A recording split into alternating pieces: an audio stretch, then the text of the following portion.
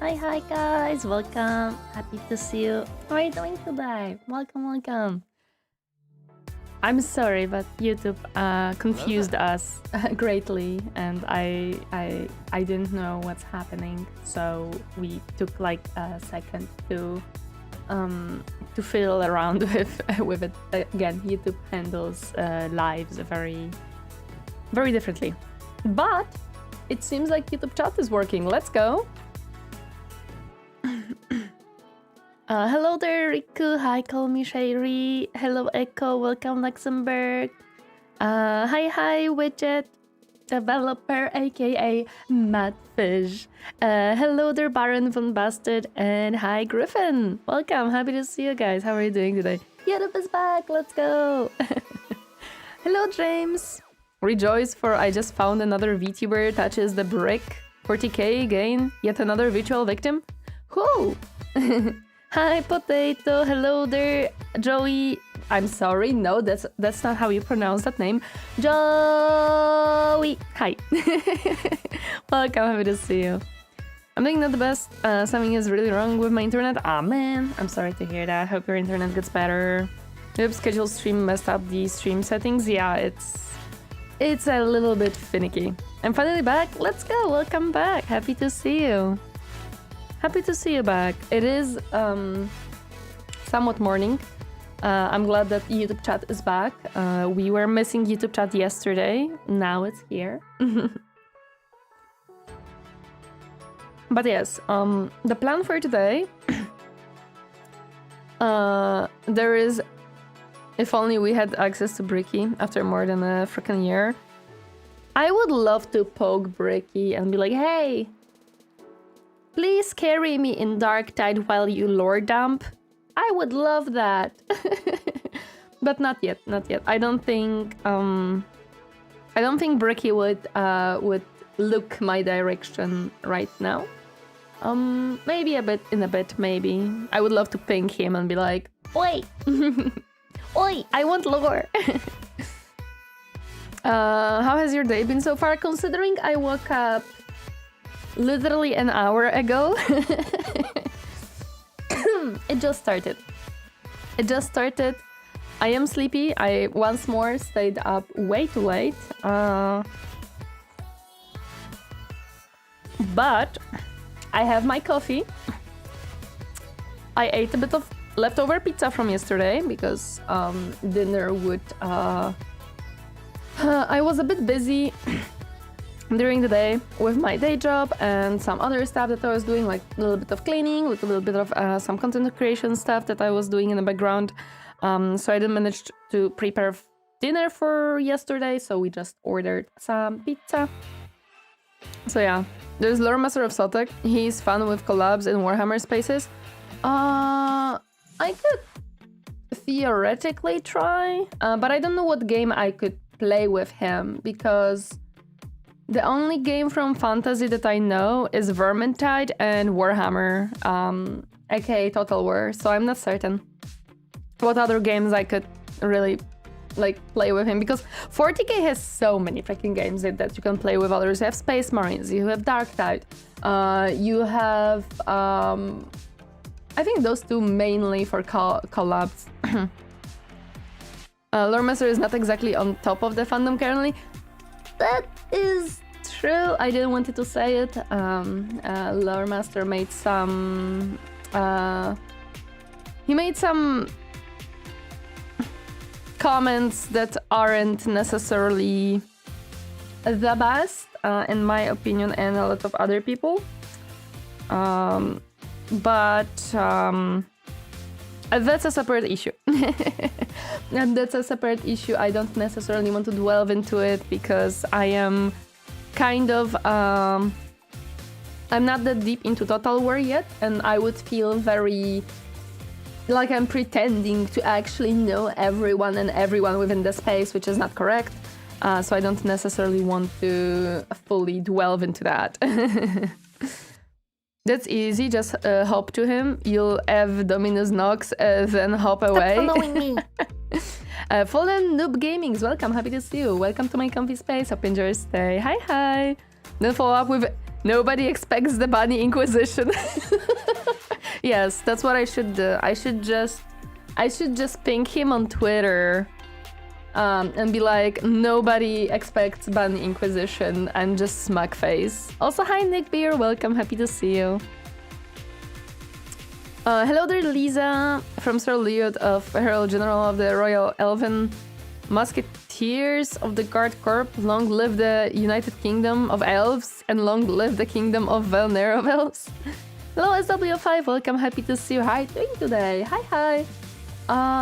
Thank you for the hat pads. Thank you, Fallen Noob Gaming. What the band doing? The band is drinking coffee before we hop into a video.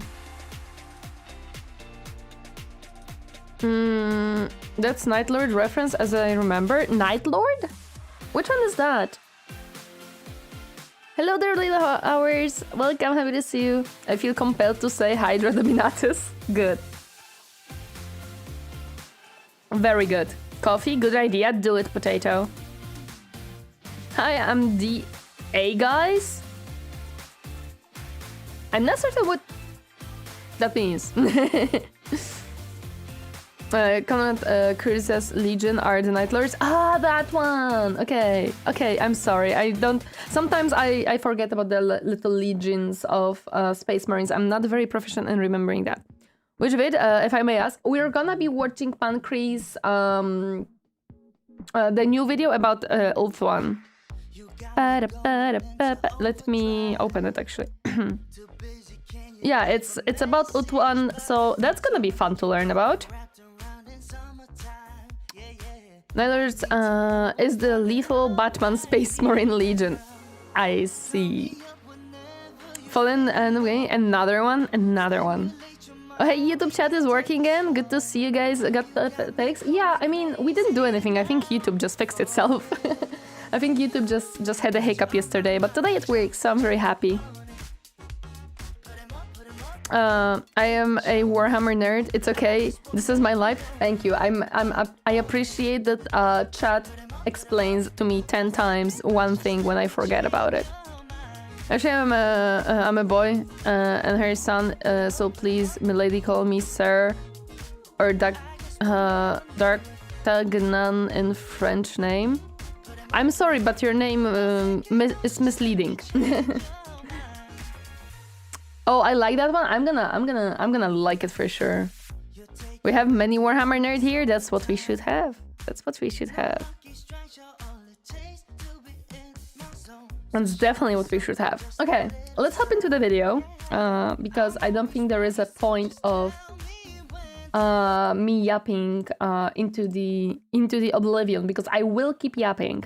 I'm not Warhammer nerd. You're still welcome though. It is okay. I'm happy to have you here anyway, Zolbringer. You will become a you will become the oh my goodness, the Warhammer nerd as long as you're here. Wait a second.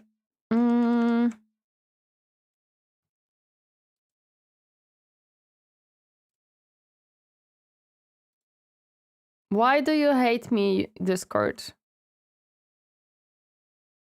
Oh my god. Give me a second. You are RJ guy? I'm not certain I understand what that means. I think I'm missing a context of some sort. I'm so sorry. Okay, I just was checking something really quick. But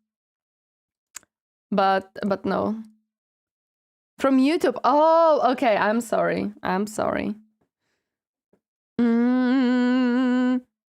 You're being warhammered. Do not resist. Yes, you're being warhammered. Do not resist, please. Oh, welcome, RJ. Okay, I'm sorry. Yeah, when you jumped back and forth, I just didn't recognize your name. Thank you. Hello. Happy to see you. I hope that I'm welcomed here, even though I don't know nothing about Warhammer. You are. You don't have to know Warhammer to be here. Don't worry about that. The only Warhammer since I can't get into is Age of Sigmar. I heard that a lot of people struggle with that one, so I guess it's okay. I guess that makes sense. Let me just move. Actually, no. For the video, I can be here. It shouldn't be obstructing much. I never wanted this. I never wanted to unleash my legion. It's okay. It's okay, Iron. We understand. Also, hi. Happy to see you. How are you doing today? I prefer fantasy 10 times over AOS. That's okay. A lot of people do prefer fantasy. I heard those voices and I understand why. Hello there, Andragon. Welcome. Happy to see you. How are you doing today? Okay. Let's start this very fun video from Pancreas. We love Pancreas here. We appreciate Pancreas here. And we definitely are happy to learn with Pancreas. You also don't need to know anything about Warhammer to enjoy the Total War. True, that's true. You can just enjoy the game itself if you really want. Okay, let's start the video. It is no infrequent occurrence of mine to state that elves are simply better than everyone. I feel like it's a bit quiet, so let me just boost the volume a little bit. Yeah. I presume that it's a bit quiet. Thank you, Captain. Oh no, the elf lover Pancreas. Yes, the elf lover. Thank you for the headbuds. Thank you, thank you. I appreciate it. Yeah, but the AOS mini sculpts are so crisp. Oh yeah, I saw the minis and they're so pretty, dude. Like, they're so pretty. Also, hello there, Ilja. Welcome. Happy to see you. How are you doing today? Hi, hi. In elves we unite. Yes, in elves we unite. It is no infrequent occurrence of mine to state that elves are simply better than everyone around them. Of course. I have no shame in holding that opinion, because no matter how often people say that's stupid, I know in my heart that I am right. And of course, in Warhammer, this is a universal truth. Be they Eldar, Asur, or Lumineth, they're all the best ever. As proof, everyone else in Warhammer Fantasy lives in a real awful place one way or another. True! He has a point. Elves are the one who live in a nice spot. Except if we see invisible elves burn the forest down. No! No need to burn it. We do love Pancreas, important organ. Yes. This is a Gradin. Nah, he has a point. He has a point, guys. Elves are better than everyone else because they live in a better than everyone else place. Burn it? No, Marux. We don't burn. Hello there, Roland. Welcome. Happy to see you. How are you doing today? What an elf? Oh, are you about to learn? Empire lives in Renaissance-age Germany, so even ignoring all the beastmen in its forest, no one is living in idyllic conditions. The dwarfs live in pretty nice mountain homes, true, but nice mountain homes that are constantly under threat from invasion by Orc, Goblin, and Skaven. Even the wood elves in their home of Athel Loren aren't safe from danger, because it's partially chaos corrupted and partially just hates them for not being trees. But the Isn't it fun when your own land hates you because you're not part of it? Because you're not tree. You work with trees, you fight alongside trees, but you are not tree, thus we kinda hate you. Glorious High Elves, what further proof do you need of their perfection in their home island/continent of Ulthuan? From edge to edge, from sea to sea, Ulthuan is about as close as you can get to paradise in Warhammer. Yes, but no, you still have Chaos and Dark Elves kinda nearby. Kinda nearby, though. That's an issue. And the different kingdoms and regions within are also, of course, not only varied, but still better than anyone else's home. With a few exceptions, granted, but if anything, those exceptions only give the land more character. So in the interest of talking more about fake geography, we turn to the Asur on this fine day. From Lothern to Averlorn, Look at this pretty place. Talk about all the wonderful places you can't vacation. Is this a Warhammer 3 or Warhammer 2? I think it's Warhammer 3, right? Warhammer 3? Okay, because I don't think I looked at the and the continent from this angle whatsoever. Hello there, the Lonely Scrub. Welcome. Happy to see you. How are you doing today?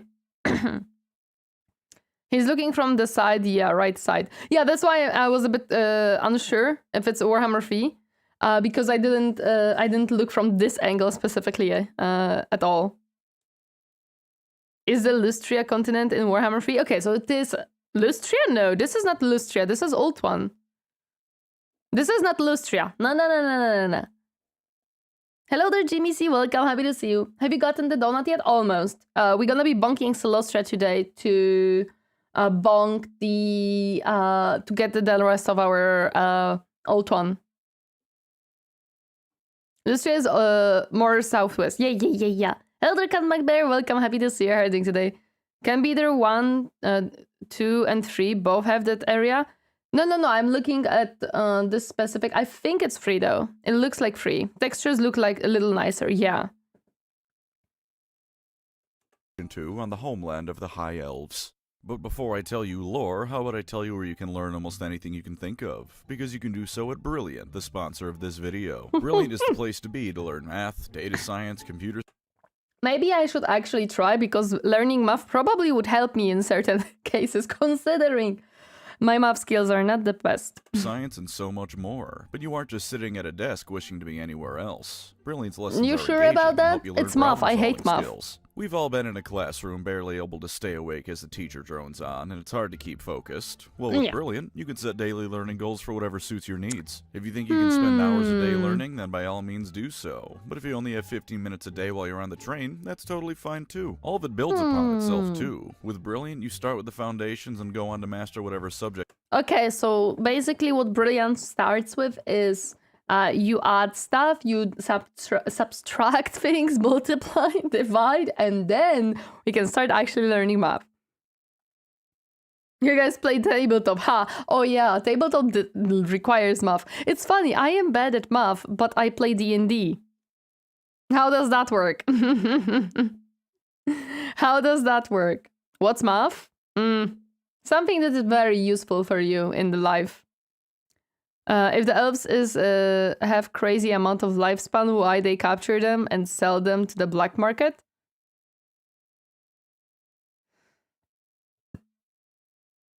I'm not certain I understand.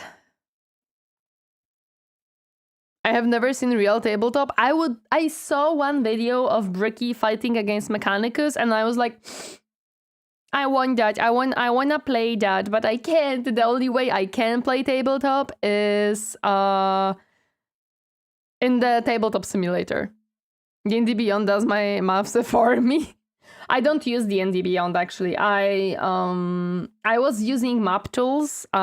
Sometimes we would use what is it called?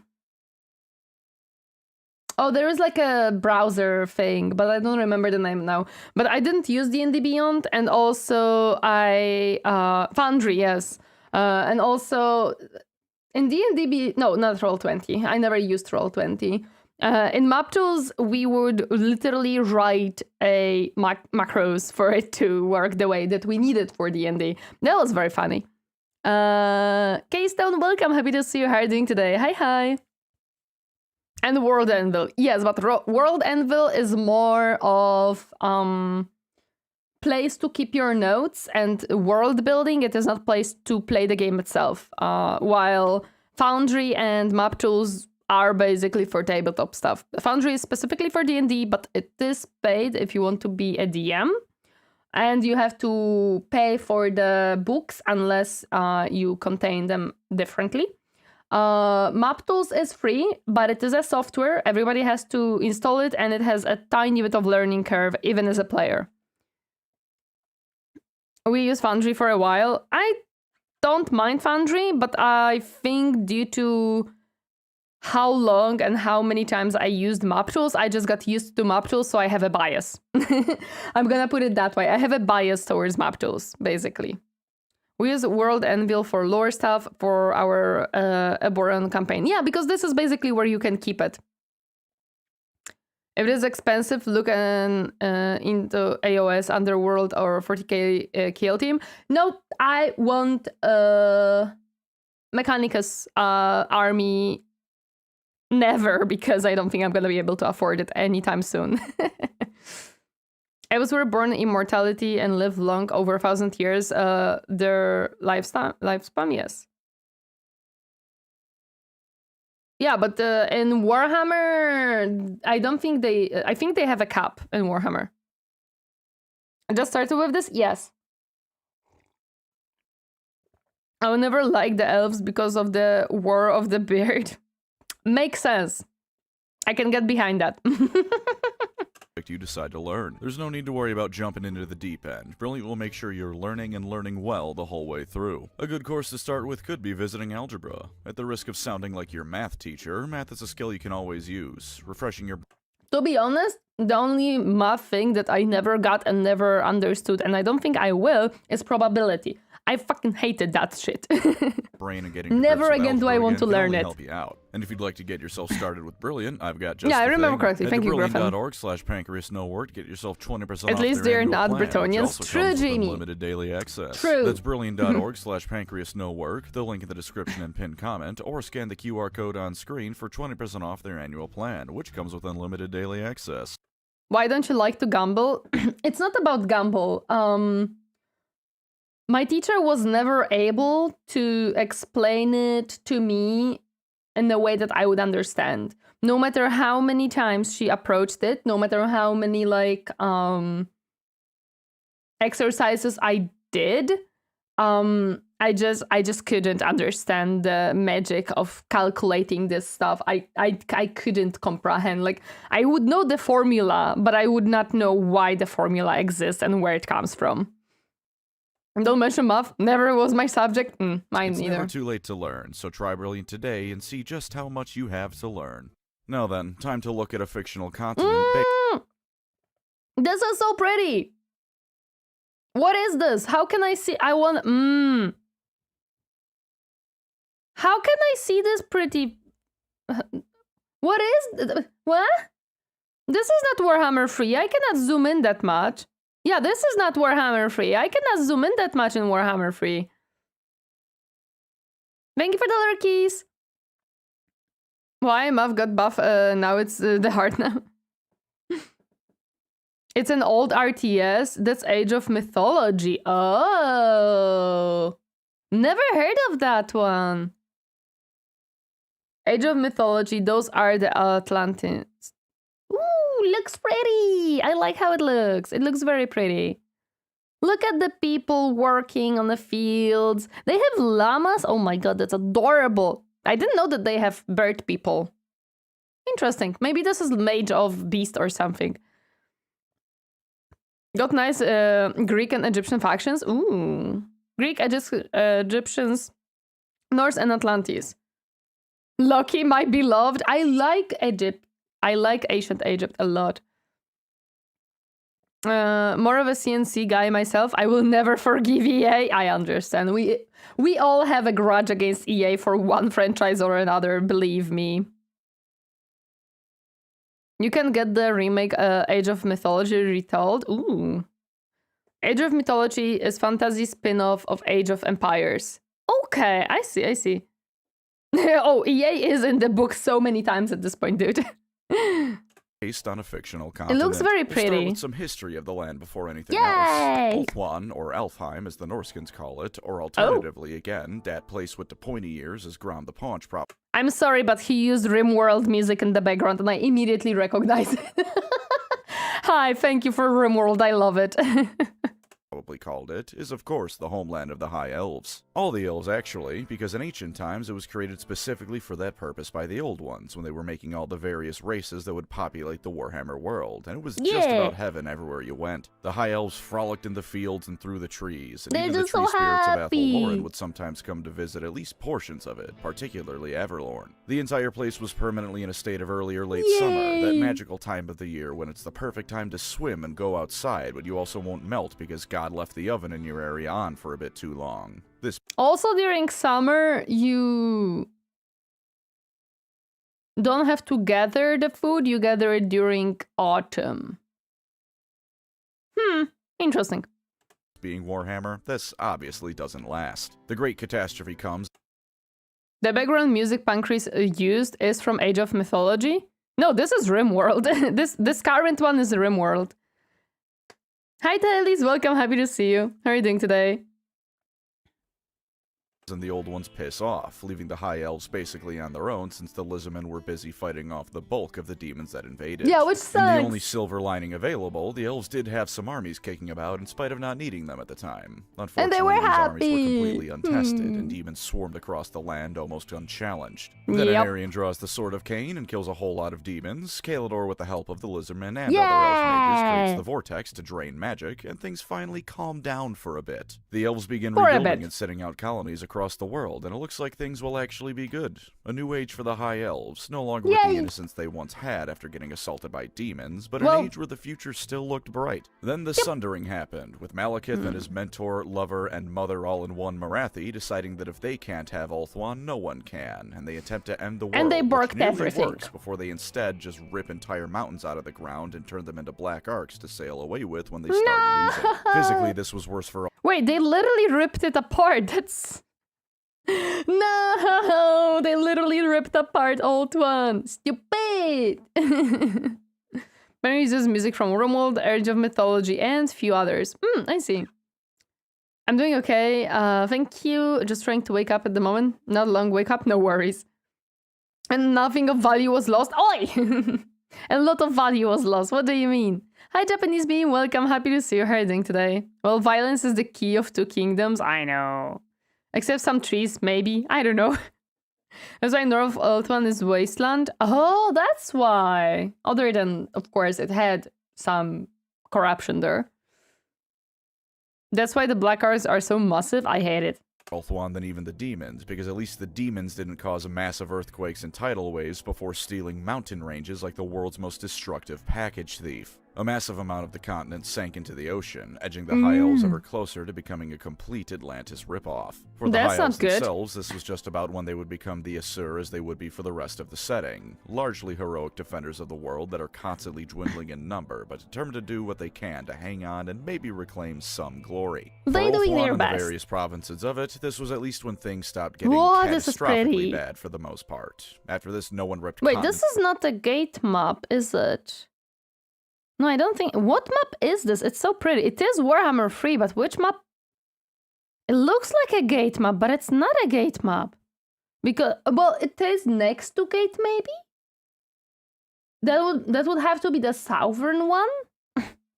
PvP map, I believe. Oh, it's a PvP map. Or a quest map, okay.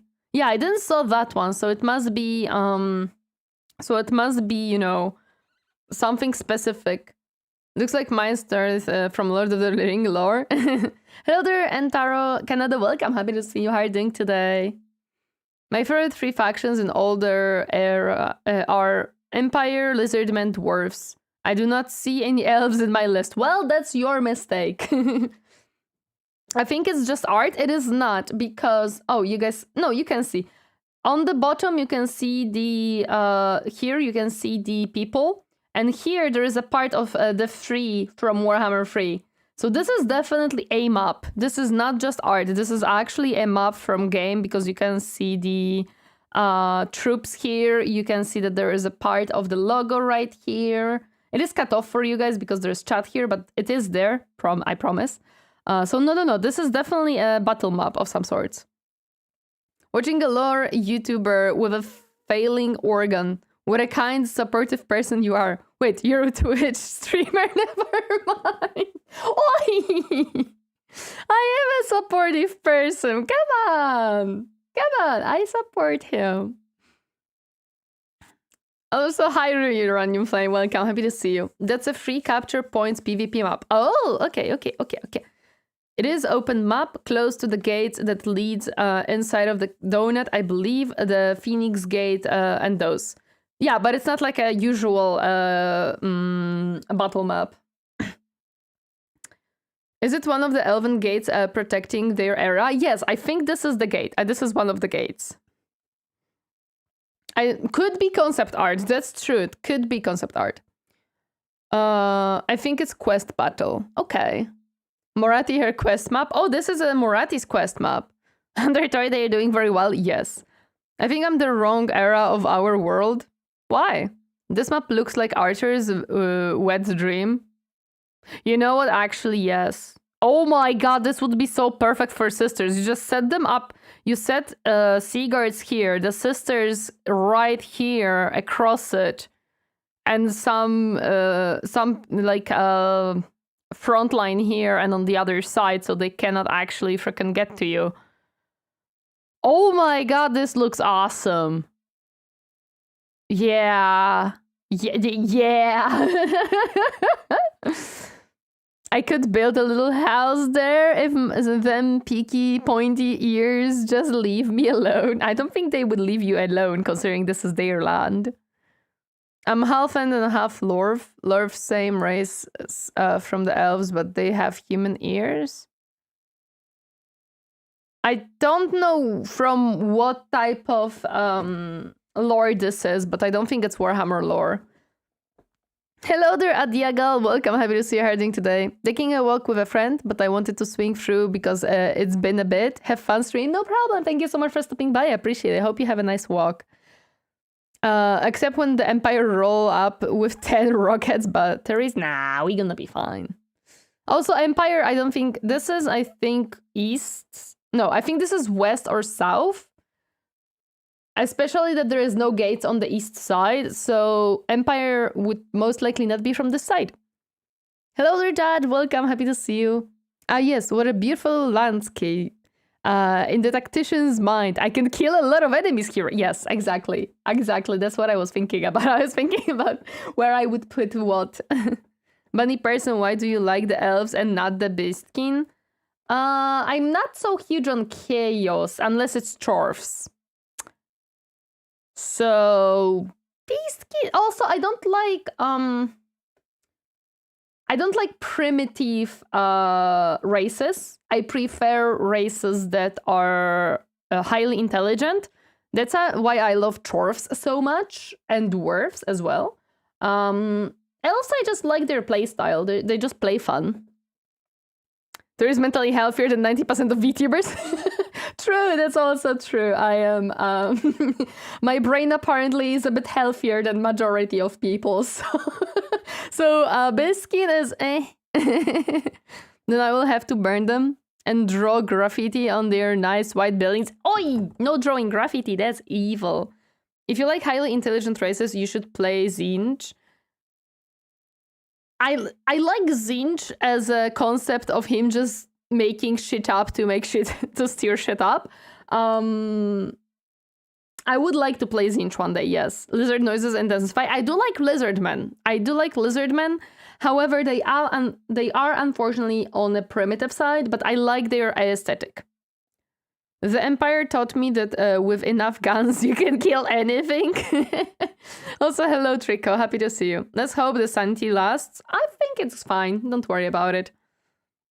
Surprisingly, the lizardmen are very technological advanced. No, they're not. Aren't lizardmen actually forgot about their technologies?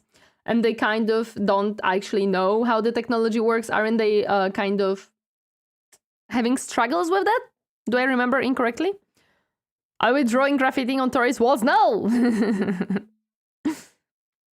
I'm hearing a lot of elf propaganda. I would like to offer rebuttal. Blood for the blood god. Nah, Khorne is definitely primitive. He just wants to spill blood.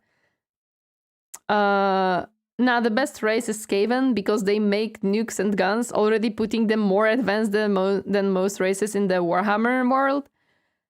Skaven is mostly technological advanced, but they are not smart. Like they are... Okay, let me rephrase it. Skaven are good at inventing things, they're not wise at inventing things.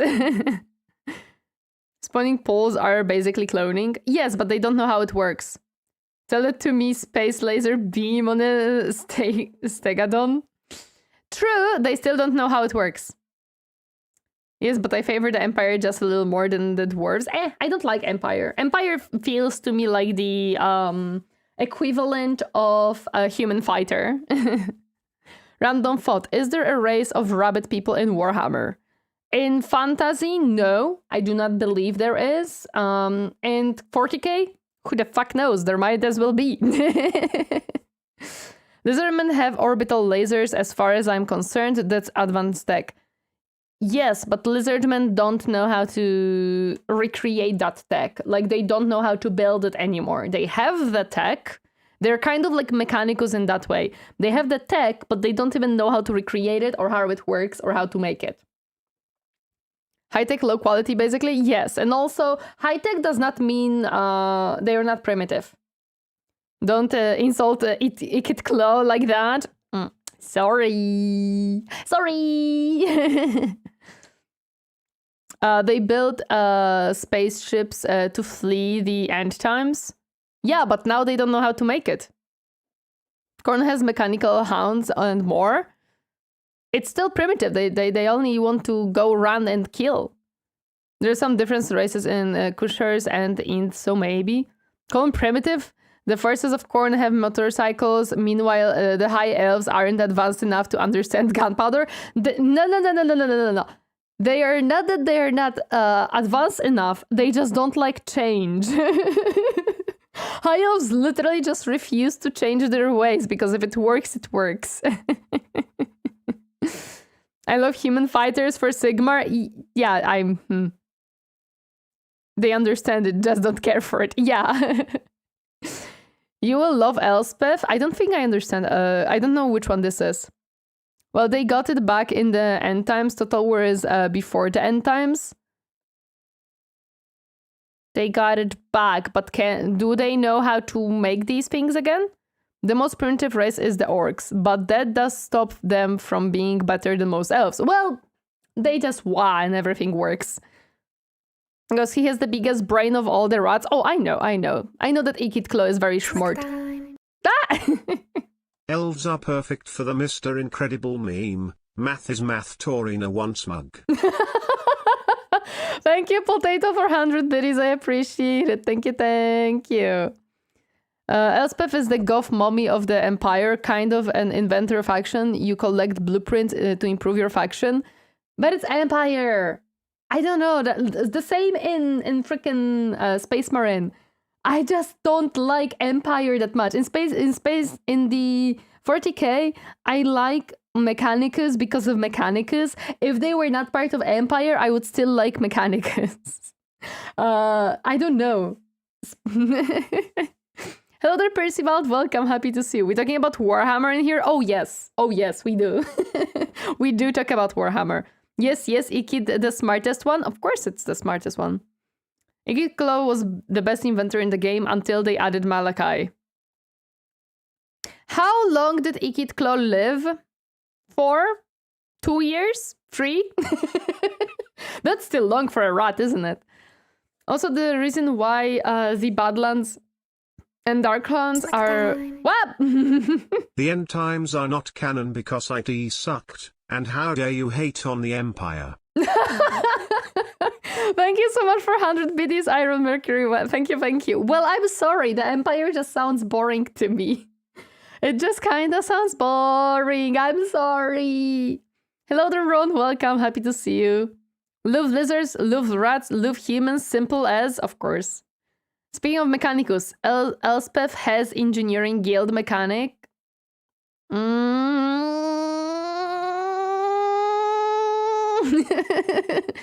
See, you like Skaven? I mean, I don't mind Skaven, but...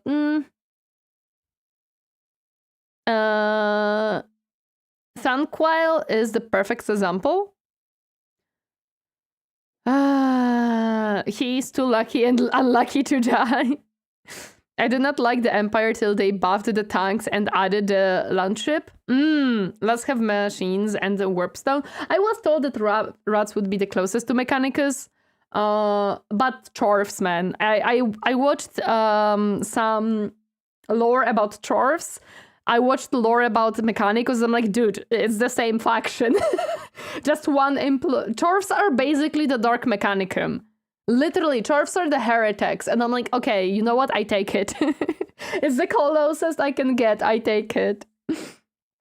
How cool is it to have freaking demons in your machines, trapped to the point where demons are scared of you? Chorsic was Iron Warriors? Why Iron Warriors? I think Chorsic was heretics, to be honest. To Chorfs, demons are just spicy batteries? Exactly. Skaven get smarter the higher they are on Warpstone. Yes, they are. Dwarves are the same option. Skaven are the objectively better one and more fun faction. I will try Skaven. I tried dwarves and I'm enjoying dwarves though. They're fun. Also, bulls are commands. Exactly. Who wouldn't want to ram into enemy on a huge bull? Haven't seen Akit's airship? I don't think yet. Creative for a dwarf. Ikit at least 100 years old. According to some sources, his master is over 200 years old. Ooh, that's a long time for a Skaven. Chorf indeed are Iron Warriors. Brutal industrialism until everyone dies. I would have to watch more about Iron Warriors because I don't think I watched a single video about them, so I actually don't know enough. I just was listening to Chorf lore and to Mechanicus and Heretic lore, Stop and I'm like, me. That's the same thing in my eyes. Kasten, thank you so much for the follow. Welcome to my comfy space. Hope you enjoy your stay. Hi. Aryan warriors are notorious for tricking demons into machine to use as shock troops. Dark Mechanicum just make a deal demons amongst other methods. Yes, or they just, sometimes Mechanicum just says, hey, you wanna help us? And demons are like, yeah, I would love to be a huge freaking machine. Time to head back into Space Marine 2 to study Aryan Warriors? I guess so. Chorfs don't hate themselves enough to be Iron Warriors? True, Chorfs love themselves. Thus heretics. I'm telling you, they're heretics. Okay, let's continue the video. I'm sorry, we went into the tangent of completely unrelated stuff to Ulthuan. It's out of the ground anymore, so the land itself at least stopped getting beefed. The continent itself Yay! isn't a normal continent, even aside from being magical as the homeland of elves naturally would be. When the old ones made it, they either wanted to do something fancy with magic, or they got lazy and used magic as a cheat code, because Ulthuan doesn't actually touch the sea floor. The entire thing floats on the ocean like a massive boat held aloft by magic. Functionally, this is purely beneficial. The amount of magic needed to undo this would likely destroy the entire continent anyways, so it being vulnerable to something like that isn't really as much of a problem as you might think. It's also damn near immune to Skaven invasions. They could... Yes, because they have no underground. Like, there is no underground, so Skaven are just, no, I can't do this. How am I supposed to be in the city if there is no underground? Because there is water everywhere. in theory, build an undercity there if they manage to get there, but they can't tunnel there because the island is floating. There are two things of note this results in as well. The first thing is that I have to imagine Ulthuan would be the pinnacle of the fear of the ocean if you were a scuba diver. I don't know exactly how far down it goes before it's just ocean, but imagine, you're a scuba diver. You're doing some scuba diving. Usually if you're close to a continent, as you probably are, you can see the shelf fall off. There's a point where the continental shelf rapidly declines to the ocean floor because geology or whatever crap. On Ulthuan, you get far down enough and it's just nothing. Just the endless ocean beneath it. Oh yeah, you can literally just dive underneath the whole continent. Which is a bit problematic because then you have troubles to resurface, but you can do that. Which is an idea that absolutely terrifies me even before you consider the sea monsters that are under there. We don't think about that. At least to the High Elves, but still, terrifying. Pause. Old one is Subnautica. Yes! Yes, it is. Yes, it is. Oh my god. Yes, it is. Do you think the High Elves sell donuts? Probably some sorts of donuts, yes. They must. Come on, they live on a huge donut. Send in the Reaper Leviathan. No. Subnautica, but Warhammer. Oh my god. Can you imagine Subnautica, but Warhammer? Like the fantasy Warhammer, so you just are underneath Ulthuan. Oh no, we have sea drakes and ocean worms, Subnautica, but heat knife and stasis rifle. Yup. Luckily the vampires don't control sea monsters. Luckily no. The later campaign is about catching one. Oh yeah, true. Well, time to do a new game, but Warhammer. Hell no, I ain't touching that Subnautica with a planet-sized ball. What do you mean? Just few little monsters chomping you around. Imagine a Skaven submarine crew trying to figure out how to get to Ulthuan while surviving sea monsters under it. I think they would not manage that. The undead pirates are also a thing with walking ships. Yes, I know. The Leviathan do not understand. I am not locked on 45 36 be with them. They are locked with me. Go down far enough and you meet Amanar, unless the Vamp pirates got him first. They may have. They do offer the end of the campaign. Oh boy. Well, not at all the sea monsters anyway. They had a specialist game only with boats and submarine tabletop.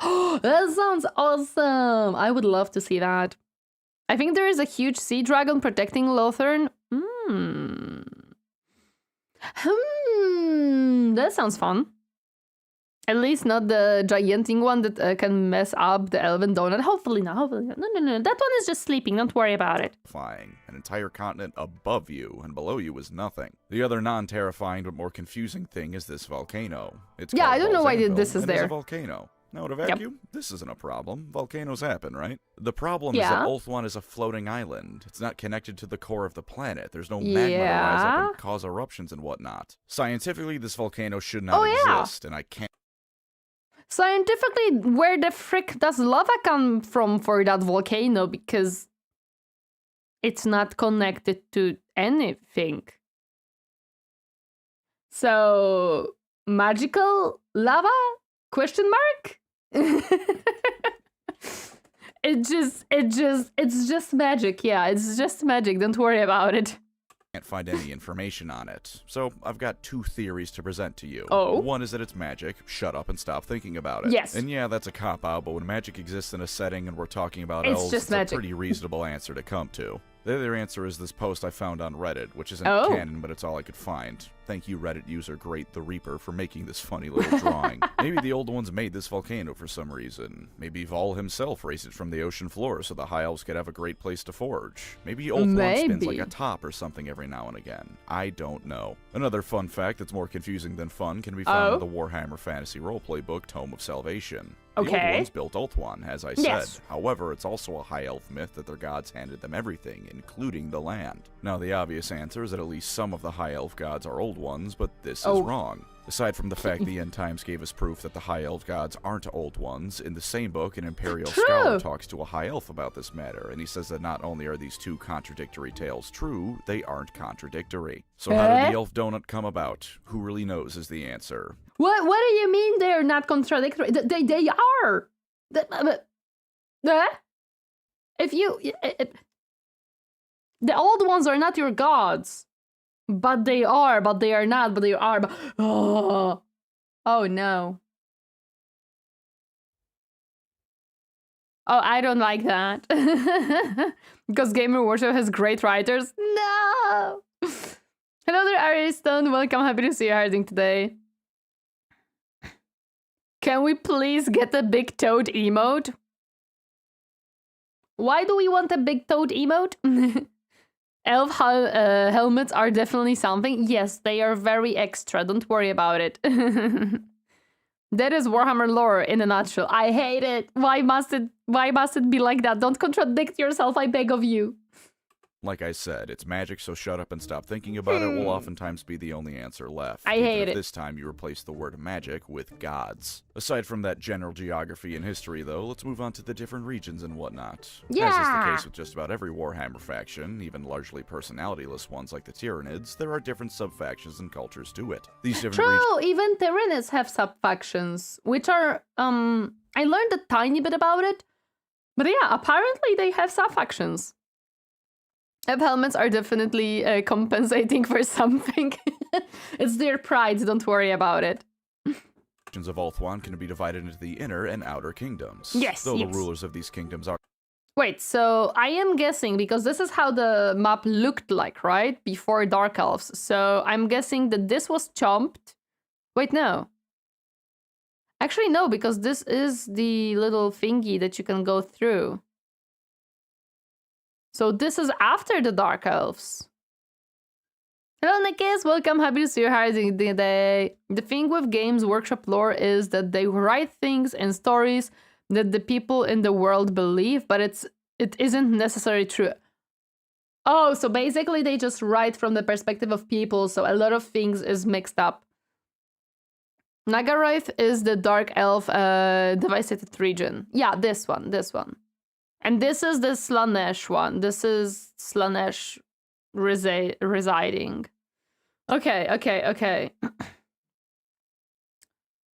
In that case, yeah, I just because in Warhammer 3 this looks a bit different scale-wise. Like this looks a bit like there is a bigger gap here, and it looks less like a circle a tiny bit. So that's why I was a bit confused. And you know, these islands seem much closer. Like it kind of is shrunk, but also not. So yeah, that's why I got slightly confused because the proportions seem a bit off. Are called princes and princesses, they aren't quite their own proper kingdoms. Ulthuan is closer to a sort of republic given how the Phoenix Kings are elected, kind of like the Empire too in some ways, albeit with a king who lives quite a bit longer than the human emperors. We'll go through the inner kingdoms first, since while they're all unique and have their own draws, the wacky Warhammer stuff tends to be more focused in the outer ones, as those are the less well-off ones for a variety of reasons. Starting off though, we're not just going through the kingdoms, but going to the very center of Ulthuan. The sea. This place is divided into technically two seas, with the Sea of Dusk in the west and the Sea of Dreams in the east. Sea of Dreams, that must be my sea. It must be mine. That's exactly right. A lot of books in fantasy is in the POV of an Empire scholar, so a lot of things can be wrong. Noted. Spoiler, it's terrible. Wait, what? What do you mean it's terrible? It sounds awesome. There are three main locations of note in the Inner Sea, aside from the sea itself, which borders all the inner kingdoms. The first is the Isle of Rebirth. Here lies a shrine of Isha within the Sea of Dusk. It's of course where people can pray to the mother goddess of the Elven race, and naturally the Everqueen will frequent the area from time to time. Elven women will attempt to make a pilgrimage there at least once in their lives, and I have to imagine it's an awe-inspiring but tranquil place. The next place is the Isle of the must Flame. be important for part them. of the Eataine province in Total Warhammer, this place in the Inner Sea contains the Shrine of Asurion, the head of the Elven pantheon. It is here that new Phoenix Kings are elected, tested within the fire itself, and crowned if they prove themselves worthy. It radiates a holy energy, to the point that without a greater demon such as Nakari to keep them sustained, lesser demons will simply fade to ash in the face of Assyrian's holy might. Even more important than that, however, is the Isle of the Dead, directly in the center of the sea. Time doesn't flow quite right here, and all sorts of strange things happen. This is only to be expected, because here is where Kalidor and the rest of the High Elven mages can be found trapped outside time, forever casting their spells to keep the vortex afloat. And they are still alive, make no mistake. When Malekith broke the vortex... This must be fun for them. Fun life. You just always stuck. Constantly casting spells to upkeep this thing. Everything is terrible in it's Warhammer? True, I guess. Big swirly! Briefly during the Sundering, Kalidor Dragon Tamer and the rest of the mages blew him away with spellfire before recreating the vortex. Marathi at one point made her there again, and after some rather... Hello there, Louise! Welcome, happy to see you. How are you doing today? It's like the Emperor in the throne? Well, except they don't have to consume tons of souls to survive, I'm guessing. Morning! Sadly, their goddess got abducted by Papa Nurgle. Yeah, wasn't that 40k, not fantasy? Could be a metaphor for life stuck in a state where you always do the same thing. High Terrain, kind of, yeah, sometimes. Although, depends on your life. I'd like to consume some souls. Do you want to be a half-dead human, not human, who has to constantly consume souls to survive and to upkeep a beacon in a hell? I don't know, Potato. Do you want that? For the Emperor and the Imperium? For the Emperor! Or, in my words, for the Omnissiah. Do not like the Dark Elves because of their incest? They're not the best on that, yeah. In fantasy, the Elven gods are fine.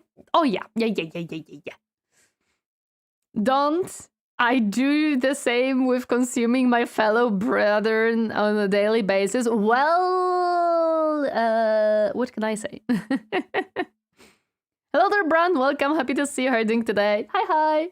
Tense talks, Kalador basically booted her out once more. And during the end times, when Tyrion pulled the Sword of Cain and all that shit went down to unmake the vortex, Kalador was once again the realest of real ones and dragged Baratheon into Slaanesh's mouth with him. Fitting the name, the isle itself is barren, and around it are not— Oh yeah, question. In the Age of Sigmar, does the vortex still exist? I don't think it was explained to me, or I forgot. Well, except Cain, he is a dickhead. No? Okay, so in the Age of Sigmar, there is no vortex. So there is no, note this. Okay. AOS is a new world. Okay, so no vortex for AOS. Noted. not only the tombs of former kings and queens, but the endpoint of the Elven Waystone network that siphons magic into the vortex. It cannot be stated how important— Different planet? Oh, it's on a different planet. I didn't even know that it's on a different planet. It kind of skipped my mind that we completely changed planet.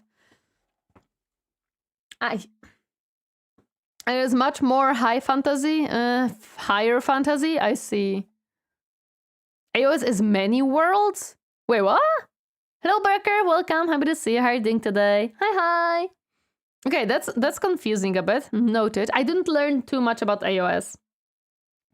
Old world was completely destroyed. Okay, so the old world is completely gone. We're on a different planet with some of the same characters, but in a different iteration. Whew, oh boy, okay. Tired? Just got home from work. Oh, I'm so sorry to hear. Hope you can rest and recover now. Age of Sigmar is like different realms or something like that. Okay. Cat was meowing around my wardrobe for ages. Finally moved it after many meows. No! In AOS, they talk about realms, the lore is. Hello there, Z Active. Welcome, happy to see you. How are you doing today?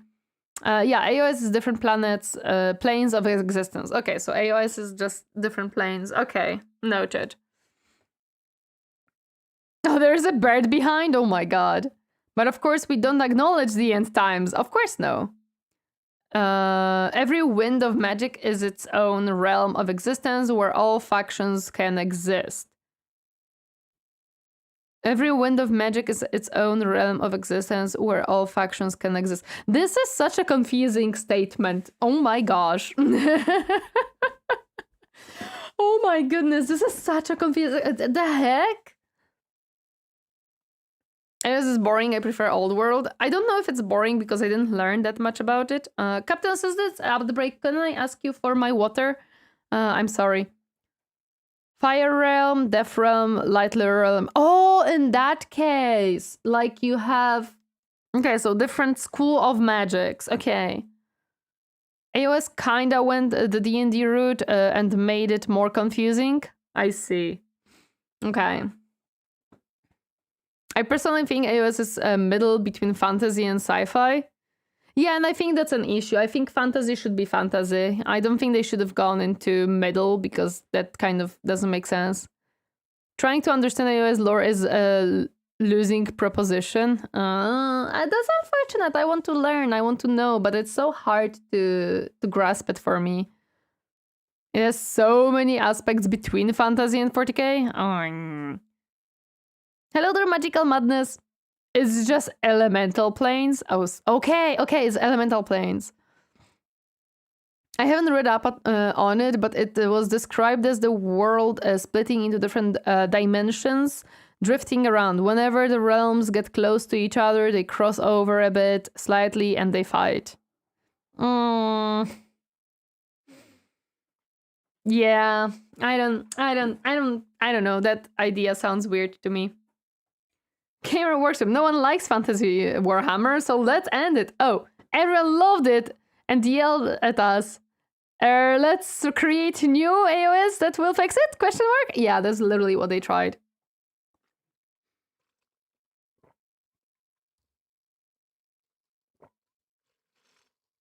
40k is much more popular than fantasy. Age of Sigmar was the attempt to combine them in hope that 40k fans also go to fantasy.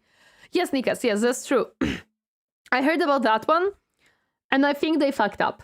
For a very simple reason, I think they fucked up. If you are a 40k fan, majority of the time you're a 40k fan because you like big bulky guys with guns that you can shoot and have a feeling of, I have a big bulky guys with guns. If you liked fantasy, you liked fantasy because it was fantasy. I think that after Warhammer Total Wars, if they kept fantasy, I think they would have much more success than currently.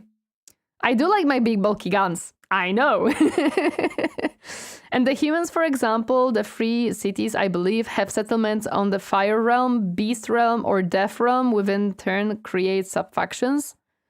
You should just tape elf ears to the side of your head. No. No.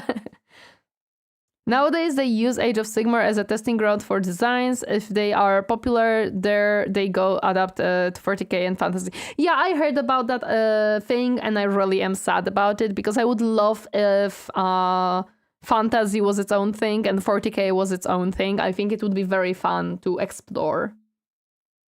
40k fans also had a hard time getting things to rank up in fantasy. Also, you know, you have interplanetary fights versus one planet fights. It's just a different thing, man. It's just a different thing. You have spaceships against lizardmen. Like, come on, there is different things that you may enjoy in both. They killed off Warhammer Fantasy simply because a box of tactical marines sold more than the entirety of fantasy. Yeah, of course. It is a business decision.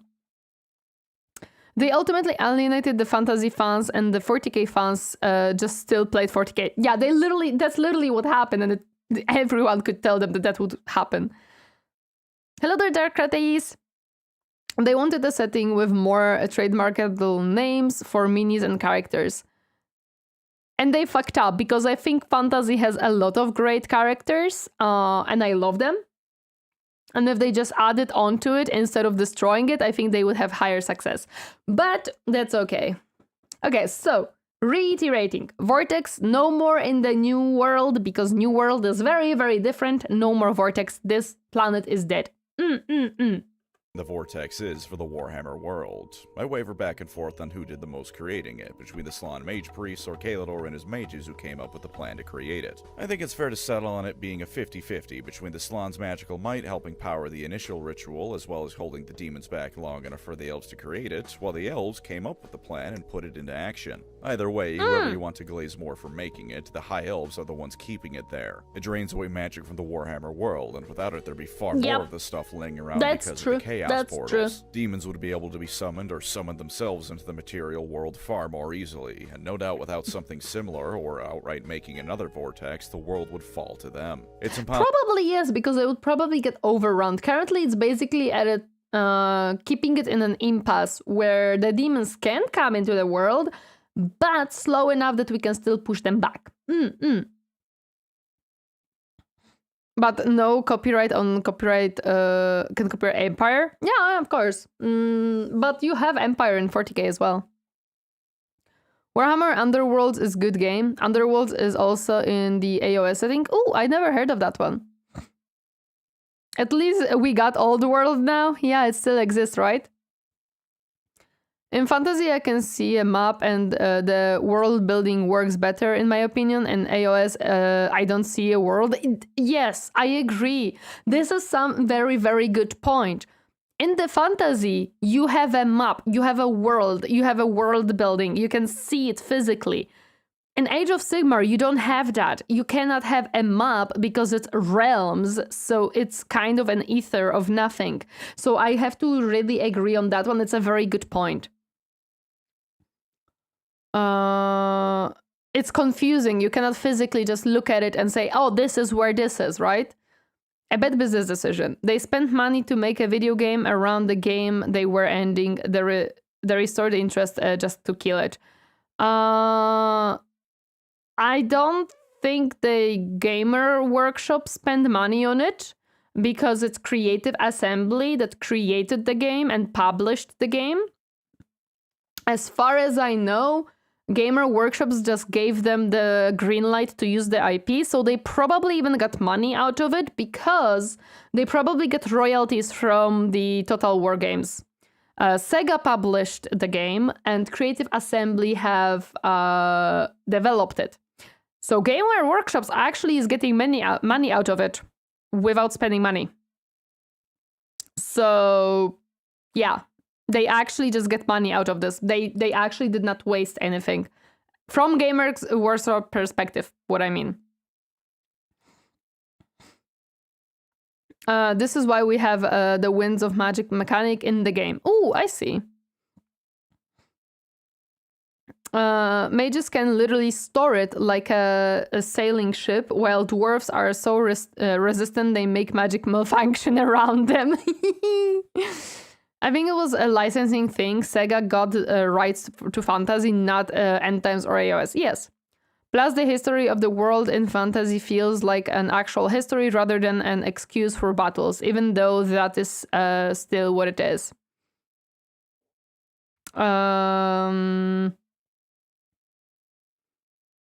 If anything, CA bought the license from Gamer Workshop in the beginning. I think they bought that Sega bought, not CA. Yeah, I think publisher bought it. Heck, thanks to Total War, it added a ton of new lore to fantasy. Yeah, Kathy and others. Yeah, 100%.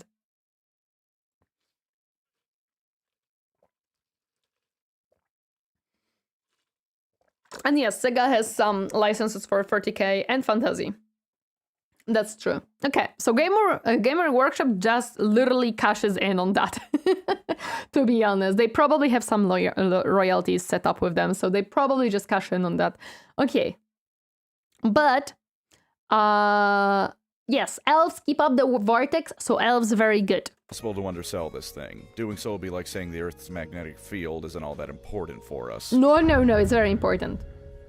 Here does the glory of the High Elves remain almost as full as it once was. Ooh. When High Elves brag about how awesome they are, it's hard to doubt them if you've ever beheld the city of Lothern that rests within this province. In fact, let's talk about it first, since it's like 99% of what matters here. Lothern and some of Eataine as a whole are the only regions in Ulthuan non-High Elves are allowed to travel as a rule of thumb. If you're someone of massive importance for one reason or another, you may be given permission to travel further with an escort, but by and large, if you're coming to Ulthuan as a non-elf, your journey starts and ends here. On the way to the city, you'll see enough ships to probably outnumber the amount of people in some of the other cities on Ulthuan. The first thing of Lothern proper you'll see is either a massive lighthouse or a sea monster friendly to the elves, depending on if you're coming to trade or coming...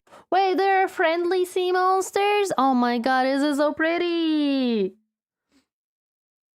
To throw your life away. Coming to the Emerald Gate leading into Lothern, it will tower above you, which is around the point you notice that there's approximately 1 million different ballistae in Lothern. This looks so much nicer than in Total War. Like Total War doesn't have this gate, as far as I know. It doesn't have this one. Like, it's just an entrance.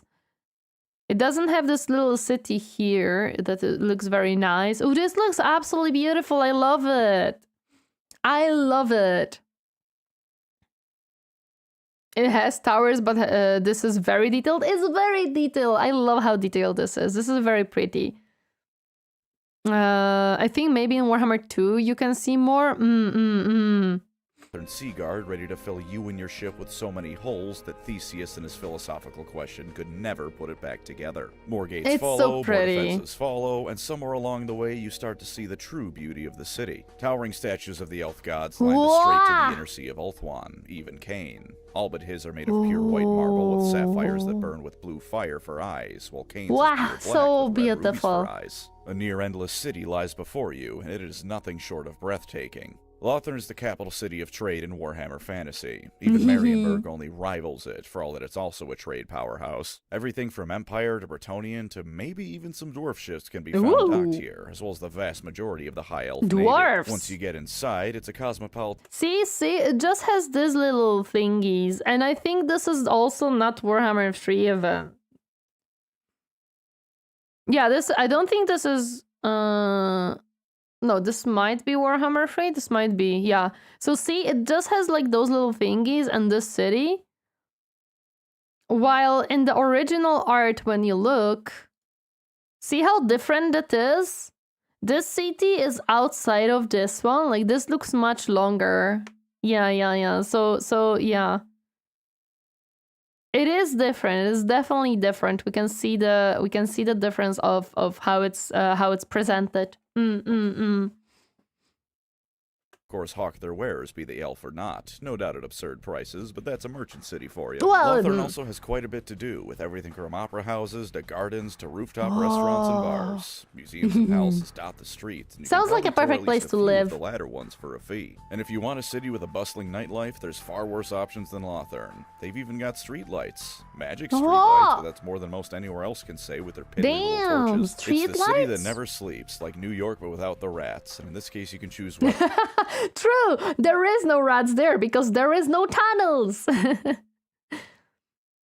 And there should be a massive gate that blocks off the way leading to the inner sea. Yeah, I wonder why there is no gate there. Whether or not I mean Skaven or actual rats. If there was ever a city in real life that would have Skaven, it'd probably be New York. It isn't quite perfect, unfortunately. The farther in you go, you'll notice that the city gets a little bit worse for wear. Some houses and apartments clearly haven't been kept in some time, and the people in them go hungry. Some elves don't think there's hunger on Ulthuan. In the interest of giving them too much credit, I like to think they're half right. There are no elves going hungry on Ulthuan. The random whoever's that come to Lothern, however, are a different story. Some of the well-maintained buildings. I didn't thought that there would be anyone else living there than elves. Like I would presume elves are very much, the pure type where they don't really accept other races living on their island. So that's surprising. This is a trading settlement. Yes. This is the only part where so this is the only place where there could be other races living. Warhammer 2 Vortex has an extra island with a lighthouse south of it with more detailed sea gates, but not very much detailed. I see. I mean, I understand. It's a game. It's hard to copy the map one-to-one. It's not that easy, Leaks and fountains or whatnot are kept so with warding magic. Hello there, Menethir143. Welcome. Happy to see you. How are you doing today? Morning. Both to look nice, but also to really sell you the idea that the High Elves are still just as powerful and great as ever. You'll likely also notice that there are more non-elves than elves, because the High Elves have gone through so many wars that there just hasn't been enough time to make more elves. Nevertheless, it is a great city. If you want to go somewhere truly beautiful in Warhammer Fantasy, this should at least be in the top 3 places on your list. Ooh, I want to go there. Lies within Ulthuan as well. Plenty of nobles make their homes in Eataine as well, even if they don't live within Lothern proper. Within Lothern and the rest of the province to a lesser extent, the nobles all play the courtly game of the High Elves, since the Phoenix King himself has his throne here. It's practically an... I didn't know that the throne was there. I thought that it would be where Aurelius starts, in the very middle of the donut, not there, but I mean, that works, I guess. The other kingdoms, there is no non-elves. Insult if you aren't spying at least your neighbors, and since this is the trade of course you have world, to spy. They're also constantly trying to undersell each other. This Aurelius garden. Oh, I see. Okay, so his throne is in the city where you trade. Interesting idea. There's noble dealings. This has incidentally led to Lothern and Eataine elves in general getting a reputation amongst the rest of the High Elves as greedy, money-grubbing merchants, which even after Finnevar became the Phoenix King, and a damn good one at that, hasn't gone away. On the bright side of the reputations, they're some of the most likely elves to greet a non-elf with a smile, if only for no other reason than it's hard to cut a bargain with someone who constantly looks at you like you're filth. Other elves may hem and haw that Lothern is a port of greedy bastards and outside influence, but the elves of Lothern know that that same trade and non-elven influence is making them the most glamorous city in Ulthuan, and they revel in it. As for the rest of the province of Eataine, it's honestly very simple. Imagine Chicago, right? One of the biggest cities in America, can find damn near anything to do there. Now go outside of Chicago a little bit. Suburbs sprawl across the land, still very much influenced by the big city as it slowly gives way to the rest of the world. Populated, but less so. Things to do, but less. Classic suburbia. Makes sense. Now I understand. Anywhere else in Illinois. It's Khorne. It's nothing but Khorne. Khorne everywhere. Khorne, just Khorne, nothing else. If the Phoenix throne was somewhere else, no delegation from outside could reach him. True, you're correct on that one. It is also the closest big city to the Assyrian shrine, I think. Ooh, makes sense. Evergreen is in the center. The Phoenix King is in Ulthuan. Butter for the corn. It's corn for the life. Khorne for miles and miles on end, with the occasional summer home of some rich But dude. not corn. That's the rest of Eataine. Just replace corn with wine. Whoever said Warhammer... Wine? Listen, to be honest, if I can replace corn with wine, yeah, I'm gonna do that. I like that idea. Can't be realistic. Eataine is basically just Illinois. It's even got the same vibe of the biggest city ever that used to be great, but now everything kinda sucks if you dig deeper into it. Can you tell I'm not much of a city person for more than a night out? Yeah, I don't think he likes that city. If you've only seen Ulthuan and Total Warhammer, you may be surprised because Caledor is in fact an inner kingdom. It has some territory. Why is it... Wait, this is... How is that an inner king... What? That would certainly count as the outer areas of Ulthuan, but it's mostly on the inside, aside from that really confusing volcano. I also don't know if it's pronounced Caledor or Caledor because I've heard both, so I'll switch between pronunciations in an effort to please nobody and annoy everybody. Caledor is not actually the original name of the province. Oh? No one can remember the original name, because after Caledor Dragon Tamer, the really cool dude, tamed some dragons, they renamed Look at this dragon! For how cool that was. Him creating the magical vortex that stops the end of the world. Yeah, No nothing matters me. Caledor itself is a very mountainous realm. Oh my goodness, is it pretty? Look at the dragon wing on this bridge that like is the structural part of it. Oh my goodness. And look at these dragon wings like being the corner pieces. Oh, this is so pretty. I love it. I love it.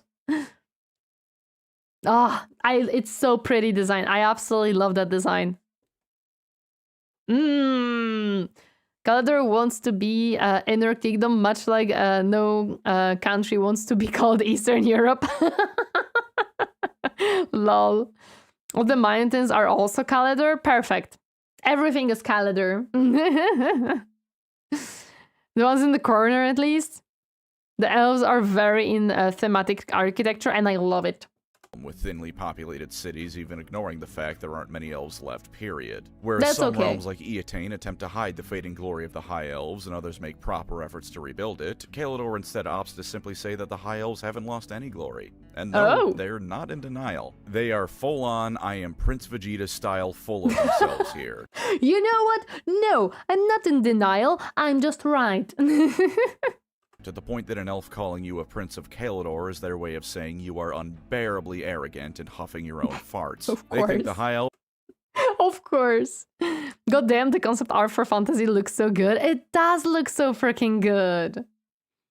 The highest one is made to look at the moon. Ooh. Elves are the best thing ever, and amongst the High Elves, they are the best thing ever. To give you an example, there's a tradition that before a battle, all the banners of the various kingdoms are dipped in honor of the Phoenix King. My goodness. Caledorian banners never dip. According to them, this honor was granted to them by a previous Phoenix King named Caledor the Conqueror, who for their amazingness allowed them to keep their banners held high. According to everyone else, the assholes never lowered their banners even before the guy let them keep them standing officially. When other elves think you're arrogant, you've reached the peak of ego. Yeah. If your arrogant friends tell you that you're arrogant, yeah, you went somewhere wrong. You definitely went somewhere wrong. The most arrogant elves, yes. The most elfish elves there are. Whatever credit you can give them, though, they've earned at least a bit of this arrogance. Though Caledor Dragon Tamer was the first to do it and the best, people from Caledor are the ones to ride dragons into battle and sing. Is it the faction that got destroyed by the Dread Fleet in my campaign? I'm not certain. Morning, Shadow Drake. Welcome. Happy to see you. How are you doing today? Kind of like a dwarf calling you stubborn. Yeah, it's like dwarf calling you stubborn, or like dwarf is telling you that you hold on the grudges too much. Although I don't know if for dwarves it's even possible. Hello, Nexalas. Caledor is usually the first target for Dreadfleet. Yeah, okay, so he died in my campaign. Noted, noted. Them into awakening. I've said this before, but if dragons declare that you and your buddies are their best friends, your ego's gonna be through the roof. I don't care what you say, you're gonna walk into everything from business meetings to McDonald's with your head held high and an ego even higher. I'm gonna believe that I'm the bestest of the best because Dragon likes me. That makes sense. Dragon is my bestie. I need nothing else for my ego to be through the roof. Why Japanese beam message showed up in the overlay but not in the chat? I do not know. Hello there, Weeble, welcome! Long time no see! How have you been? Hello! Most likely they're the closest ones to Noctilus. Yeah, they are. Volcano of Val's Anvil is also the place where priests of Val work their trade, creating some of the finest weapons and armor in the world. Sure, not they quite have as the good as dwarf anvils. stuff, but these smiths know what they're doing. It was elves who forged the Rings of Power, remember? They can do blacksmithing just fine. So some of the best forged items in Ulthuan come out of this province, giving them yet another reason to be full of themselves. They have still lost glory, of course, even if they won't, or for that matter can't, admit to it. Of course not. The dragons over the years have become harder and harder to wake from slumber, and oftentimes it takes an elf basically burning out their soul to awaken one. It's gotten so bad in recent years that Caledor princes have to ride into battle on something as pathetic as mere horses instead of a proper dragon. Oh my god, that sucks. Doing good? How is you? I'm good, thank you so much for asking. Happy to see you back. And most dragon outdates the arriving of the old ones, so yeah, that does boost the ego. Exactly. Am I that bad? Is this the Emperor Will? I don't know. I saw it pop up in the little window of the chat widget on my streaming PC, but not in the in my OBS thingy. I don't know why. Well, the Cathy are the dragons. True, the Cathy are the dragons. So hello, I love Tzeentch. Welcome, happy to see you. How are you doing today? Hi. Volcanoes of the region have cooled, and yes, reading the High Elf army book, it is now volcanoes plural, so I recommend just giving up on trying to figure that out. Wait, the so it Smiths has of Val few still volcanoes? Make wonders, oh my god. But more often than not, they're not quite as great as what once was. The sword isn't quite as sharp, the armor not quite as durable. Caledor isn't immune to the fading glory of the elves. They just never acknowledge it. Let it be known, though, if you don't think about it, it's not real.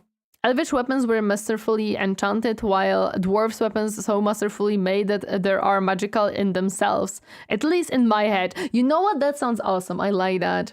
The Omnissiah is denying YouTube since yesterday. Yes, the Omnissiah since yesterday is denying YouTube. I'm back. Welcome back. Gathian dragons hated the dragons that work with the elves because they think they are a disgrace. Oi, elves are pretty cool to work with. Caledor's section has been a bit slanderous as far as they'd see it. They do good work. Imric can summon and awaken dragons just as well as Caledor of old could, and he will throw all of them at you if you bother him. Calling a Caledorian arrogant is a great way to have 500 dragon princes running you down, because much like Vegeta, they can back up at least some of their boasting. They hold immense political power in the Phoenix. I really like that their design for the armor and for the horse armor is literally scale, like dragon scale. It looks very nice, I gotta say. It's a good touch, I like it. Court, and they will use it to get even the Phoenix King to give them what they want, if only so they shut up. And amongst the High Elves, they are some of the most willing to throw down in the field of battle against basically everyone. Not because they necessarily feel a need to defend Ulthuan, or because they want to properly reclaim the old heights their people once held. You're still thinking in terms of material gain. Caledorians want to go to war because while their old glories of course make them better than everyone else, they also need to earn some new ones for themselves. Yeah, like they have to upkeep their glory, dude. Have fun learning more Warhammer. Time for me to sleep. Sleep well, rest well. Thank you so much for stopping by. I really appreciate it. Let them pretend that the horse are dragons. Yeah, let them just think that because they are dragon scales, they are actual dragons, so they can feel better about themselves. Exactly. Let's do that. Don't tell them, guys. Don't tell them. Annoy everyone around them to death with. And if nothing else, dragon princes are some of the scariest cavalry around, short of Grail Knights, and the actual dragons that the leader of the Caledor army will probably be throwing at you as well. I like With this me the province, wagons. the magical nature of the elves starts to become a little bit more known. Not as much as other provinces, and Kalador has magical dragons and volcanoes, remember, but Illyrian has some pretty mystical Lord of the Rings crap going on here. This is the Horse Girl province. Let's just get that out of the way. Yay! It's my girl, my horse prince. I love horses. Let's go, my province. But Illyrian horses are built different, and thus I will not make fun of them as I do Bretonnia, because I'm biased and don't care to change it. They are at least in some small way divine, and they run in massive stampeding herds for almost the entire day. Basically, no one knows where they rest, if they even do, because unless the horses want the elves to find them, they won't be found. Any high elf that can tame a wild one is now the hero of at least their hometown, because I sincerely doubt these horses would let themselves be owned. Bretonnian Grail Knights have nothing on these steeds that can run faster and longer than any other. Even without that, Illyrian... Elves are just better. The grounded dragon prince coping so hard they dress their horses like dragons. This was the faction you kept alive, as I remember. Oh my god, I'm so happy I kept it alive. It's funny how they didn't have a spam of cavalry, but Eltharion did. Nerve the elves? Nope. Kaldorians don't want to be called chickens by the king during wars, of course. Children are said to be able to ride before they can walk, and will be bonded with a chosen steed at a young age that will go on to be more than likely their closest companion. Aside from being rather one-note, this does also give Illyrians a bit of a berserk button. There's a saying that it's better to hurt an Illyrian's brother than it is their horse, because if you hurt Goldship... Oh no, not Goldship! No, don't tell me that their horse is like Goldship. Oh my goodness, no, that means very bad. Because it's a minor faction in the game, they have no legendary lords. Oh, that sucks. Remember, you can be as good as you want, there will be an elf that is better than you. Teehee. Then her owner/companion is going to beat you to death and not stop until your blood has repainted their saddle. Really though, aside from that, Illyrian's people are pretty hard to truly piss off and are overall kind of chill. They're hot-tempered and are quick to throw hands, but in a lovable scamp kind of way. Once everyone's all bruised from the fighting, they'll be back to laughing and joking with each other and going down to the tavern for a quick drink. They're explicitly called flamboyant, and I'm just imagining like an elf car enthusiast, only instead of a car, it's a... Yeah, it's like if you say something bad about my horse, we gonna throw fists at each other. Otherwise, we good. Remember, you can be as good. Uma jumpscare indeed. But she herself can turn into a dragon? Ooh, that's awesome. Horse. I like to imagine an entire country of frat bros, but the kind of frat bros that you're delighted to see because they're going to throw the best party ever, not the frat bros that vomit on your floor and creepily hit on anything vaguely feminine looking. Illyrians on the field of battle sure enough live up to their homeland's reputation. Their reavers are the ultimate cavalry for harassing, skirmishing, and potentially charging into an enemy's back line during combat with. Even beyond that, Illyrian reavers were crucial in defeating Malekith and Morathi during the Sundering, both wiping out scouting parties the Proto-Dark Elves had, as well as ensuring critical messages and battle reports were delivered. If armed because they can probably traverse very quickly on those horses, man.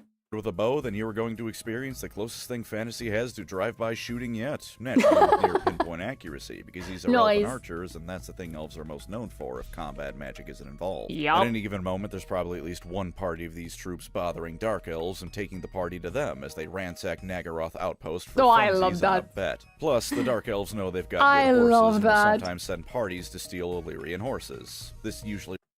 Amazing! Yes, it's amazing. Oh, I love that one, yes. Results in a dark elf lynching, if I can be brutally honest with you. Illyrian itself is endless plains, as you've no doubt guessed. Farming is probably great in the few areas that have, as opposed to more empty fields for horses to frolic in. Yeah, the horses must live somewhere. On you. If you don't know the way, or Illyrian itself doesn't show you the way, you will walk forever. You'll get farther and farther from wherever you set off, but you won't get any closer to where you're going. The horses all know the ways, and the Illyrians learned them from the horses, but they rarely tell even other high elves how to navigate.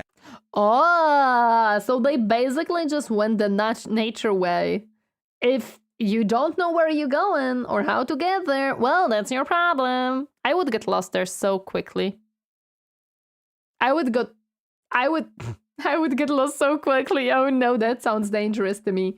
navigate the place. Your ass isn't going to be able to do it. The capital city of Torineesan is also elven horse magical nonsense. Instead of being a proper city, it's a bunch of castles on islands connected by bridges of pure silver. Beneath them, my a river gosh. flows at a Pure silver? Are you kidding me? They must be so gray and dark because silver gets the like the oxygen like makes it go dark if you don't maintain it. Oh boy.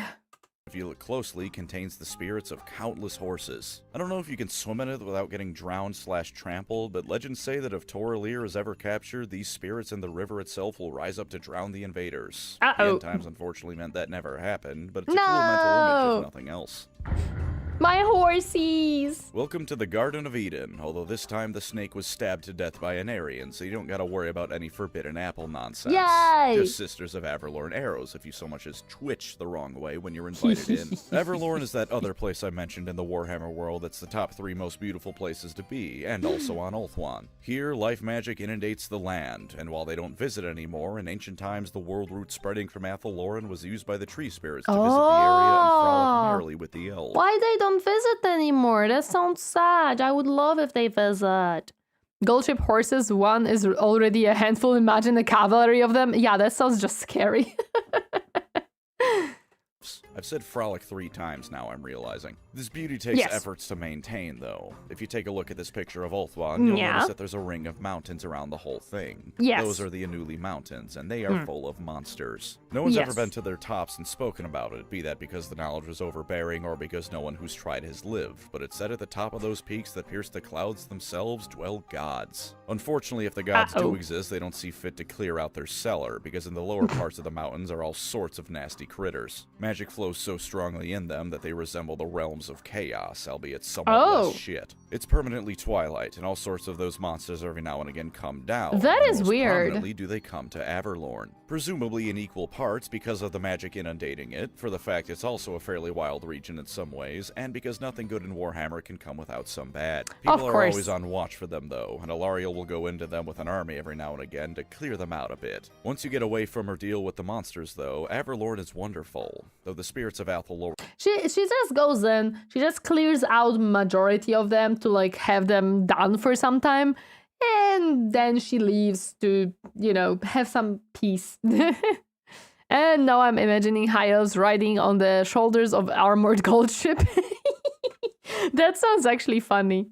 No longer visit, the trees still seem alive with how vibrant they are and how lively the area that's is. nice. Trees the trees alive. are filled with the sound of singing elves, the goddess Isha's presence fills the land, and since she's a nice lady, everything usually feels nice. Vale, the capital of Averlorn, is technically the seat of the Everqueen, but where she actually holds court is one giant moving festival ground where elves do everything from politics to poetry and other whimsical elf stuff in equal measure. It's just as important as Lothern for political intrigue, as the Everqueen is just as important as the Phoenix King, but everyone takes frequent breaks for hot springs baths and going behind a tent to make out. Tyrion and Alarielle are doing that regularly, at least I'm sure. Even at night, fairy...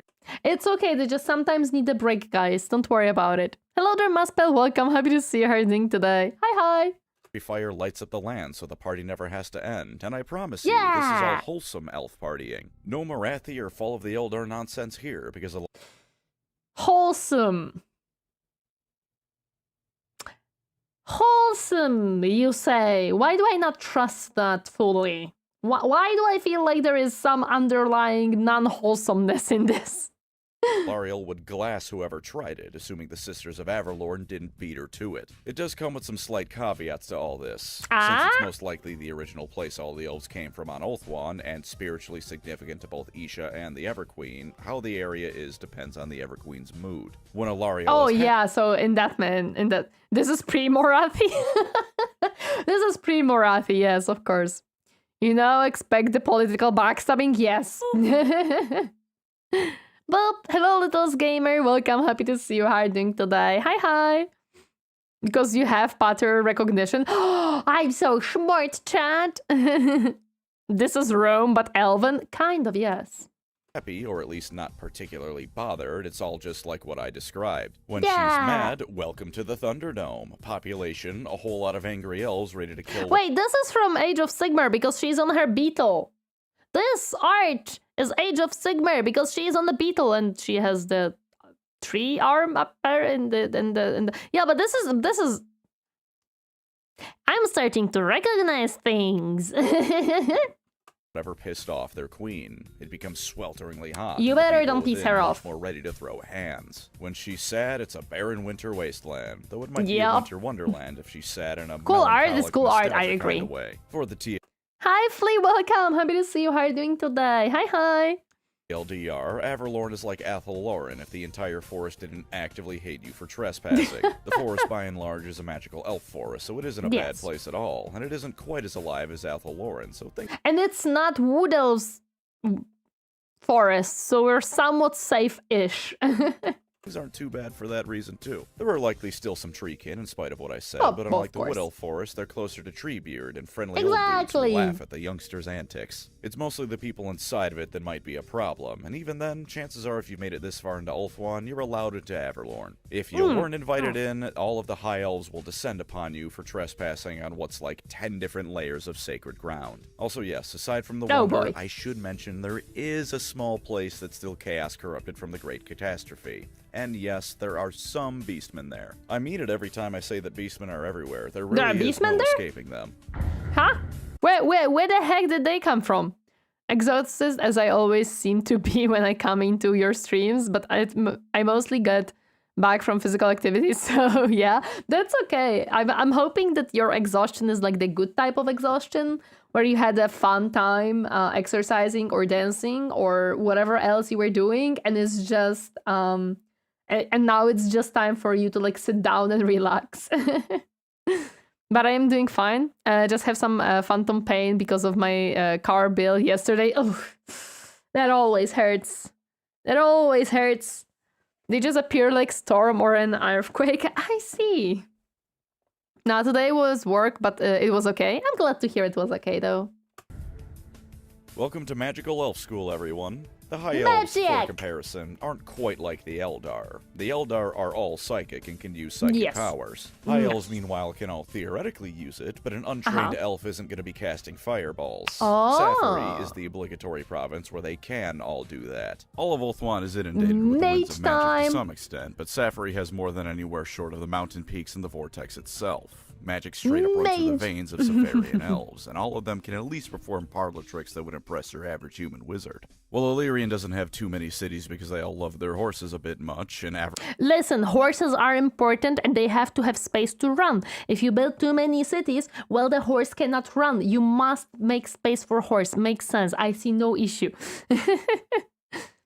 If the weather is based on her emotion state, I'd hate to be there during her time of the month. Do the elves... Okay, I'm not gonna ask that question. Never mind. We're not gonna go into the freaking biology of elves. That's not a good idea because it would mean that every month you cycle through everything. Okay, let's not go that way. The intrusive thoughts. Oh my god, the intrusive thoughts are real. They're gonna have children, so probably the question is how long is this? Never mind, okay. Oh no, YouTube comments will kill me with that one. Unless Captain cuts it out. Oh my gosh. Okay, never mind. The better question is, oh no, I don't know if I want to know. Does the Evergreen Haver have them? I don't know. It's a question I don't know we're gonna have an answer to. Hello there, Lovebrook. Welcome. Happy to see you. How are you doing today? She's magical princess, no biology. Of course. She's just magic, guys. There is no such thing. It's just magic. How long is the gestation period for elves? Who knows? Maybe not if the eggs are also unaging. Wait, eggs? Oh, I have no idea actually. I've opened a can of worms here, haven't I? Yes, you have. You have opened a lot of intrusive thoughts right now. More like the horses demand you to give them space, knowing that they all have gold ship in temperament. Yes, they just demand it. The space must be given. Oh no, a whole cavalry unit full of gold ship. It matters not from whence the blood flows, Valkia. Wait a second, but then that would mean that every time in 40k or in the fantasy, period is literally Khorne is happy? Question mark? Oh no! I don't think it was thought through. Oh no! Oh, and this is not a thought I wanted to see. Khorne is a feminist, confirmed. Oh my god. All the women are Khorne worshippers, understood. Oh no. This is not a good idea. Check out, by the way. Why do you think Khorne stayed so powerful, consistent power through the month? There is a constant blood flow. It doesn't matter. Khorne will be always strong because blood always flows. Oh my god. Now we know. Now we know. We cannot defeat Khorne for the simple reason biology. All blood flows for Khorne. Oh no. Must like the 4 seasons, and that one season may be spring, and they are long-lived races, so they're like elephants. Maybe. Girls are naturally worshippers of Khorne. It adds up. That makes sense.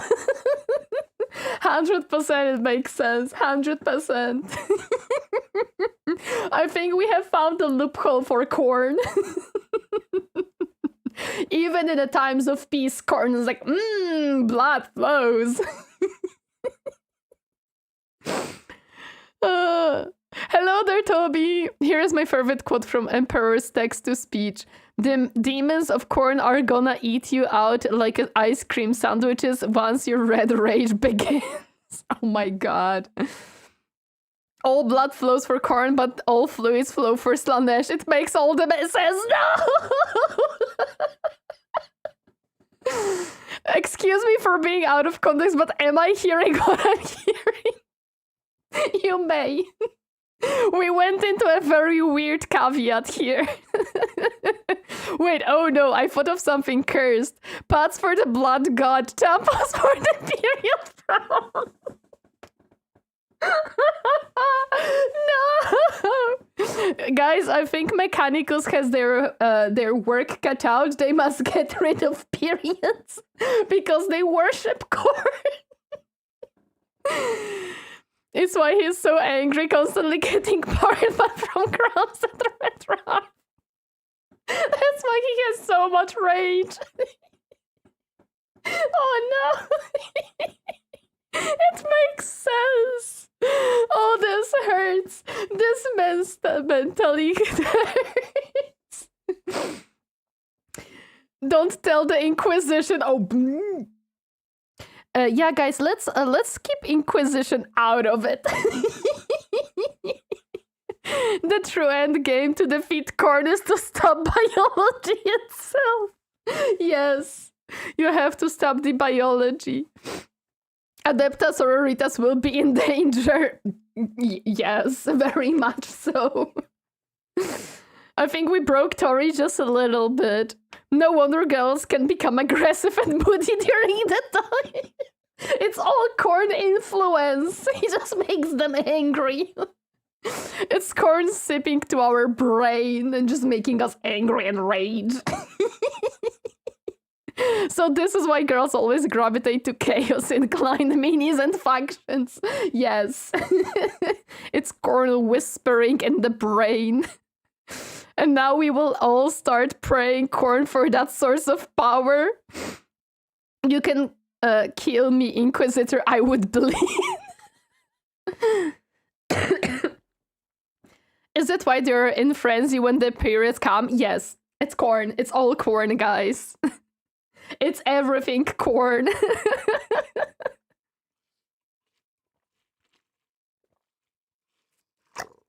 Oh my goodness. That's a horrifying thought.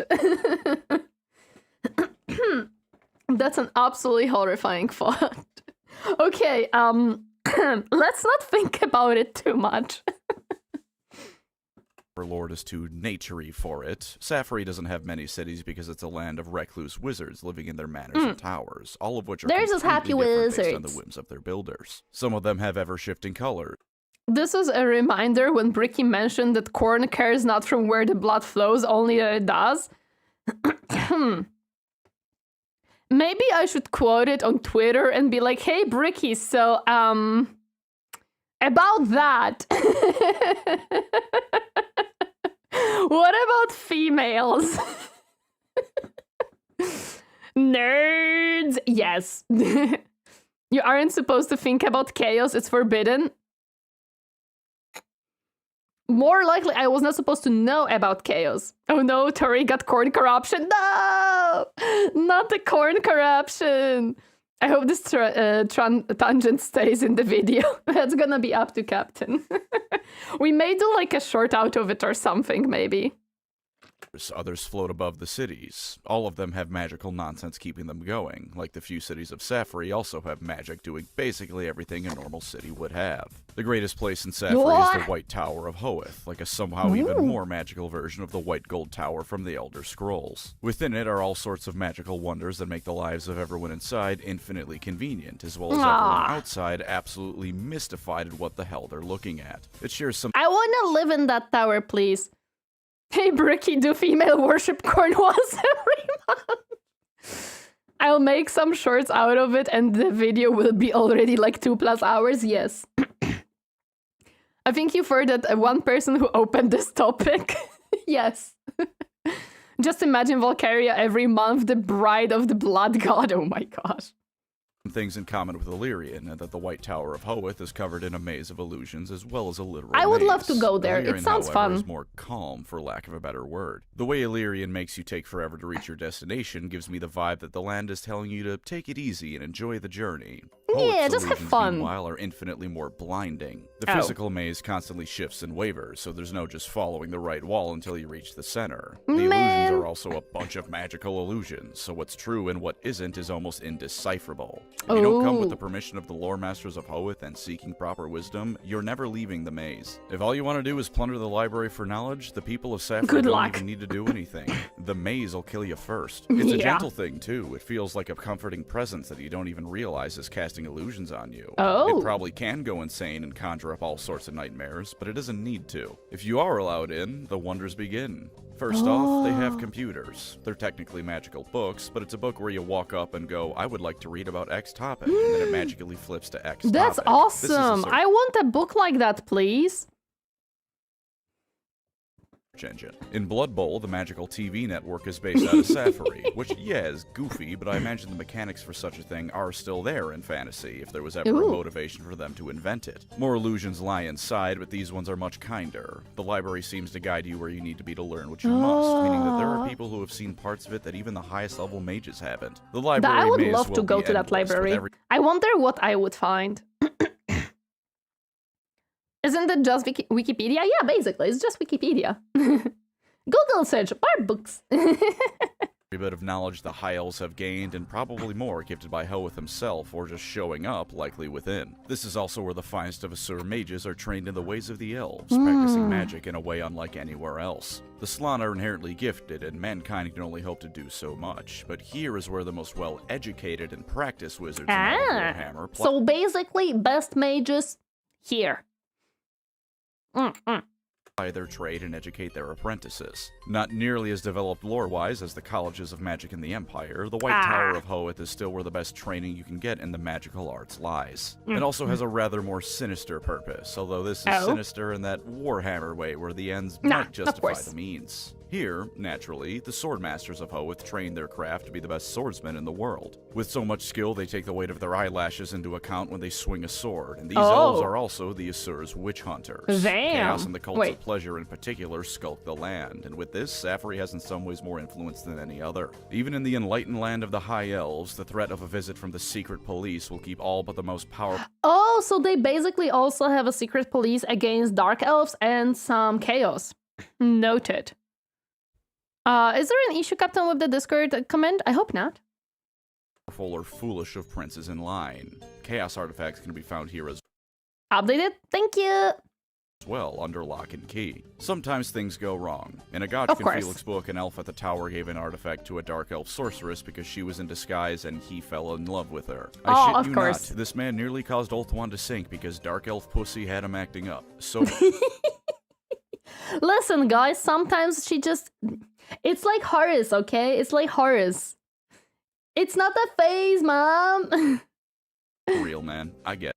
Question, the sword masters are technically battle mages or spell swords? I think battle mages. I would say battle mages. But ignoring that and a few other embarrassing incidents, the secrets and artifacts held here are secure from any attempt to get at them. Sapphire elves are a bit eccentric even by the standards of the Asur. They're all wizards, remember? Their weird needs and wants are the kind of things that even other elves find completely incomprehensible. But it does lend them quite a bit of influence in High Elves. They didn't have magic on the tabletop? Oh, interesting.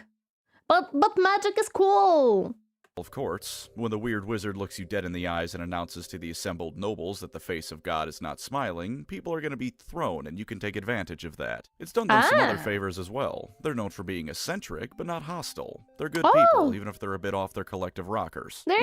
Listen, basically, they're just collectors. They're just blood ravens. They just want their artifacts and books. Always the goth girls, right? It's always the goth girls. I don't know how that goes, man. I got that magical stank, hehe. Has some problems reading the plans of Sapphire elves and accounting for them, so they kind of end up being able to do their own thing without anyone bothering them too much. Sapphire overall is one of the more fun kingdoms, even if you read nothing about it, because it's an entire province of wizards. That's just fun. There are some characters like Belenair the Wise from Sapphire, who trained Eltharian old lore and does magic stuff. Tzeentch proved. Actually, yeah, that's a good question, because you have a library that is always changing. How the heck Tzeentch is not involved in that? But at the end of the day, it's a country of wizards. He just said it? When bothering them too much. Sapphire overall is one of the more fun kingdoms, even if you read nothing about it, because it's an entire province of wizards. That's just fun. There are some characters like... More? Wizard looks you dead in the eyes and announces to the assembled nobles that the face of God is not smiling, people are going to be thrown, and you can take advantage of that. It's done them some other favors as well. They're known for being eccentric, but not hostile. They're good people, even if they're a bit off their collective rockers. Even Tzeentch has some problems reading the plans of Sapphire elves and accounting for them, so because they are so unpredictable, even Tzeentch is unable to work with them and, like, be like, how do I mess with them? Well, I can't because they are messing with me. The landmark here also appear in... Yeah, so basically Tzeentch has been... Okay, even I can't really freaking understand these changes. At least they don't steal them, yes? At least, yeah. They kind of end up being able to do their own thing without... bothering them too much. Sapphire overall is one of the more fun kingdoms, even if you read nothing about it, because it's an entire province of wizards. That's just fun. There are some characters, like Belenair the Wise from Sapphire, who trained Eltharian old lore and does magic stuff, but at the end of the day, it's a country of wizards. And really, what more do you need to get into them for your own high elf army? Also, their banner is Heavy Metal Fingers. Heavy Metal Fingers, let's go!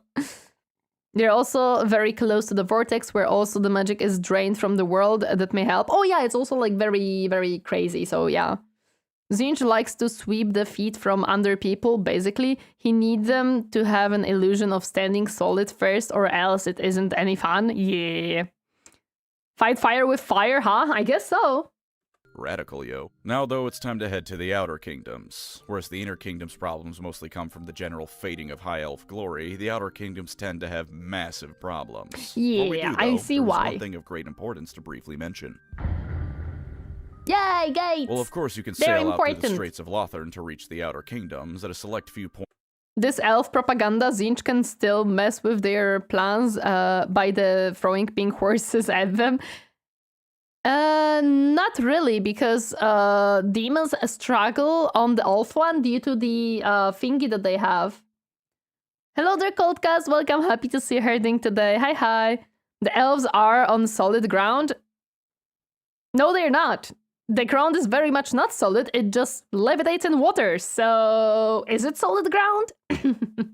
Points in the Anuli Mountains are passages through them defended by massive gates. Each Yes. one named after one of the High Elf mount options. These Very gates defend the important inner gates. kingdoms from any that would attempt to invade.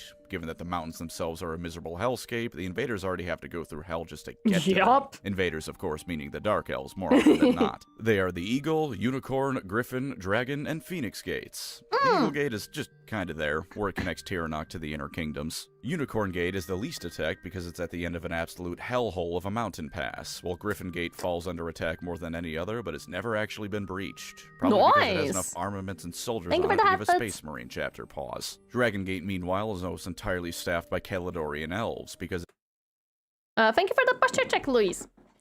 Louise G, thank you. Let me actually unshrimp a little bit. it is the grandest of the gates, and they won't settle for anything else, and because course. it has the word dragon in it, I have to Of course, assume. it's Malekith dragon, sees come it as on. a point of pride to finally be able to tear it down, but like I said, Caledonians can back up their attitudes at least a bit, and it too has never fallen. It's by far the grandest gate, though not the largest, and can theoretically hold the entirety of Ulthuan's nobility in the event of an apocalyptically bad Damn, invasion. that's And, a of good course, gate. Phoenix Gate. Every 5 minutes it gets torn down, and every 10 minutes it's rebuilt bigger than Oh before, my to God. the point that its tallest towers are probably approaching the peaks of the surrounding mountains themselves.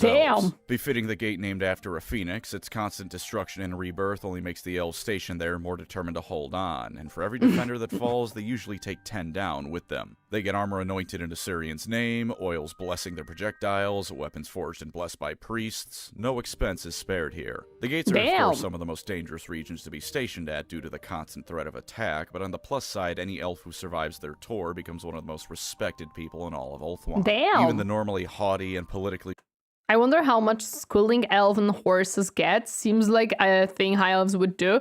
No. Well, it depends on the region. One of them, they are schooled by the horses.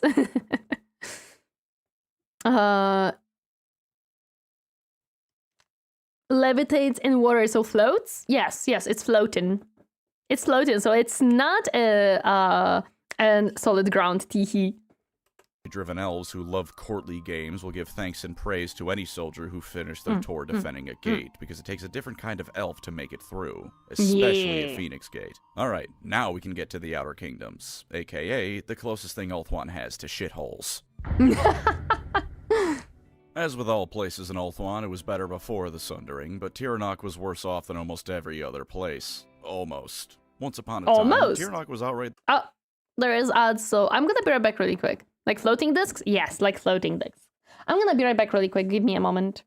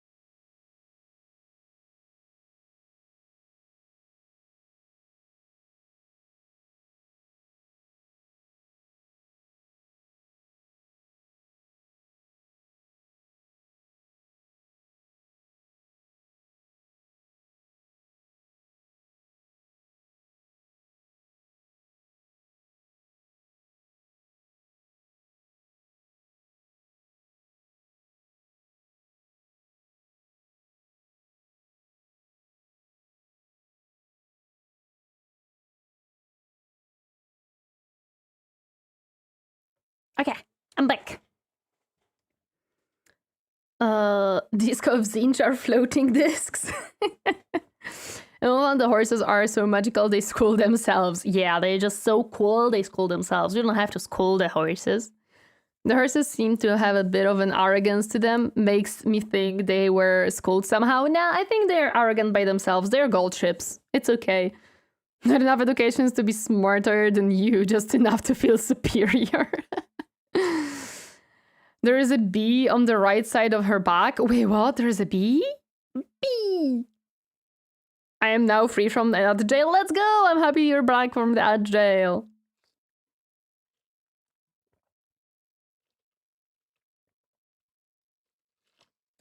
Our break finished. Thank you everyone for staying through them. I really appreciate it. Thank you, thank you. The best place on Ulthuan to live. The mountains provided a lovely view amidst the rolling plains. The people were incredibly wealthy from trade and their own crafts. Furs were abundant from wildlife, and magical potions were everywhere, so no one suffered the slightest bit here. And all their cities were lovely white marble clad in gold. Their charioteers raced across the land, and it was a true paradise. When the Great Catastrophe hit, it did have a bit of a Nurgle problem, but afterwards things went back to being nice again. Then Nurgle problem, oh no. Fit caused almost all of the province to be plunged into the ocean, and a good deal of what was left was still plenty soggy. Geographically speaking, it's also in a rough spot, because it's one of the first places to be invaded when the Dark Elves come knocking, assuming some of them aren't beelining it for the Sword of Cain. It's not the first point, but it's the closest point to Nagaroth, at least in Total Warhammer it is. Of course, also in Total Warhammer, you can disregard that being a problem, because every time I play Morathi, this absolute madwoman of a High Elf that leads Torineesan decides that... She doesn't know. Hello there, Alex Berry. What I need is 30 High Elf armies constantly pouring into my land. Methinks the Total Warhammer devs didn't get the memo about the High Elves largely being focused inwards. The people of Torineesan have as a result... Look at what I did with my campaign. We take over our lands, but if Morathi starts to be too big of a problem, we're gonna expand. of this become at least a bit bitter, because they went from the top of the world to the bottom of the barrel. Nevertheless, bitterness does not equal despair. While there are plenty of High Elves who sink into depression at their state, few if any come from Torineesan. Almost the moment the Sundering was over, they began rebuilding to reclaim their former glories, and they've done a pretty decent job of it. Though nowhere near what it was, grand cities like Tor Anrock have started flourishing once more. What land they have left is well used and still beautiful to behold, and their famed charioteers still ride across the land racing to prove their great. Why we have no chariots for the Elven army? I am so sad. Look at this pretty chariot. I want one, please. You can't be expected to see enemies and not go after them. Exactly. We have chariots in game. I somehow didn't got them yet. Interesting. I was going to listen to some music, but stayed for gold ship horses, elves, reproduction, and Khorne being highly favored. I'm glad you stayed. Hello, Wander Pandor. Welcome. Happy to see you. Archer's chariots? I don't have them. I have to check where can I unlock them. Some buildings you got bolt thrower from? Okay. I think there are both horse and a lion chariots in the game. I didn't see them yet. My goodness, that's not good. They're on the Smith building, Tori. I'm gonna check it out. I don't think Skew got lions. Ooh. There's 3 High Elves chariots, probably DLC locked. I don't think they're DLC locked. I hope not. And when the Dark Elves invade, Torineesan warriors are some of, if not the first, to respond to the threat. Partially because of their location, but mostly because they want payback for how dirty they've been done. Well, not as bloodthirsty as Shadow Warriors, who we'll talk about soon enough, Torineesan soldiers still give the Dark Elves some of the most brutal fights there are. And even if the Dark Elves temporarily conquer and move past the province, it's always paid for in blood. Torineesan isn't one of the most amazing or fleshed out of provinces, at least from my reading, but it's a nice way to paint the High Elves' suffering in a good light. They've suffered and been done dirty, but they refuse to let it keep them down. Give them enough time, and while they may not reclaim their former... Stop following me. Only the Lion Chariots DLC locked? Oh, I see. Download and Aggro, thank you so much for the follow. Welcome to my comfy space. Hope you enjoy your stay. Hi. They'll still make something of themselves that's a damn sight better than most anyone else has. You can't keep them down long enough. It's also called the Shadowlands, which is a good indicator of the general mood of this province. In the earliest days of recorded High Elf history, This Naggaroth looks was so founded pretty and still. ruled by none other than an Aryan himself as his own personal province to rule over. And it was not perhaps the best place to live, even in those early days. It in many ways bore the brunt of the fighting against the demons of chaos when they invaded, with horrific battles taking place near constantly. Imagine the war in the Webway, only in this case the closest thing to the Emperor banishing all the demons was the most PTSD-riddled elf ever, drawing a cursed sword and driving everyone around them into a manic frenzy. This attitude... Hello there, Lee the Normal. Welcome, happy to see you. White Lions units are the best monster killers units. Their cavalry are chariots being hauled by White Lions, and the armor is beautiful. Unfortunately, I don't have the DLC as far as I know. Yes, the Lion ones seem to be a DLC. There are two other. I just checked the chariot list. I just remembered some of the lords might also get chariots. Oh, I see. Okay. Never faded away, and even after chaos was driven away, Naggaroth elves had a reputation of being particularly bloodthirsty and outright cruel. Makes sense. When Malekith and Morathi turned openly evil, Naggaroth elves were split between their cults of pleasure and those who remained loyal to Ulthuan, and a civil war broke out even bloodier than what was going on across the rest of the continent. So basically they were kind of, because they were the most bloodthirsty, they were the ones who went after Morathi. Okay.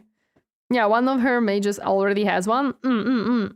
With how brutal a personality the people here had gained, the things that happened here have straight up caused massive portions of the landscape to be haunted by the souls of high and dark elves alike. Oh, interesting. Fighting each other. The entire thing looks like Mordor, and if you've played Total Warhammer, you'll know that it's the only place on Ulthuan aside from Averlorn that doesn't have the island region type, but instead is classified as a wasteland. That's Oh wait, I forgot about it. That's true. It is classified as wasteland instead.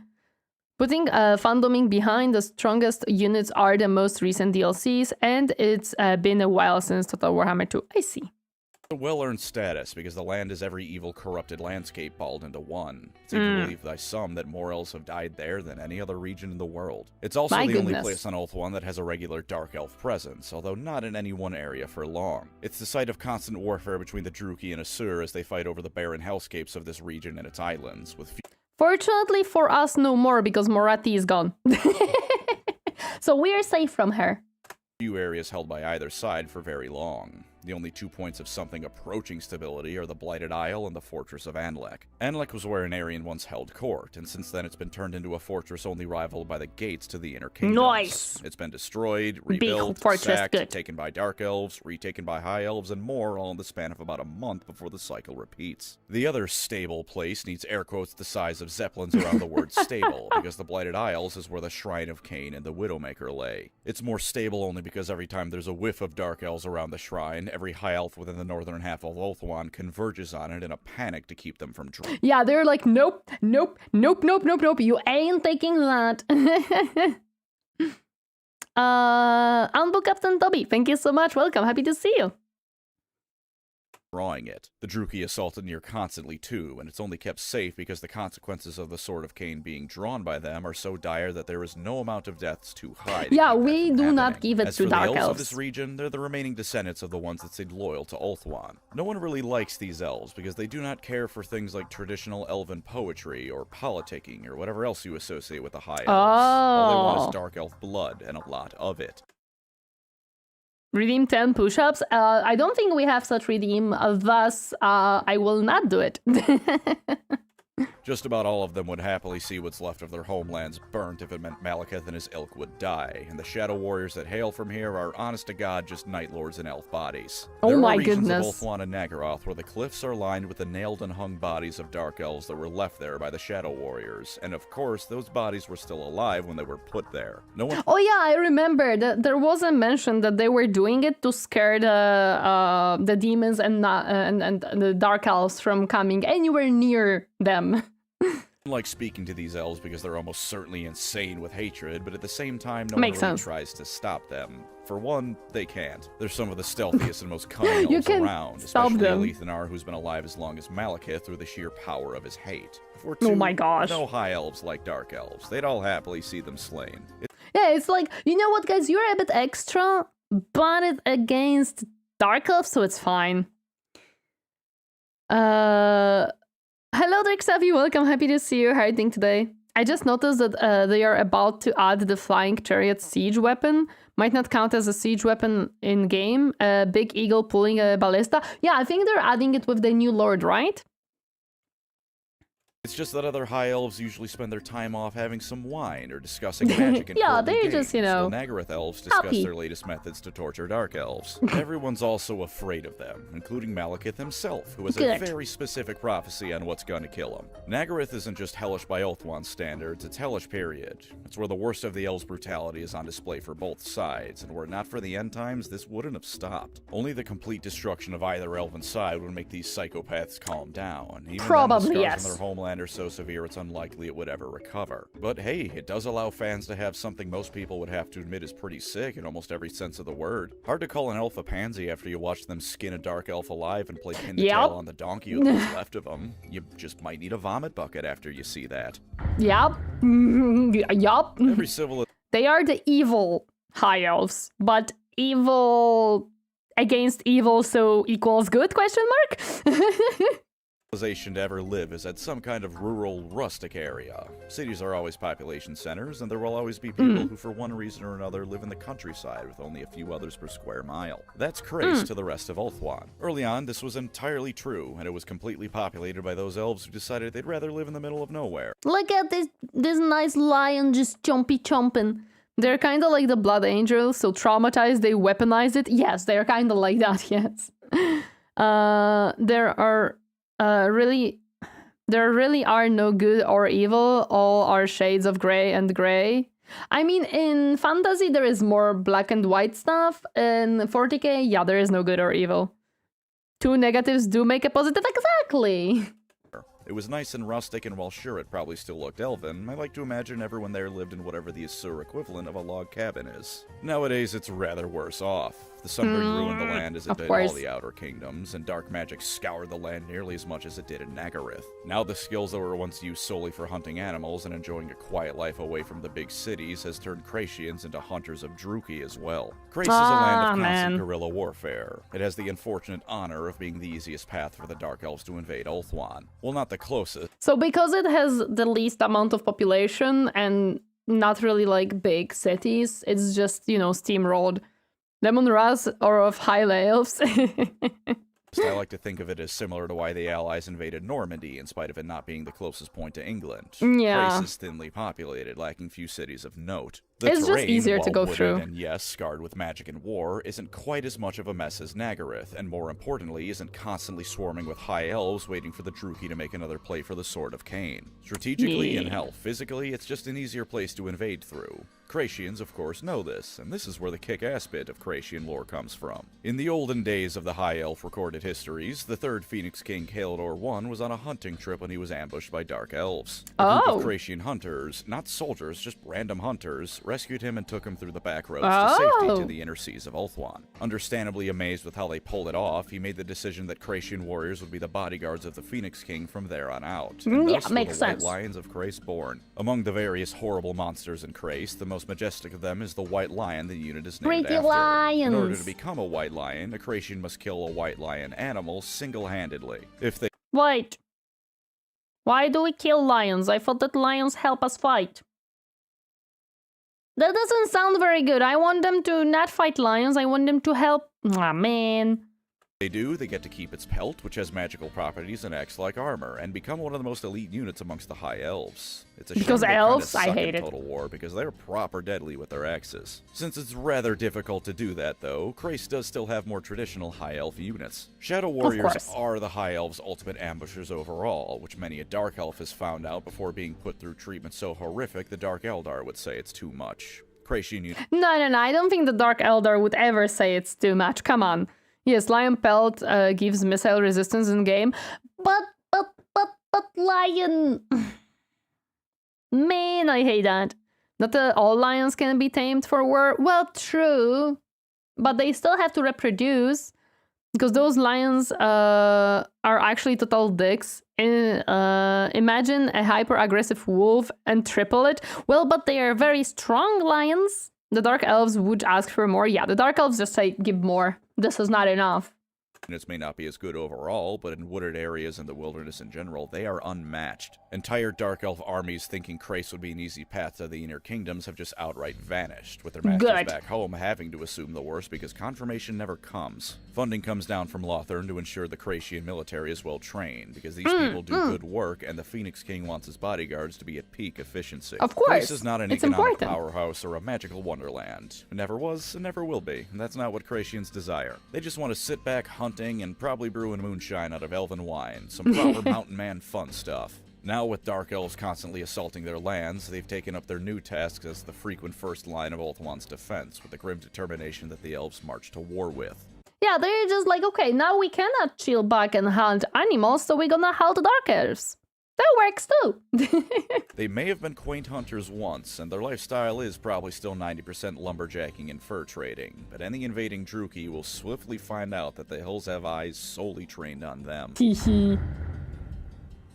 The High Elves live on an island. This, I sincerely hope by this point in the video, is not news. As such, having a strong navy is imperative, as is a seafaring tradition. It's very important. Boats are all well and good, but without people to properly use them, there's so much driftwood waiting to happen. Enter Khothiek and her unmatched sailors. Most elves are pretty content to look inwards. Some, like Caledonians, may campaign far and wide, but purely for selfish reasons of attaining glory. They don't give a damn about the rest of the planet beyond how it can make them look better. Even in Lothern, while they pride themselves on trading with the outside world, that tends to stop at trade and making money off of idiot foreigners, and there's the assumption that the world will come to them. Not in Khothiek. In Khothiek, they want to adventure.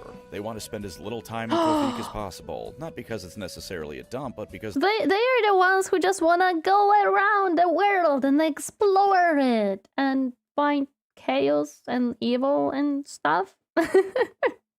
the outside world is a place of boundless excitement just waiting to be discovered, and sailing the high seas is the best way to experience that. Before I talk about them, though, how about a bit about Khothiek itself? The province is a chilly place to be in all year round. Not at all bad, but compared to the permanent summer of the rest of Ulthuan, it might as well be the Arctic. The land is similar to Khrace, but much rockier, with mist blanketing the shores. The edges of the land touching the ocean mostly consist of colossal cliffsides, and even ignoring that, the surrounding seas are dotted with both treacherous to navigate islands and sea monsters aplenty. Some of them the heck did they decide that adventuring into this dangerous sea is fun? That's an interesting way to go. Are friendly to Ulthuan, others are very much not so. The travel vlogger elves, like this help to make the land defensible, because trying to navigate these waters if you aren't a Khothiek native is a death sentence. The cities of Khothiek are also unique because they're basically elf-built dwarf fortresses. Built largely for practical purposes and largely into the cliff sides of Ulthuan, these cities are true marvels of engineering. Darkness is never an issue because the halls of these places are magically lit, and between their construction and the fact that Ulthuan doesn't really get earthquakes without significant magical disasters occurring means they're basically in perfect condition. Structurally, anyways. When Malekith broke Ulthuan apart, Khothiek wasn't drastically damaged as a landscape. The flooding it suffered wasn't even permanent, with the vast majority of it eventually draining away and leaving those places ready to be reclaimed. No one ever did, though. In many of these halls, few living elves, if any, tread, because the spirits of the dead hold their own court here. So basically they have now haunted holes in the ground. Yeah, sounds perfectly fine. Living by the moment elves, yes, they're the ones who just live in the moment and want to explore. The stench of seawater and rotten flesh hangs around to the modern day of fantasy, presumably because preservation spells can sometimes have unintended consequences. Wait, so they have undead there sometimes? Uh-oh. That's not good. Respect and probably a bit of fear, the remaining citizens of Khothiek rarely tread to these places and leave the dead to their own devices. It isn't all bad. Makes sense. The dead sometimes rise up to help the living defend against attackers, which is part of why Khothiek has never been conquered. The living can likely make plenty do with a livelihood of both sailing to and from Ulthuan as well as fishing. No need to they steal probably the get lots of fish. certainly cursed treasure from those who came before you. Sometimes entire cities worth of High Elves will come and check up in these palaces in times of emergency, because while bland by Asur standards, they're absolutely massive, but otherwise they're mostly left alone. As for Khothiek's inhabitants, they're a hardy bunch. Though I did say they try and leave as frequently as possible, this isn't out of dislike for the place. Most other elves dislike it, but they love their homeland. They just have a strong spirit of adventure that beckons them outwards. They love sailing outward and seeing what the world has to offer in what feels like a much more honest and less self-centered version of Caledonians wanting to experience the world. And they're damn good at it. Lothern has the greatest navy in the world, but it's mostly focused on patrolling waters for trade and occasionally playing escort to invasion fleets. If a diplomat has to be sent out, even someone as important as the Phoenix King or Everqueen, they go to Khothic sailors to take them. No one can ply the waters like they do, not even the Norskins who make their fortunes by being Viking raiders. The first line of defense oftentimes isn't Tiranoc chariots or Lothern Sea Guard, but Khothic ships sinking any who would dare approach their continent. They keep maps constantly up. Even though most of their fleet seems to not be necessarily a war fleet, they still sink a lot of people. Nice. That's impressive. A good thing to do when your homeland is surrounded by islands that tend to move every now and again. Wait, why the islands move? Did we discuss that part? Do trading of their own, because that can be the start of a grand adventure if you don't mind starting small. And of course, they bum rush anything remotely hostile they find, because they're a bit murdery towards things that might contest their supremacy of the seas. Who isn't? I feel it's no leap in logic to say that were it not for Khothic sailors keeping up to date with the rest of the world, Lothern would be a far lesser city than it is. Their seaboard prowess also comes in part from divine blessings. Mithlan is the elven god of the sea, and while most other High Elves aren't the biggest fans, those of Khothic revere him, and he seems to bless them in turn for it. It's their important. own mundane skill is not to be ignored, though, because Khothic in one situation has better cavalry than Bretonnia or Illyrian could ever hope for. Seaborne cavalry. They train their horses to stand steady on ships at sea, and even to leap across them onto enemy ships for an international waters cavalry charge. It has to be one of the most awe-inspiring and frightening things for an enemy force to witness. Khothic and her people are hardy and proud of what I want to see it in action. That sounds awesome. Horses who just freaking leap from ship to ship. Let's go. Everything is floating, including the small rocky islands around Ulthuan. Oh, that would explain why they just move around a bit. Yeah, that makes sense. What they are and where they live. They're in some ways a bit grim, but accepting where they're at and making the most of it. They don't seem to me particularly downtrodden about their past, and their constant sea voyages make me think they're at least somewhat happy about the future. At the very least, they seem to want to make the most out of whatever time they may have left. They'll beat you back every time and defend their homeland alongside their fallen ancestors, but they'll do it with, if not a smile, then at least a bit of a spring in their step. Let the other elven nations concern themselves with rebuilding Ulthuan or claiming all the glory they can get. Though they won't let an insult in the political arena go unchallenged, in day-to-day life they aren't concerned with the rest of the Asur judging them. They just want to sail the high seas because it's what they love and what they do best. An attitude that stands in stark contrast to our final kingdom. Oh? Hi, you. Most of the worst off places in Ulthuan. Ascaria, thank you so much. Hope you have a great day as well. I wonder why elves have those cone helmets. I don't know. There is probably a reason to it. Maybe it makes them look higher, so when they look down on dwarves. Suck because of one thing going very wrong. Usually it was the Sundering, but the Great Catastrophe set the stage, and in some areas such as that one bit of Averlorn, it can still be keenly felt to this day. Being frank, you can blame Malekith and his parents for most of Ulthuan's woes. Gosh damn it. Tori Yvresse, everything went wrong, because Tori Yvresse just sucks to live in. It's a bit nicer climate-wise than it is in Khothic, so its weather at least isn't viewed with as much disdain as that place's is. For their long ears. Yes, for their long ears, exactly. They're so high because they need to hide the ears. In turn, literally everything else is like Khothic, but times 100. Khothic has mist that blanket the shore. Yvresse is constantly covered in it. Khothic's mist hides sea monsters. Yvresse mist hides and sometimes spawns demons. Islands off of Khothic's shoreline are hard to navigate. Islands off of Yvresse's shoreline zip around like ski boats and like to ram sailors for a laugh. God. The Sundering and the Great Catastrophe did it dirty, no doubt about it. All of Ulthuan suffered greatly from those. But for Yvresse, the worst threat came not in the form of a demon or a terrifying follower of chaos or even the hated Dark Elves. No, the worst thing to happen to Yvresse came in the form of a fat goblin who had about 50 different gods in his head telling him to smash up the place. The fat goblin just was like, this one. I made videos about each of the two main characters of this little escapade, but for the shortened version, Grom de Ponch got his WoW rolling and was informed by Gorg and Mork that Yvresse and its pointy-eareds would give them a proper fight. So he ripped apart an empire. Yeah, that will give them a proper fight, right? Hi, love bro. Good morning. They have a lot of flying units, might be to protect against all the falling objects that might be dropped from them. Maybe. I think it's like the only freaking place on Ulthuan that you have to deal with freaking orcs. And orcs like, you are a worthy opponent. I shall crush you now.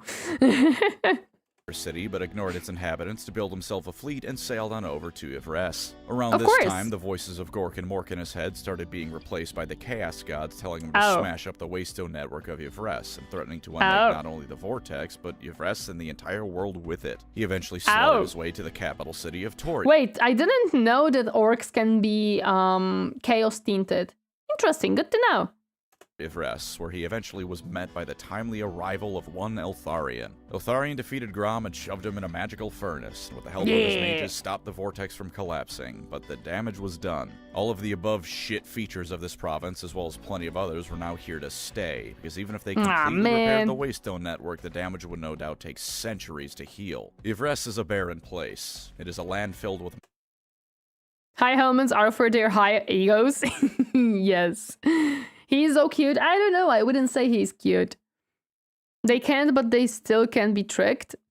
It's also rarely worth it simply because most of them are too dumb.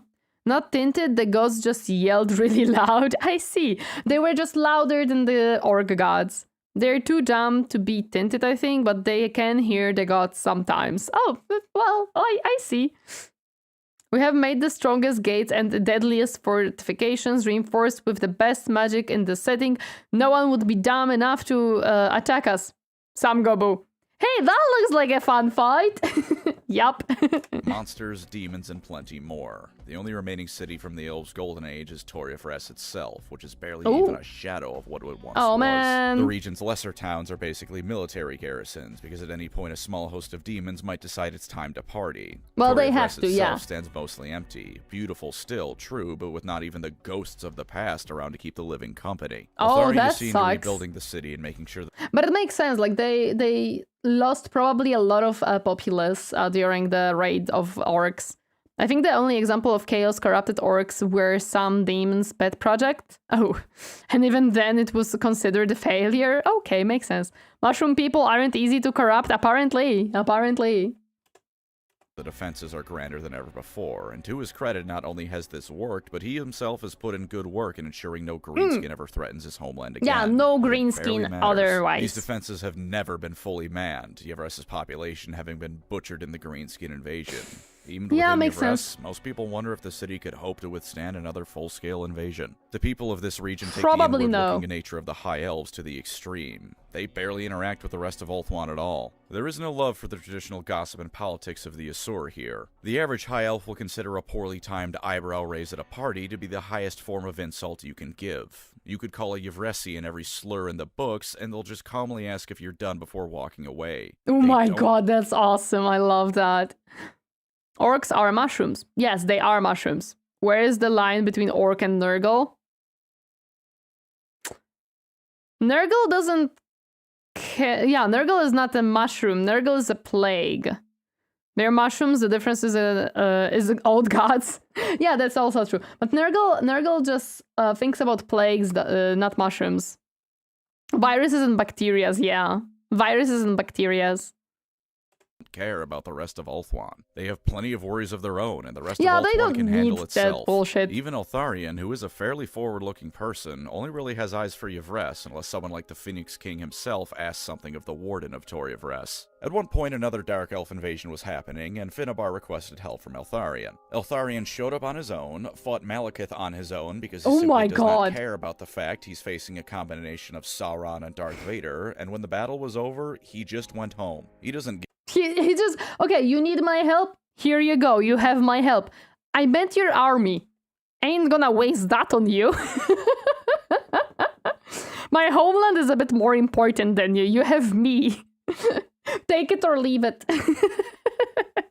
That's why he is the Batman of the setting. Yep. I reject your life forms and substitute my own. Nurgle probably, yes. Hi, inbred. Alright, I'm a dip. Thallium, yep. Okay, I'm done here. My job here is done. Give a shit. Ulthuan and therefore Yvresse was protected, so it's time for Batman to go back to Gotham. Another miserable fun fact is that people in this region have to constantly wear waystones to navigate it. They do that in Safari too, but there it's because the region is a magical wonderland where it plays mystical funny tricks on you. In Yvresse, they do it because the land sucks and probably hates you. Yvressians are a broken people, much like Eltharion. There are no attempts to reclaim or boast about past glories, no reaching out across the world to they just want to survive, man. Unless you count Eltharion genociding orcs and goblins on the regular, of course, and that's a bit too filled with hate. There's not even an acceptance of where they are and attempts to make the best of it. Eltharion may be the one called the Grim, but it can apply to some extent to all citizens of Yvresse. Their homeland is shattered, be it by dark elves in the ancient past or greenskins in more modern... You ask for me, Finnebar. If you wanted an army as well, you should have said, yeah, you should have told me that you want an army. You asked for me, I came.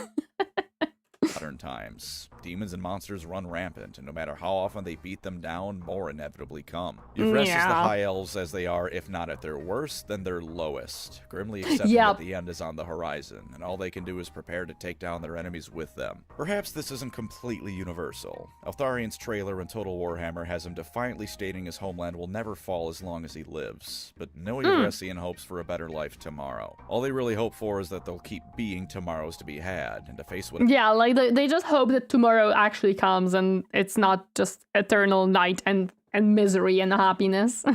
Whatever death comes their way with dignity. The fall from grace of the High Elves is on full display for all to see here, and I imagine that uncomfortable reality is part of why other High Elves stay away from Yvresse. That Probably. And the fact that they're looked at with faint amounts of suspicion and disdain at all times by the inhabitants. If nothing else, though, this has made what soldiers remain in Yvresse into warriors who will look the worst Warhammer has to offer in the eye and spit in its face. Even as they're torn apart by horrors, even as the worst of chaos and the greenskins descend upon them, they keep fighting. In 40k, the planet broke before the Guard did. In Age of Sigmar, the Stormcast brings salvation and hope to the mortal realms to break chaos's stranglehold on reality. In Yvresse, the elves kept the planet from breaking, and their hopelessness has only made them more determined to shatter their enemies like they've been. And those were the regions that make up the glorious provinces of Ulthuan. From heaven to hellscape, these elves live their lives and do their best to make it to the next day, with everything from heads held high to eyes cast low. There are, of course, countless small places of note, such as various shrines to the gods, but these are the big hitters. Thank you as always to my wonderful channel members. Thank you, Pancreas. Are the vortex to my Ulthuan, holding the entire thing together. If you'd like to support the channel, feel free to subscribe or become a member. Either way, thank you for watching, and take care out there. Okay, now post ending, additional lore? Please? Also, these people are awesome. They help Pancreas. And we love Pancreas work, so we're happy whoever supports Pancreas. I'm so happy that he has so many supporters. That's absolutely great. It's absolutely great to see that someone who makes such a fun videos to watch about lore has so much support from the community.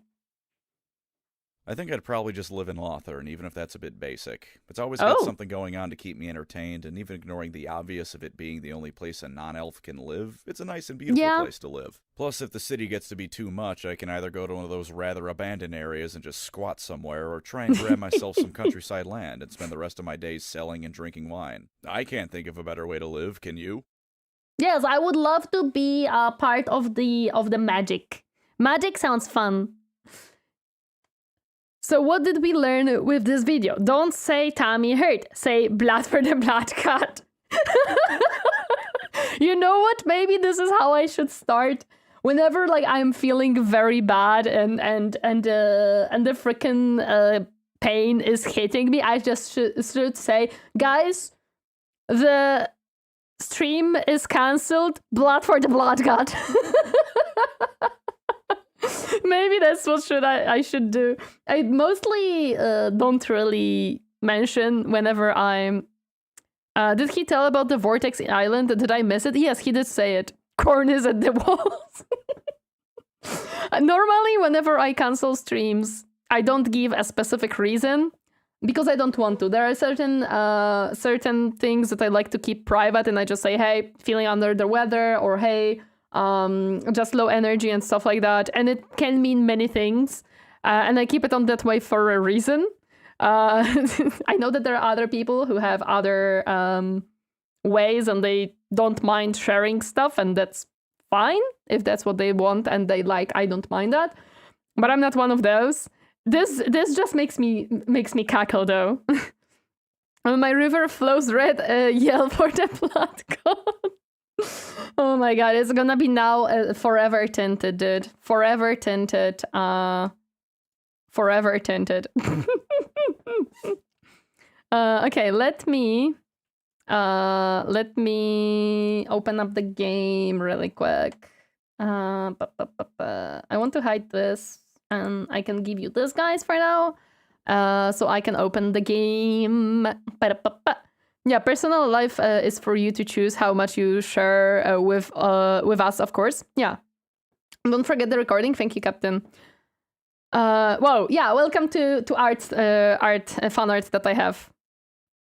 When you aren't feeling well, Nurgle has claimed a new host. Oh my gosh, please no. Neuron activation? Yes. Welcome to what happens when Tori uses fan art for stuff. So Tori, which wind of magic would you use?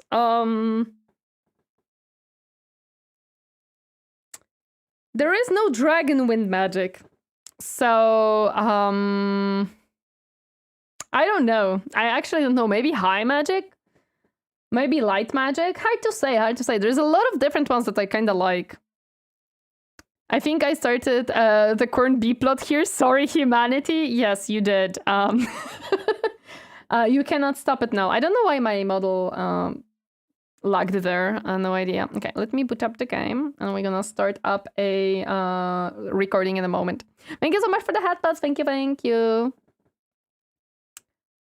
Respectfully, you better be. There is no other way to look. There is only a respectful way to look. Only the respectful way. This is art piece done by Branta, one of our community members who makes a very nice art stuff, and this is one of them. One-handed? No, two-handed. As far as there is two hands. There is two hands. I cannot show you guys because you're not gonna see my my mouse cursor. But yeah, okay. Let me start the recording. Oh, this time we are having sound in the recording? I'm confused. That's not what I wanted. My bad.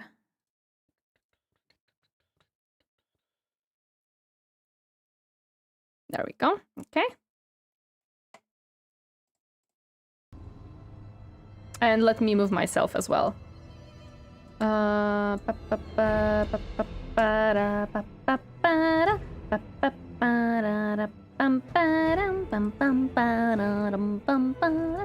tiny bit more. I can move myself a tiny bit more. There we go. Yeah, that works. I was thinking about the way of looking. I'm not certain I understand that one, Echo. I see Khorne is when you are winded, Nurgle when you are sick, Tzeentch is when you struggle with an anxiety, Slaanesh is Slaanesh. we don't talk about Slaanesh. Slaanesh is when you've eaten too much and your stomach hurts. Yes, exactly. Captain, can you change the category, please? Thank you.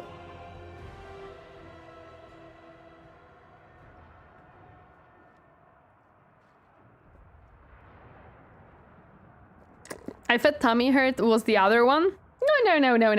Not that tummy hurt. Already done? Thank you so much. I appreciate it. I don't know if I change... did you change also the title on Twitch? Because the tummy hurt and stomach pain are different? Yes, they are different. Because the title now is a bit, you know, not fitting. Slaanesh is the god of excess, but his unit... They are units, because I think Slaanesh has no gender, have been sexualized so much that he is only connected to that by people. Yeah, generally speaking, Slaanesh is excess of any type, so overeating probably will be Slaanesh. Excessive pain, excessive pleasure, excessive anything, really. So, yeah. Hello there, Ghost. Welcome. Happy to see you. How are you doing today? Hi. So let me check something.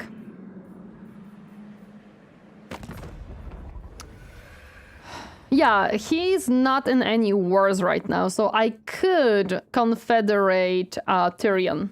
Hi, how are you doing today? Welcome. I could confederate him.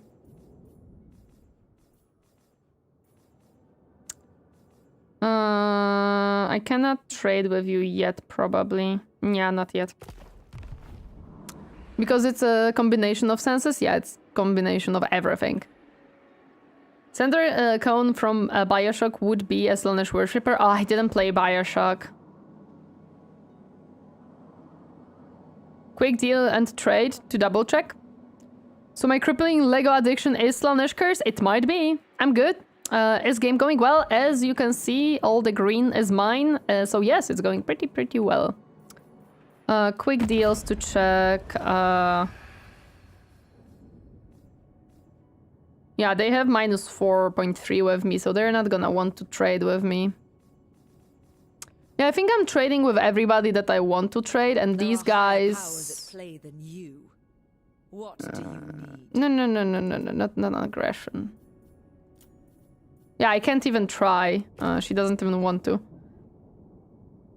She doesn't even want to. She doesn't even want to try. Oh, I don't trade with you? Can I trade with you? Welcome to the halls of Athelloren. What do you want? Yes, okay, let's do that. Perfect. The more trading, the better for me. You guys will not want to trade with me. Balance it? Yeah, I did balance it. There's one character in Age of Sigmar called Glutos or Scullion, which is the most the food aspect of Slaanesh will probably ever get. Probably. Having an AI ally is very useful because of supply lines, and AI advantages confederate them if they are useless strategically. I'm gonna think about it because I do want Ulthuan to be mine. Yeah, the rest will probably not want to trade with me. Okay, I didn't see it. No worries. I did balance it, and I got like 600 gold out of it. Not non-aggression. Yeah, we want none of that. We want none of that. Where is my pretty lady? Pretty little lady. Da, da, da, da. We're looking for... Oh, wait. I cannot move you anymore? I cannot. Oh, did I save before I ended the turn? Maybe. Interesting. Alarielle the Everqueen. Okay. We're going against Malekith. How many... 27 settlements. Oh my freaking god, that's disgusting. Harganeth, where are you? I have only one settlement. Give me a second. Where is Harganeth, a settlement? Do I even see it? I don't think so. So how many of the legendary heroes have you drafted into your faction so far? 2 of them, I believe. North, very far. Okay, so that one I'm not gonna get because I don't even see it on the map yet.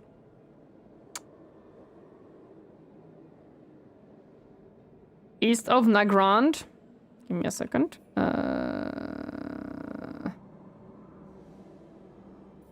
East of Nagrand. Hello there, Jatender. Welcome. Happy to see you. How are you doing today? If I'm plus some minor factions. One minor faction, yeah. Yeah, so I don't see even that elven settlement. You can basically use the real world so as an indicator of where to look. I'm not good at geography at all. In that case, since Malekith has so many freaking settlements, he has almost 30 settlements and his power is 4th in the whole world. Should I declare war on Malekith or Silostra? Because I think, like, getting Silostra out... where is she?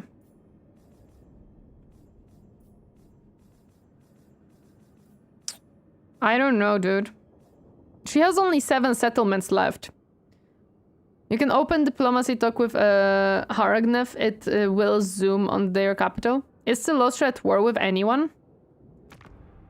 Yeah, she is at war with the Dark Elves. She is at war with Malekith and Hagrief.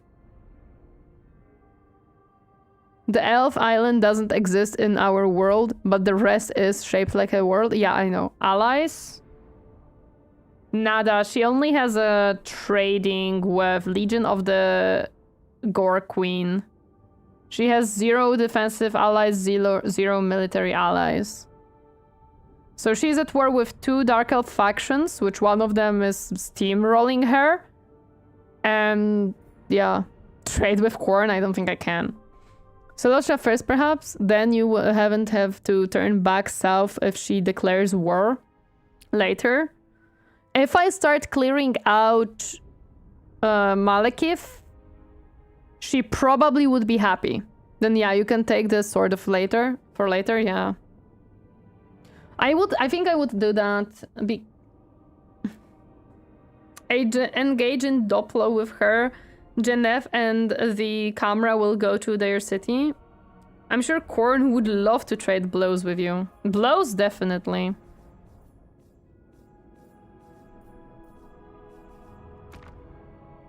Yeah, it's quite far away. I don't have this. Malekith has an alliance with another Dark Elf, so directly declaring war will pull both in. Does he have an alliance with other Dark Elves? Let's see.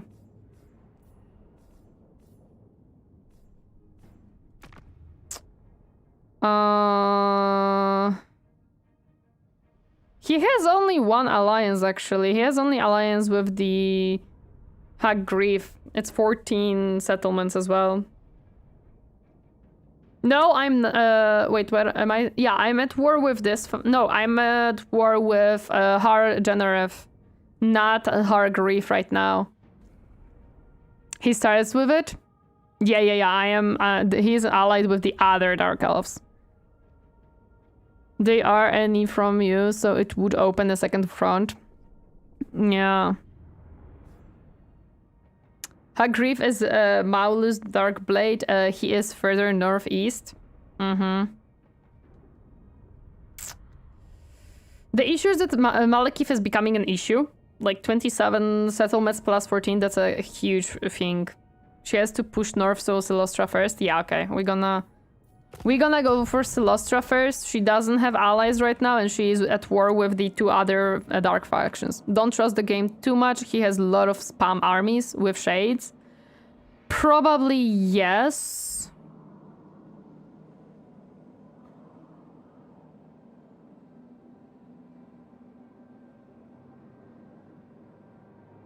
You're probably correct on that one.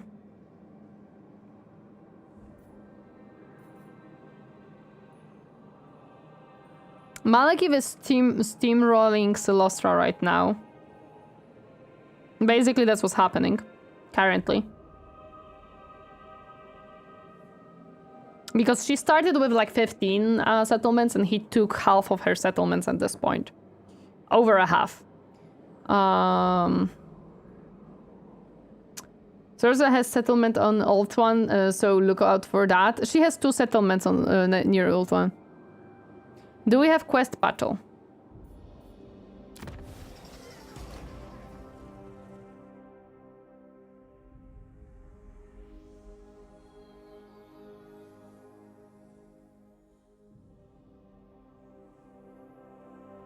Big question will be who gets Sword of Canes. Celostra has Sword of Canes right now.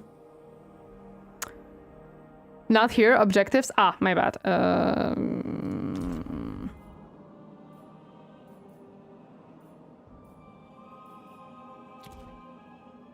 No, not here. Objectives.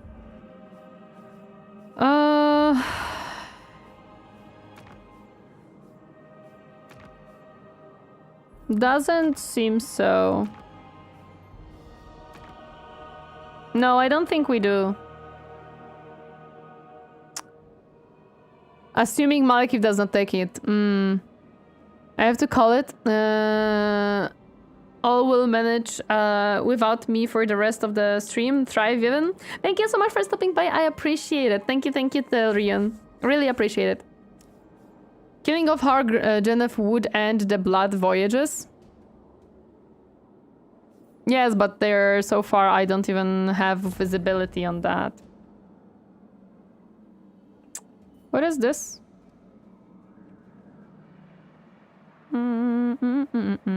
Not my problem.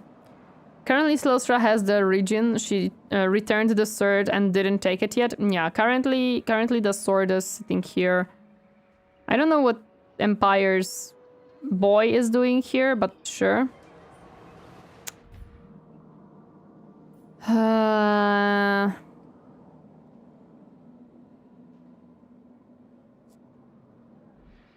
It might be... Wait a second, what are you? Oh yeah, you're the beast. Man, okay, give me a second. I'm gonna go towards that really quick. To kill those guys off. That's an army and a half, and they're gonna become an issue if we don't take care of them. Prince Eltharion. We must not overextend ourselves. If the sword has been returned, Celostra can't pull it out. Why not? Hesitation is unacceptable. Why can't she pull it out? Right? Immune to attrition. Casualty replenishment rate. Corruption -10. All provinces. Passive ability. Regeneration for dryads. Weakness to fire damage. Only elves can pull it out. But she already oh, she just stole it from the elves. Only elves can pull the sword, other can only steal it. Will elves and then gain changeling. Cooldown -30 on spells, magic item drop chance from battles, army ability, channeling spire. Stop following me. Craig T96, thank you so much for the follow. Welcome to my comfy space. Hope you enjoy your stay. Hi. We don't need influence right now, and okay, I can do this one. This one will be useful.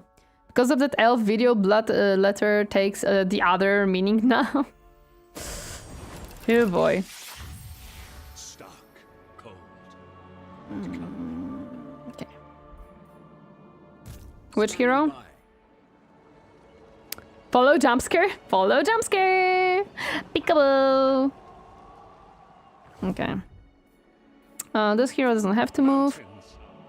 Okay, I will first get rid of the Beastman from my place. And then start on Celostra, probably. Which may trigger Malekith. We'll see. We'll see what Malekith does. Because now he's a mother... lover, whatever else you want to call it. Is gone, so we'll see. In fact, Malekith, yeah, the issue is that he's kind of strong right now, so I'm tiny bit worried about that one. I'm tiny bit worried about him. He might just declare war on me right here and there due to my actions, but he doesn't. Okay. He indeed does not declare war on me.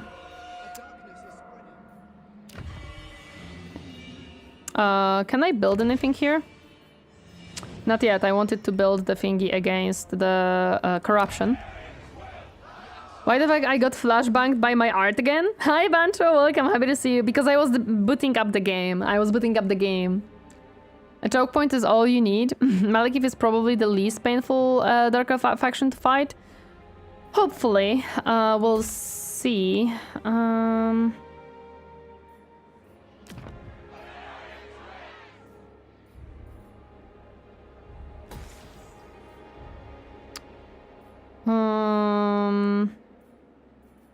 I don't have thingy against corruption here, but I don't think I need it right now. Build the empty spots.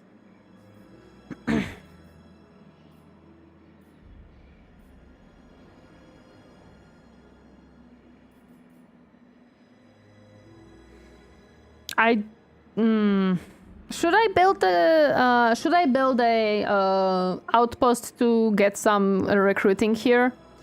I'm back from my chore, buying a bit of foods for tomorrow. No problem. I'm declaring war against Torineesan. Oh, I don't even try that. Embassy is a good too, or military. Embassy. Which one is embassy? Elven embassy.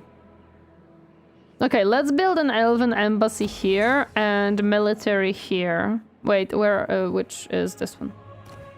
It's this one. Wait a second. What's this one? Okay, so here let's keep it that way. I would like some recruitment on this area. I'm gonna be completely honest. It's gonna be pretty useful, I think.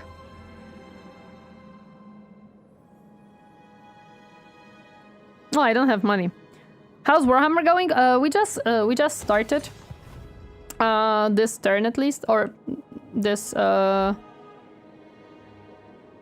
this time, because the video was longer, so we kind of we basically almost just butchered the game. What you fighting with? Skaven, yeah. You have other unit buildings than the red line. Every turn from the walk. How are we doing? We're doing well. We're doing well. That's where the chariots and bolters are. Okay, I'm gonna have to definitely look that. Longer, almost like 3 hours. Shh, it's okay. It's okay. Don't mind me. Alarielle, evergreen. I don't think I'm gonna be there on. I'm gonna be close enough for this one. Wait. Greenskins. Wait a second. Can I Bunkerino you? Asur, attack! Wait a second. Where is... I'm making sure that I'm not declaring war on Tyrion by accident. Oh, why am I so she don't know me? Yeah, we should definitely attack these greenskins. We don't want them here. Yeah, we don't want them. Drink water. Become. Thank you for the hydrate. Thank you, thank you.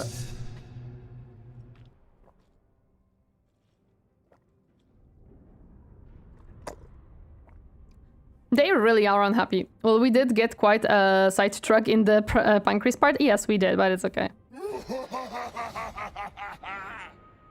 Yeah, they're just happy. Thank you for the stars. Let me also, because I just... Let me just boost this really quick. Well, outbreak. Thank you, Captain. Thank you for the outbreak. Mountains call to me. What? Wait, why are you whelping at me? Did I did something wrong? Oh, I'm in the wrong stance to attack. Now get ready to defend the settlement. Yeah, I'm gonna get after it, don't worry. This is not even an army, this is just one person, so it's fine. We're just gonna auto-resolve this one really quick.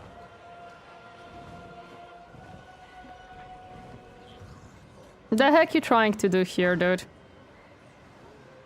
They cannot live. Yeah. Wait, he didn't even die? There we go. Yep. I don't know what they were thinking. It's fine. We're gonna get rid of them really quick. It's fine because we're gonna get rid of them anyways, so it's okay. Welcome. Send my maidens. I don't think you have any more. The warden of Tor Ivres. There we go. Tyrion will take the blow. Yeah, it's his settlement, to be honest, so... I'm just helping him out a little bit, it's fine, to be honest. Which lord has not been moved? These lords, probably. How far is the Confed?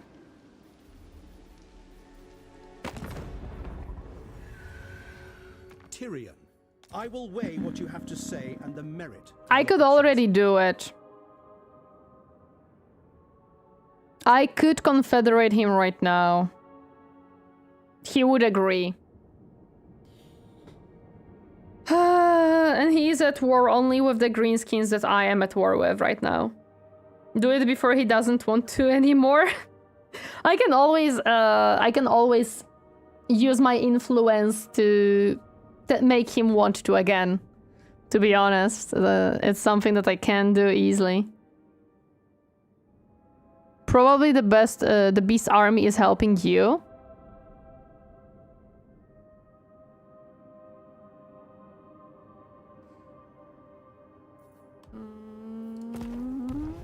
Wait a second.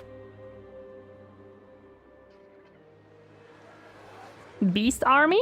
I don't see a beast army.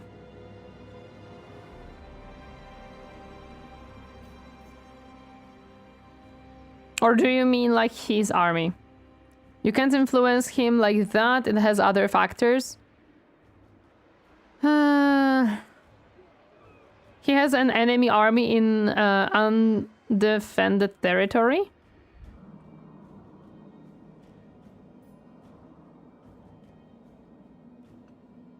His armies are kind of just here, to be honest, right now. The Hoarder army?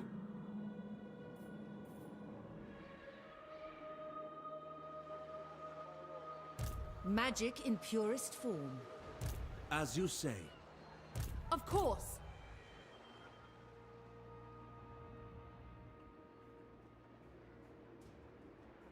The one you declared war on? But he is at war with them. I don't... you have to, Captain, explain. I don't understand what you mean.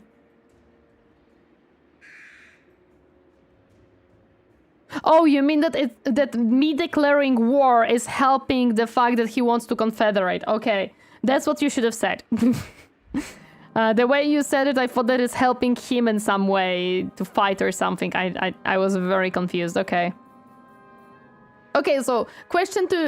Should I confederate him now? Is that what we should do right now? Should we just confederate him? Because there's an enemy army he can't do anything about. Yes. If that army is gone, he probably won't want it anymore. Yeah, I'm presuming so, yes. Wait. Wait. No, okay, it's that army. Confed, yes? Okay. I'm making sure, because there was a lot of people yelling at me to not confed people. So I'm making sure that I'm not making a mistake here by confederating him right now.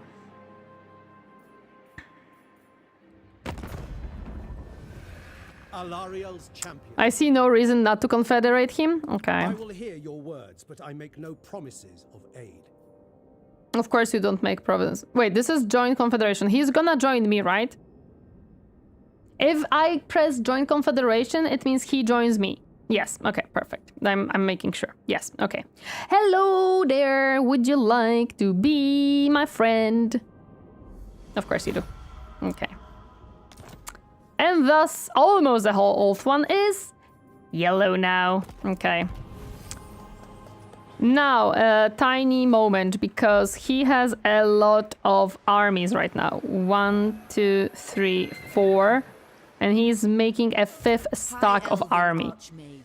Confed as soon as possible, as you will have a cooldown before you can confed again. The sooner you do, the sooner you can do it again. Oh yeah, I was 11,000 in positive, so many armies are still 6.k5 gold return. Damn. Let's see what he has. So this one is fully upgraded. We can't do anything here. This one is almost fully upgraded too. I'm rich! He also has mostly very well developed areas, to be honest. So that's also why. He was definitely doing a lot of money. Now you have the White Tower? Yes, now I have the White Tower. And we will have to build Hall of Charioteers in here for sure. Because it's a special building for this specific area. So that's what we're gonna do. That's what we gonna do. Now merge Tyrion's best units into a single army and disband the rest? Yeah, I need to check what he has in his stuff, because I didn't check his units whatsoever. So this is mostly a melee army, as I see. He has some guards, he has some front line, he has only 2 sisters and a few sea guards, 1 sea guard here. A bit of cavalry, he has the lion chariots, he has the war lions, and he has the eagle clawbolt throwers. She can use the meat shields. I probably will use them. Master of high magic. I see that he mostly did similar setup for each of his army. Master of high magic. Yeah, he basically is making the same type of army for every single army. High magic. They rarely declare war on you because of Confed. It just hates you for a bit, so there is basically no loss to Confed. You can just dismiss the armies that joined you if you go into red afterwards. What I would do to prevent Confed spamming, yeah. What I'm gonna do, I'm gonna dismiss this army. I don't think we need a frickin' 1, 2, 3, 4, 5, 6, 7, 8, 9. I don't think we need 9 armies right now. It sounds a little bit silly. Give me a second. Also, I have this one now too. Well, at least we have control over this one, so it's fine. But now Skaven will be my issue whenever they try to go from there. Also, I probably can set... Okay, this one is set to... This one has no setting. I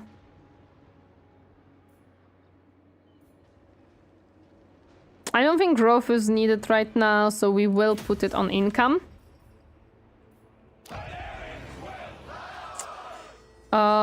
Here we can put it on growth, maybe, since we are still developing this area. Never falter.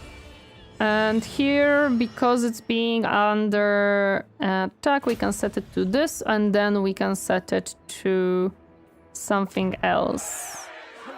Yeah.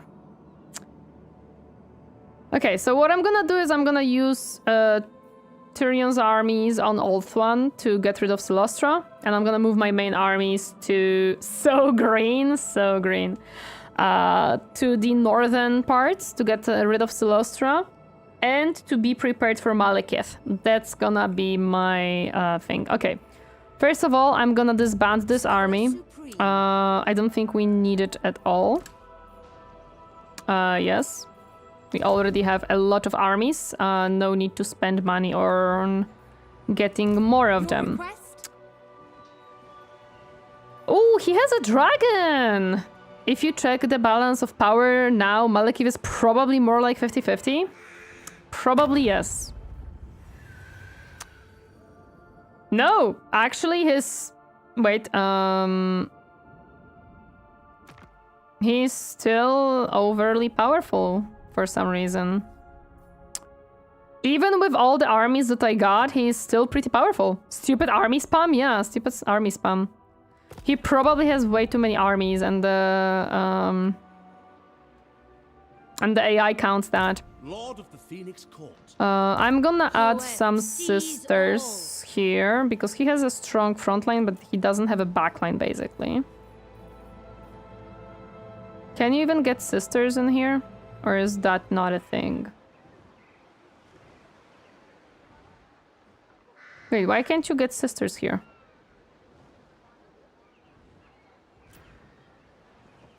More army, more fun, plus the allies also count, I think. Yeah, and he has allies. Okay, let's move you so you can get sisters. You call breeding armies and martial art. I have to move these armies north anyways. So it's fine. How can I assist you? I go. Master of high magic. Only when declaring war they do? I see. I don't understand why he cannot get sisters from this area, but oh well. There I must go. Scholar supreme. Oh, you're the only one who has no movement. What orders? No recruiting building. Yeah, these areas has no building for sisters. Yeah, I'm gonna move them all to recruit some sisters. High Really mage. quick. Okay. High priestess. Lord not moved. Which one? Yeah, they're waiting. They're waiting for me to tell them that they're good to go. High Elven Archmage. We can recruit one unit here.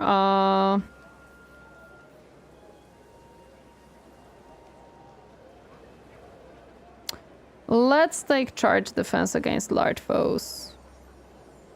Just to have a bit of. Although, Stop following me. Keep Anthropos, thank you so much for the follow. Welcome to my comfy space. Enjoy your stay. Hi. Yeah, I cannot get sisters in here, unfortunately. Oh, I don't have money for sisters. That's fine. We're gonna grab a sister later in that case. Wait a turn and dragon. Yeah, we're gonna throw a dragon in that army. That's a good idea, actually. Hero, which one? Yeah, you just stayed in by. Don't worry about it. Buildings, no. We're gonna wait for commandment available on which one? Oh, here. Hello.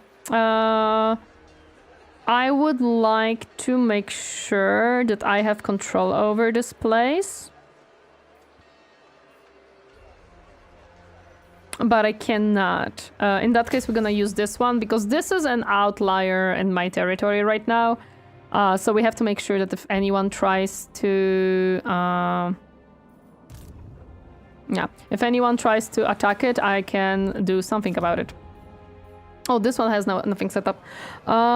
It's almost fully grown, so let's grab some more money. Why not? And unassigned skill points. By Hoet's wisdom. Oh boy. Noted. You are a mage, thus we gonna make you a mage. Yes. Or you're not a mage. Gotta go now, no problem. Thank you so much, Dual Bringer, for stopping by. I appreciate it. Thank you. Okay. Now Malekith will probably feel threatened. We'll see, though. Although, no, he doesn't feel threatened because he has a lot of armies, eh? So he's fine. He doesn't care.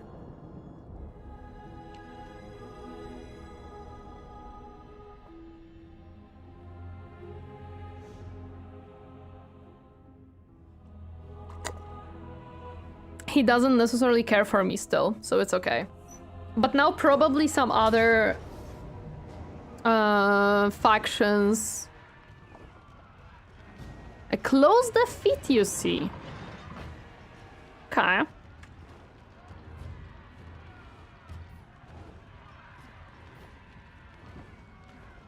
I probably will die. That's true. Auto? Okay, we're gonna auto in that case. I'm gonna kill them in a second anyways, it's okay.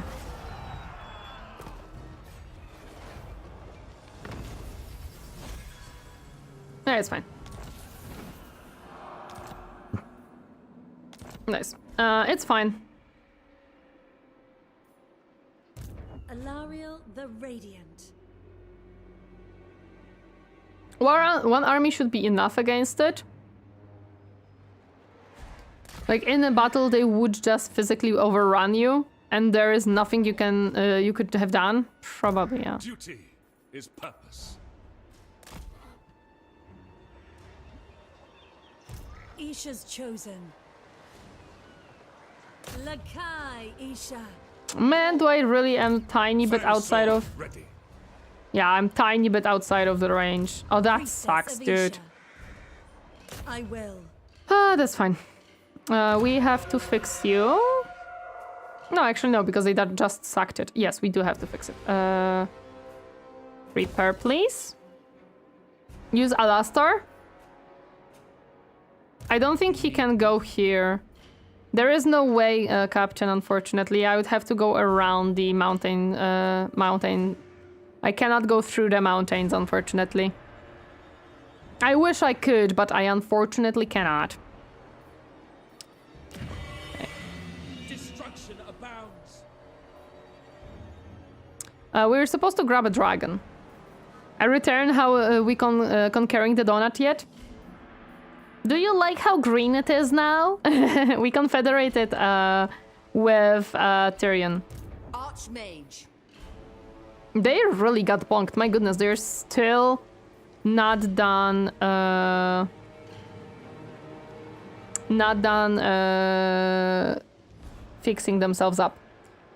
Okay, what do we have? We have Arcane Phoenix. We have a Moon Dragon. We have a Frostheart Phoenix. We have a Tree Man. I like it all of that green elves. It's all of mine. We have Sun Dragon. And we have a Flamespire Phoenix that we can recruit. I think because we have a Moon Dragon in a different spot. Hi there, Sleeping Piranha. Welcome. Happy to see you. How are you doing today? I would like a dragon of a Sun Dragon. Hello there, Max Spice TV, and hello, the here. Welcome. Happy to see you. How are you guys doing? Hello, hello. Scaly skin causes terror, armor piercing. Yeah, they have the same ways. Okay, we're gonna grab the Sun Dragon because we can. I love saying your name out loud, and it's so fun. I'm glad to hear that. Let's grab this dragon. We like dragons, which will take a little bit of money from us, but it's not enough for me to not be able to upgrade this one. So it's fine. So it's fine. Lord not moved. Which one? Yes, we don't want to move that one yet. Hero. We don't want to move you. We want to move the other hero. You're somewhere here. Yeah. Champion of the Evergreen. Let's see what's in the wasteland.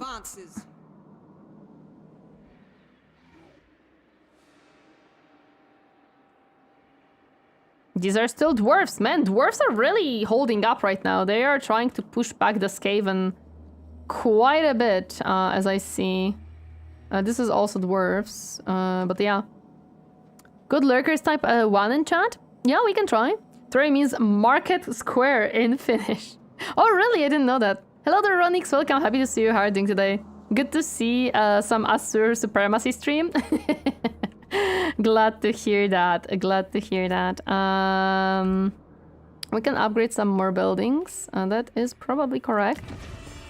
This one is fully developed. Probably I can develop some stuff here. Yes.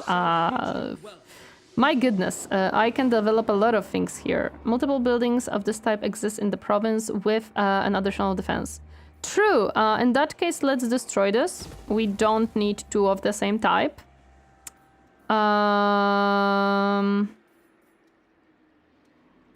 Where is this province up to here? Yeah, I would like to maybe...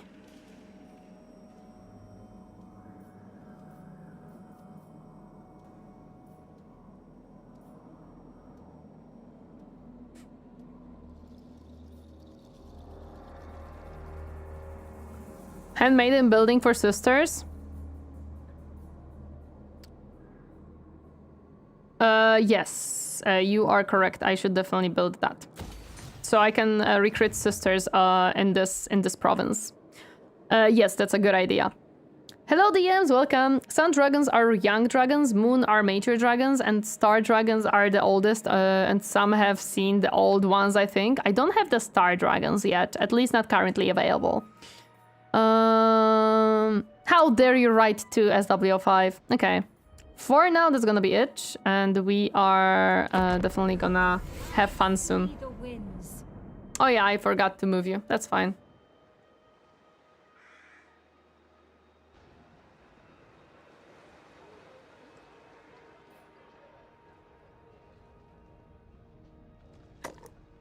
She is moving the way I need her to move, so it's okay. Interesting. They want a peace treaty. Don't bully me, I can't read. No worries, no worries.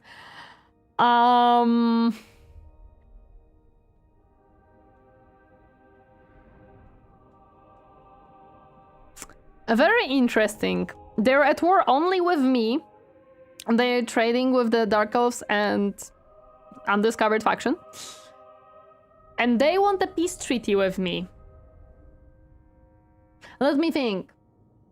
Will it make well, actually there is no other High Elves anymore, so it doesn't necessarily matter. And I'm about to go in war with Celestra. But taking a peace treaty from Dark Elves is such a blow, man. I don't think it should be done. I don't think I should accept this. Even though it would be less nuisance for me to deal with them. It's still Dark Elves. Kill the elves? I didn't I don't see that settlement yet. Does she even attack you? Skip? As in decline?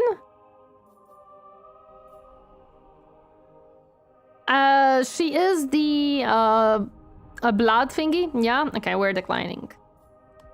We can't accept a peace treaty from Dark Elves. That's not something you can do. You will be there soon to crush them. They have only one settlement, and they are, I think, the blood fleet.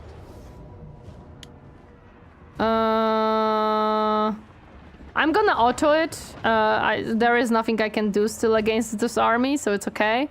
Hello there, Danilagi. Welcome. Happy to see you. How are you doing today? A real High Elf would never accept such a deal. Exactly. We auto because I don't think this one has walls, right? It's not dead yet. No, we didn't catch up to them because they were in a march stance. Close defeat, yes, but look, they have a full stack and I have only garrison. Winnable? No, it's not winnable, I don't think. You can check them up. Yeah, no, there is no way I'm gonna win that. Too many orcs, they're gonna overrun me. There is no way that I can do anything with that. It's okay. We should be able to destroy them soon enough. Cool. Lizardman, okay. Yeah, they're just sucking the settlement, so it's okay. We should be able to catch them up. Cleanse this realm. No glory, only service. In Father's name, no. Avenge Tor Ivres. I guess I cannot go on the. I serve the king.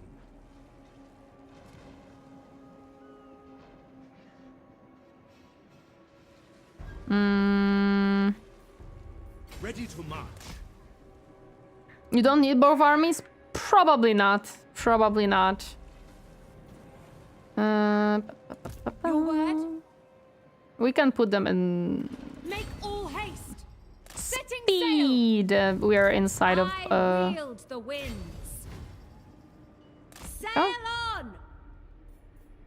Asur sorcerer. Let's True go. magic guides me. You can turn around one? Probably. Probably what I'm gonna do. Fled on boats. The cowards. They are cowards indeed. Ready for orders. Oh yeah, I can recruit next turn. Morning Crimson. Welcome. Happy to see you. How are you doing today? Hi. Where is my A steady girl? hand and heart. We're trying to find Kathy, if they still exist. My goodness, the Empire. This is Skaven, and this is Ogre Kingdom. The Ogre Kingdom really freaking expanded. Wow. They went a bit rampart, I see. Bretonnians, Khorne is slightly... My goodness, okay. That is interesting. Oh, we can do more research. Let's go. Oh, wait, we can also do this research. It just takes one turn. Since last DLC, ogres spread a lot, yeah? Okay, I see.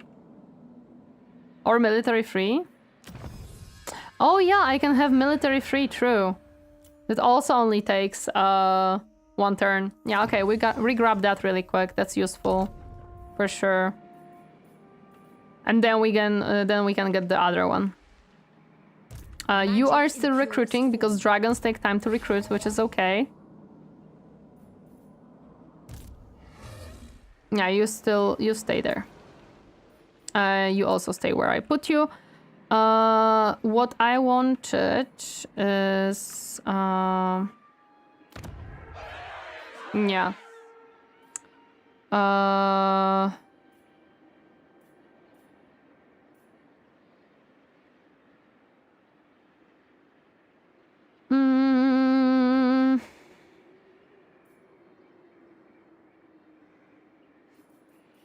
Okay, let's build a bit of growth here.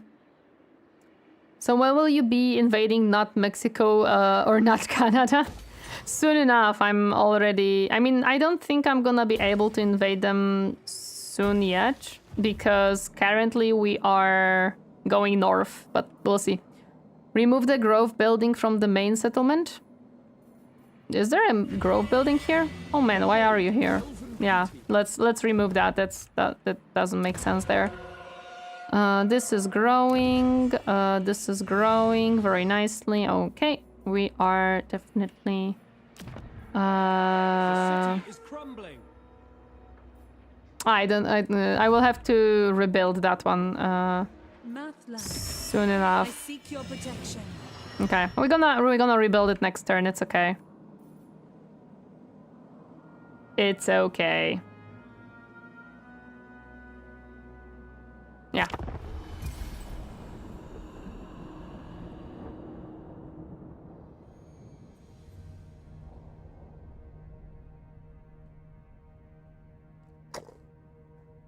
For dying race, the elves sure do get high population growth game.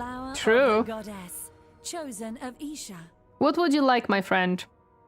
Defensive alliance.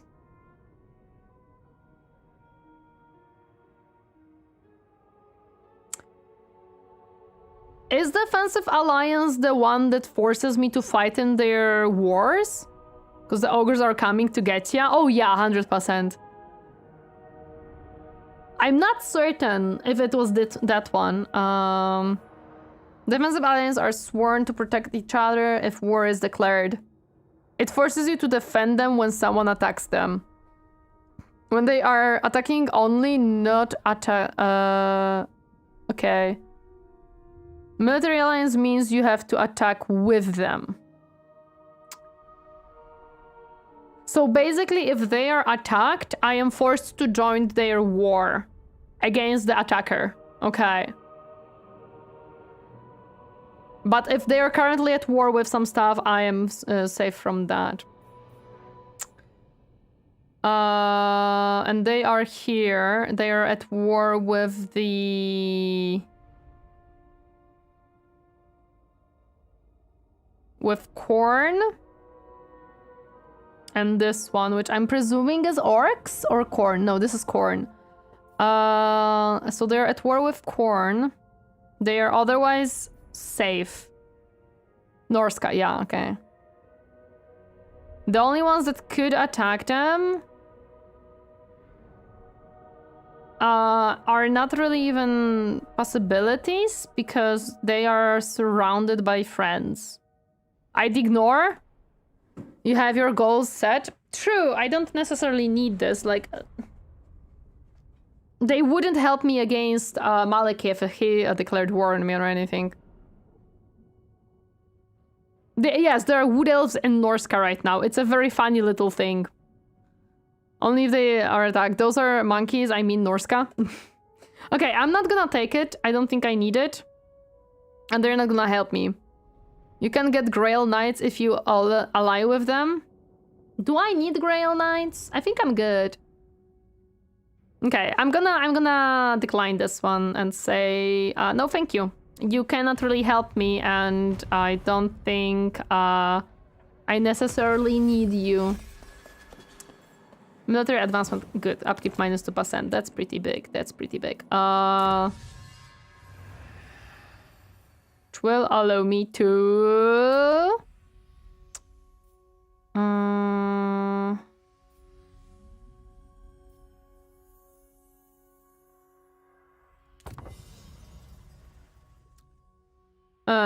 Hypergriff are good too, but that's about the OG Elf Knights. Yeah, no, I think we're fine. I don't think we necessarily need the... Okay, they are trying to run, or going around. So, first of all, I would like to rebuild this.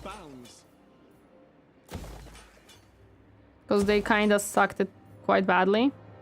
And this one was destroyed completely, so let me just do that. You, since you're not on the water yet, I can just put you here, because then... Ulthuan's queen. Then they cannot turn back, because I'm gonna be waiting there, and if they want to go to shore, there is another army waiting for them there. So I don't have to play hide and seek with them. I forgot that I have you. Hi. I could just go to south with you, to be honest. Let's do that. Can I enter here? I think I should be. I'm gonna explore this area in that case, so we can look around. But what about the Royal Griffer Knights? I don't think I'm in need of them right now. That chumped my money because we were fixing up the sacked settlement, which is fine. But it's okay. High Elven Archmage. Ready yourselves. For Ulthuan. Apparently I'm on foreign Infused territory. by poet's wisdom. Okay, there we go.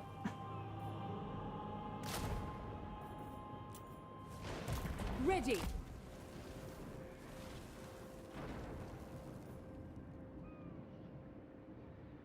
I'm sorry, I had to sneeze.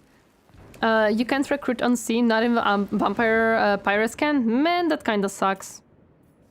We have 3 spots. Let me get rid of these archers, actually. Yes. Let's hear it. I don't Give need the word. them. Handmaiden and Mage, maybe? Yeah, I probably should get those, to be honest, because they have nada.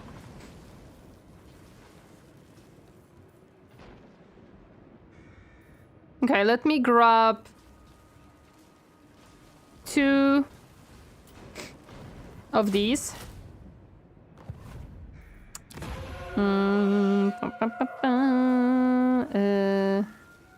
Recruit a hero. Handmaiden.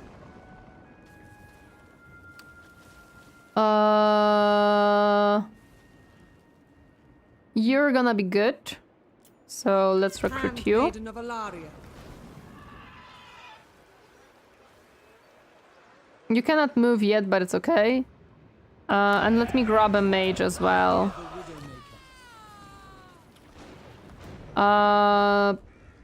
Maybe a fire this time?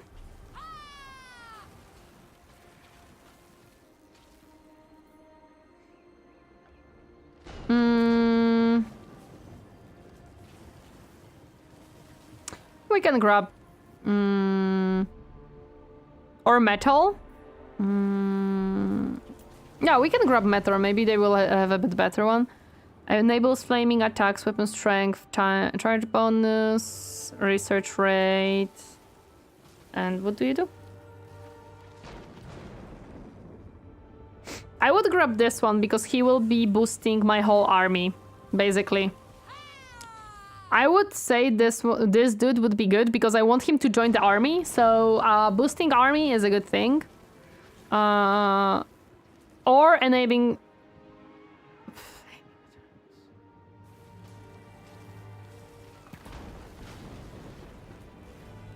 No Bretonnian have hypogryphs. Empire has demigryphs. Oh, I see, I see. It's an empire, not Bretonnia, yeah.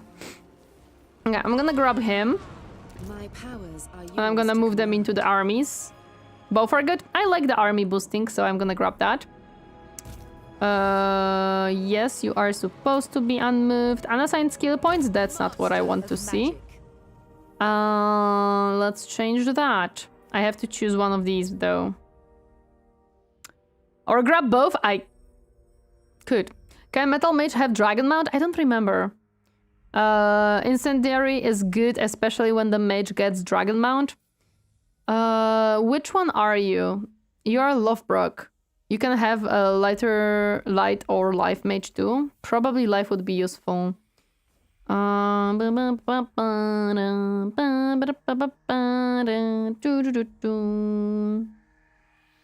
Anything that helps with...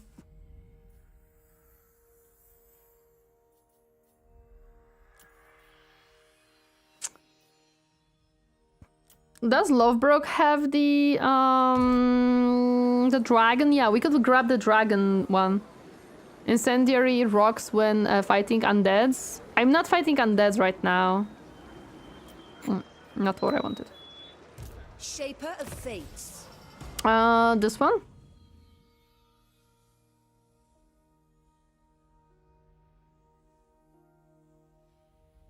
Yeah, sure, we can grab this one. Since we have a dragon in this army, we can just grab it. Tetris' command. Yeah. And you guys. Handmaiden of Alarielle. Mage of the White Tower. Oh, you have more points.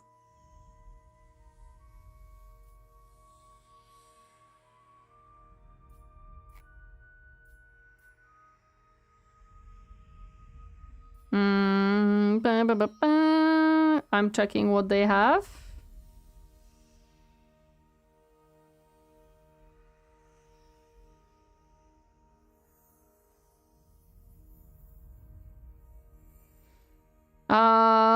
Sure, we can... Wait, weak against what? Versus single combatants. That's fine. Okay. There we go.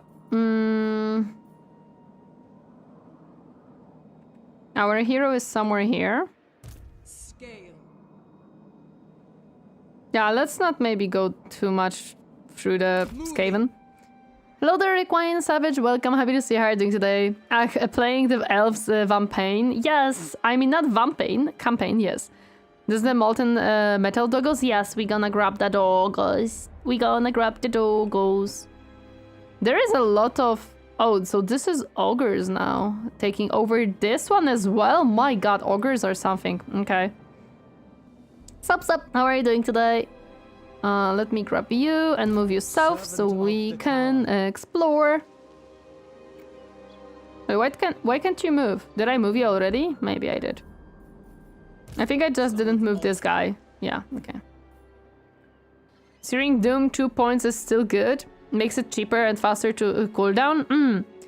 You're on recommended figure, I would say. Oh, I'm happy to hear that. I'm happy to hear I was in recommended figure. Okay. Oh yeah. Did I move these guys? Yes, okay. Hopefully I can finally bonk this army and stop caring about it.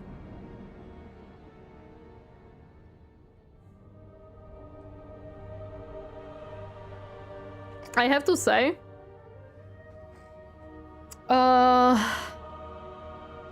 I hope that Celestia doesn't lose too many stuff to Malek. Words cannot conceal the truth you hide. Nope. Absolutely not. You're dying, my friend. Ready for duty. Good. We do need you to throw you... that's fine. We're not... We're there just to be there. Oh, I see Lothbrok. Okay, give me a moment. Let me just drink. Thank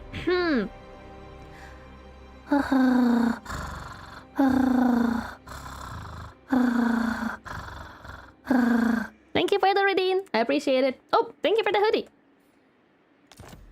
Okay. Greetings. And salutations. Greetings, Mathan.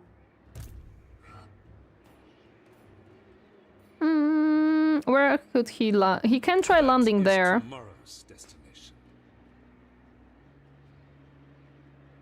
We trapped peace, please? No. Yes, there is one. Okay, so Bunnies can pair. It is a thing. You're gonna go into this army. Yes. My protection is yours. And the mage will go into the other army. Tower. What can we throw out? Yeah, I don't freaking understand why we're having even these guys here. Get out. Give me my mage. Thank you. There we go. I sense items of power. Hello there, Nemekit Ata.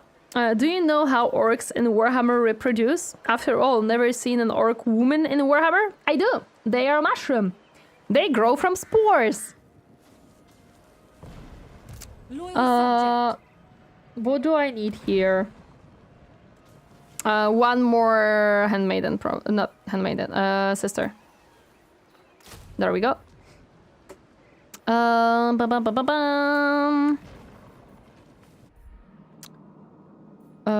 Let me move the lords really quick and stuff. You're dark elves. Which the heck you doing here? Doesn't matter. In search of truth. Fallen gates. They duplicate when you don't see, yeah. I don't think this is... Oh, this is not on my place. This is in Lizardman, so I'm not gonna be touching that one. Okay. Noted. Are we rebuilding stuff? Yes, we rebuild this one, so... Yeah, let's grab it. Orc women exist in Warhammer, but they all typically all look the same, usually just like the males. Oh, really? I didn't know. I thought that they don't exist, actually. Light of Avalon. Lakai Isha. Let's see if I have anything else to upgrade or build. Yes, yes I do.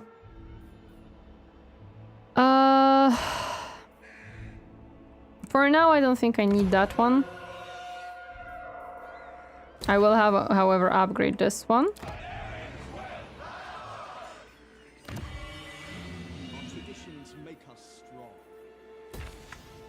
There we go.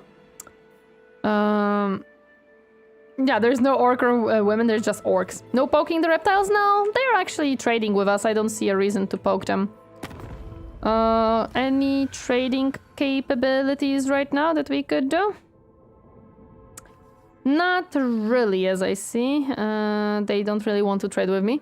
Oh, thank you so much for the bunny chief. I appreciate it. Also, hello there, Nainova. Welcome, happy to see you. Actually, would orcs being a fungus make them a gem? I have no idea. But think about all the gold they have. They literally wear... No, we're not doing that. We're not looters. Orc pronouns are gets. Hello there, Longbeard. Welcome, happy to see you. That's actually probably how it goes. Why do you hate me? I don't actually know, but she just does not like me. Well, she just does not like me.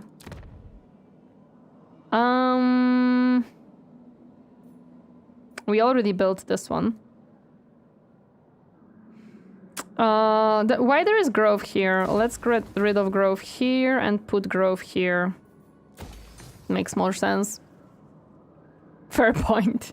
Fair point indeed. And this is Silastra. Okay.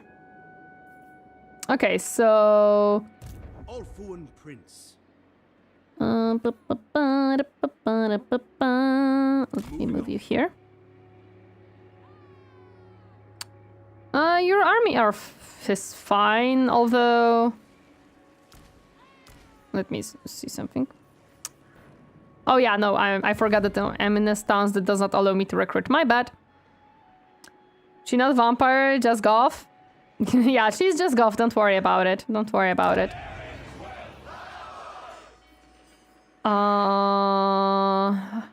We're gonna build it next turn, okay. Which lord? Oh yeah, the one that we don't want to move, and you are not move. Never mind, we will move you. For Avalon. Just know there has been attempts at orc romance with other races. All of them went poorly. I can see why they would not go well. Green skins. Ooh. No, this is Tomb Kings. Okay.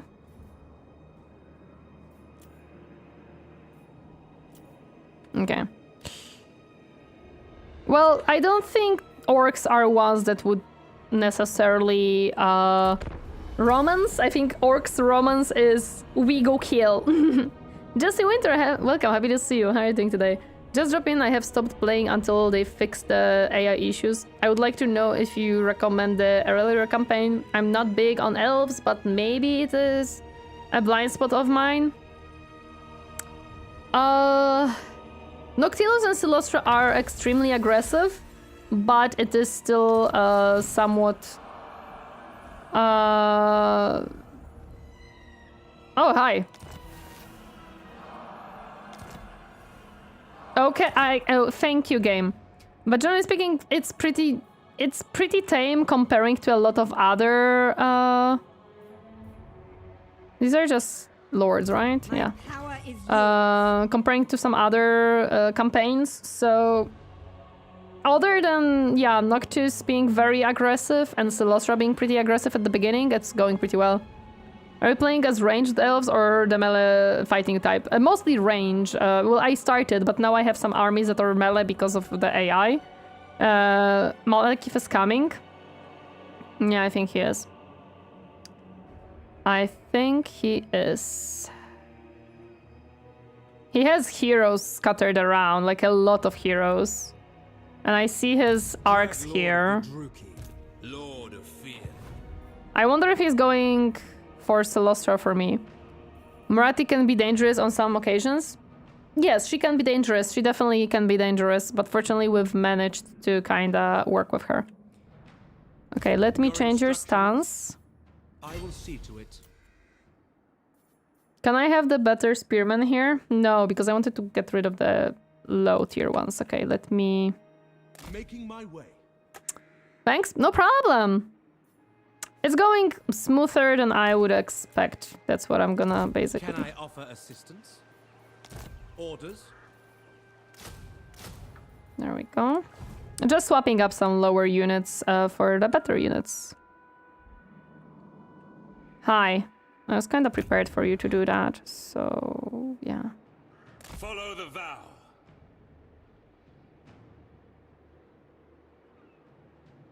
I don't think... this threat. There we go. Finally. Failure is unthinkable. Get out of here. Is service. Get out of here. We are getting rid of you. Perfect. Radiant. You can get back on land in that case. And go north later on. Okay. You're recruiting. I don't know where are the people, but it's fine. Okay. Awaiting orders. Would you say, not sure, turning your enemies into Swiss cheese counts as bottom? The sisters can hit hard with Alarielle? Yes. They are definitely hitting hard. We shall not rest.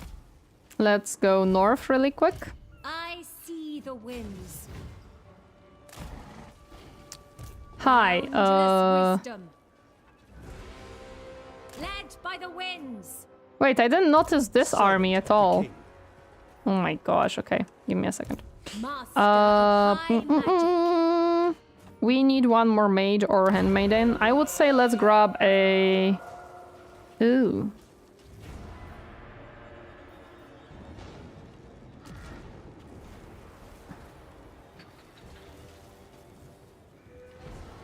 I can have star dragons. Let's grab this. For you... Oh wait, I'm not gonna be able to afford mage in that case, will I? Let's see. Oh no, never mind, they're pretty cheap. Range is good, but melee will always win. I mean, I like ranged. I like that safety net of just having my ranged units melt anything before it enters my melee, to be honest. Are you a fan of Warhammer Fantasy or strategy games and just currently vibing with Total War? I like Warhammer 40k a lot. I like Warhammer Fantasy. And I'm learning strategy games, so... everything yes and no? Everything yes and no, I would say. Let's see if we have a nice Mages of Fire available. Not really. Yeah, let's grab you. Or actually, no, we wanted Mage of Life. We wanted a healer really quick. Yeah, let's grab you. Mage of Ulthuan. Are you excited then for Dawn of War 4? Yes, yes, I am very excited because it has Mechanicus in them. It has Tyrannis, yes, but it has Necrons in them, so I'm absolutely very excited. We are finishing Dawn of War 2 on streams, so yes, I'm extremely excited for Dawn of War 4.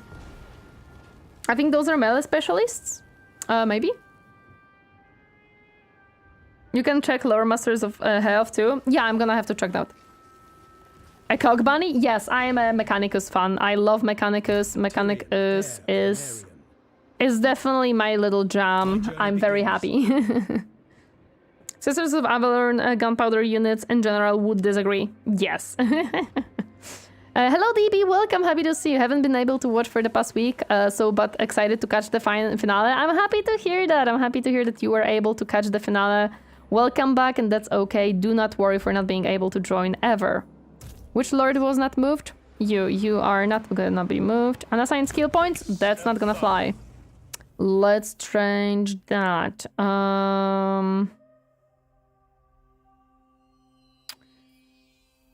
Okay, let's grab Tempest and let's grab this. The Warden. Oh yeah, I forgot that you are not into frickin' anything right now. You have Tempest, you have Soul Quenching, which is causes damage to combatants, causes moderate magical damage. Yeah, let's grab this one in that case. And you have some unassigned skill points.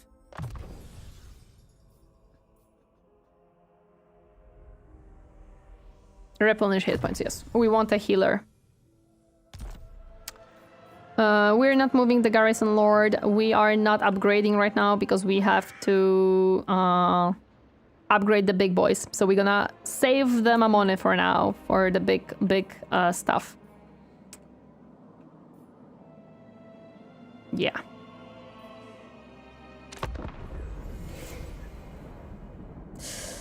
Okay. And I'm going north with my units to Bonk Celestra out of my donut. So all the armies from my main donut are going north for those two settlements that Celestra decided to take, and we're gonna be. Fuck! They are getting Orks. Awesome. Cool. So all of my armies that are going north for that exact reason. A wise plan. A wise plan? Thank you. I light the way. Cavalarians would also disagree with those. I'm not the best with cavalry yet, so yeah. How is you going? Yeah, you can go this way. What goals do you have for the campaign? World domination? No, not world domination right now. We're definitely not... Ulthuan's Archmage. Yeah, you don't have... Okay, Your word is my command. let's throw you here. Adriel, grant me It's your on her sight. YouTube and she's excited for Mechanicus too. Oh yes, I want Mechanicus too so badly, dude. So badly. Let's kick these out and we're gonna get better The ones. vortex calls. Let's kick these ones and we're gonna get sisters. Servant.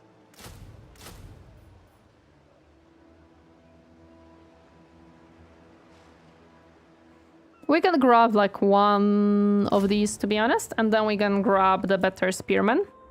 1 or 2 units. That's gonna be the plan. Protect her. Under her protection. Okay, so this is a green skin stuff, and this is Tomb Kings. Okay, interesting setup up down here. Interesting. Yeah, first we going after Celostra to remove her from Ulthuan, and then we're gonna go after Malekith as well. That's gonna be the plan for me right now. Warden of Safari, my quest continues. Well, hello there, Malekith. Oh, Ogre Kingdom is here. The heck? What are you guys doing here? My goodness, what are Ogres doing right now? They're really, really spreading around. Damn. Damn, bro. Lord not moved. Lady of Ulthuan. Yes, you guys are waiting. You're on a waiting spree for me to move you around really quick. After I start attacking Celostra. Oh yeah, we should, we want this one. And that's the upgrade that I wanted. This ogre spawned in. Ogres can spawn mercenary factions. Ah, of course, okay. Let's upgrade you really quick. Yes, I'm gladly gonna grab you. And I think that's all the upgrades that I can do. So let's observe these two. Hopefully they are not going closer to me. Oh yeah, I forgot to move her. It's fine. We're gonna move her next turn. Ogres want some iguana on sticks. It seems so. It seems so. They probably have a new soup idea and they want to test it. Existence hangs in the balance.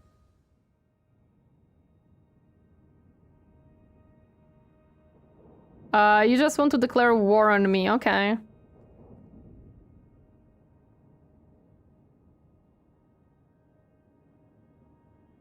Sure, I don't know when they where they are. Skaven from the south? Yeah, we're gonna have to deal with them now, which is fine. We can spread our... Yeah, that's fine. We can deal with that.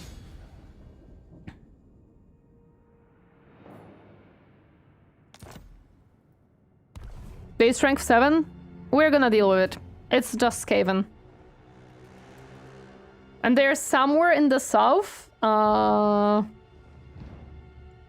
I can send out some of the armies to grab them. Nice, we got the research done. Let me grab this research, because I have some of these units. Oh, outbreak? Okay. If there is outbreak, I'm gonna be right back really quick. Please give me a second. They aren't just Skaven on no more. At this point, they probably have better ranged units than you have. I don't think so, but we'll work on that. Okay, be right back.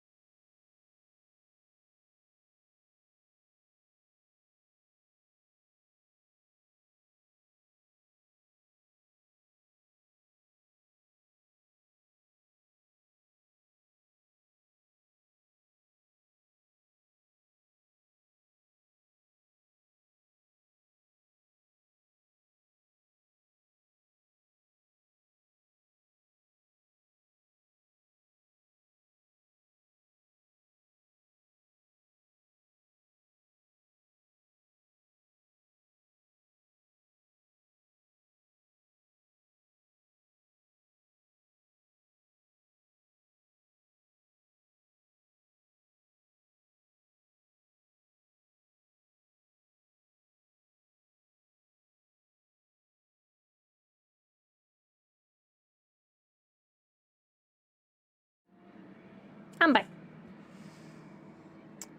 The hordes of rats are coming. Oh yeah, we're gonna deal with them. You can build an anti-Skaven army. More large numbers, so we need something to mass delete them.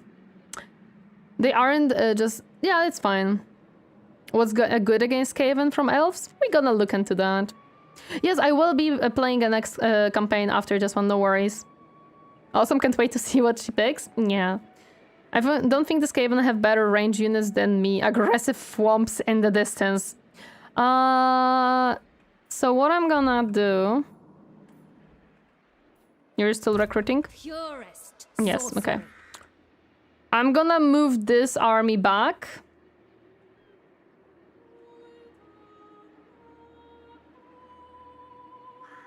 Because Aurelia's army already has a lot of ranged. I will use my gifts.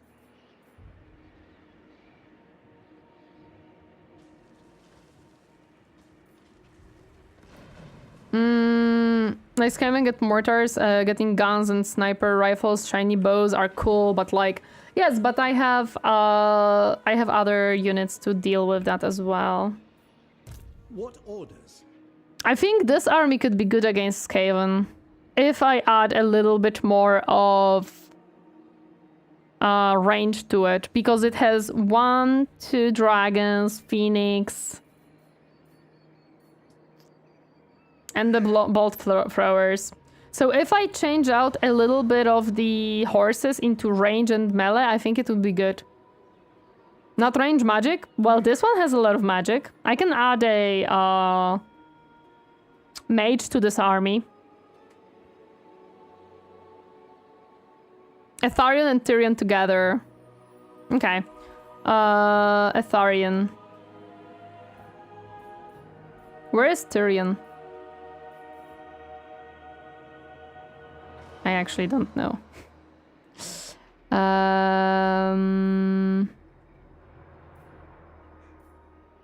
Here is Tyrion. No, this is Eltharion. Yeah, this is Eltharion. I was supposed to change all, like, several of these seaguards. Okay. I am honored. Let me grab Tyrion and Eltharion back. Skaven, a faction that has best everything, and yet its players always cry that it has too little OP stuff, of course.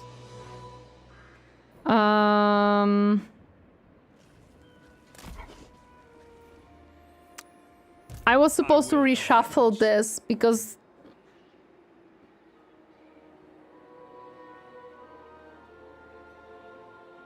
We winning? Oh yeah, 100%. Captain, should I just throw out half of this cavalry? Should I just get rid of half of it?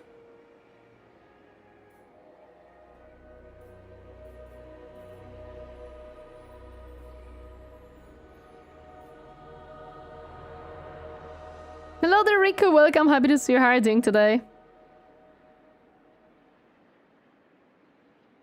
That's the dwarves, brother. I don't know. They might be useful to overrun the rats. Okay, then we're gonna leave it. We're gonna leave it, and we're gonna grab this army. On ahead. Reaver Archer is not that great. Too late. Those archers might be outdated now. Okay, then I can go back and change them up. The Skaven are invading my backyard. My neighbor has rats in their yard and under their deck, and they're coming into my yard. So I just threw a ton of rat poison over the fence and under their deck indiscriminately. My goodness. Hope they don't have pets that could eat it. Gifted advisor. Princess of Ulthuan. Did I move Tyrion already? Yes, okay. Gentle ocean breeze. We stand Okay. ready for action. This is just a thingy. Well, time to declare war on Celostra. The time has come. Where now? No one in my area has outdoored cats or anything, and they don't have dogs. I see. Why can't I attack this settlement? Oh, I know why, because I'm in the wrong stance. It shall be done. Yeah, army stance, I just realized. Let's go. Yep. The time has come to take back our stuff. Yeah, it's fine that no one got to go into this dispute. Oh, she has a huge thing here, but I lose nothing, so let's go. We fight. I hate sieges, so we're not gonna deal with that. Unfathomable knowledge. Be prepared, Asur. Annihilate them.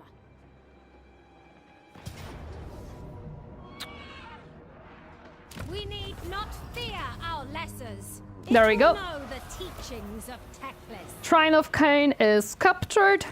The sacred And lands of Inner Ulthuan are no longer Ulthuan controlled is by the Asur. mine. The fortress gates must be a priority. Ah, From there, nice. We can seize back control of our lands from the enemy. Do it, pull it. Now Sword and Sword of Cain. Oh my god. We have the whole Ulthuan for ourselves. First of all, we finally grabbed this province. So we're gonna upgrade it a little bit and remove some corruption from it. Oh wait, it has no corruption right now? Perfect. In that case, let's grab growth.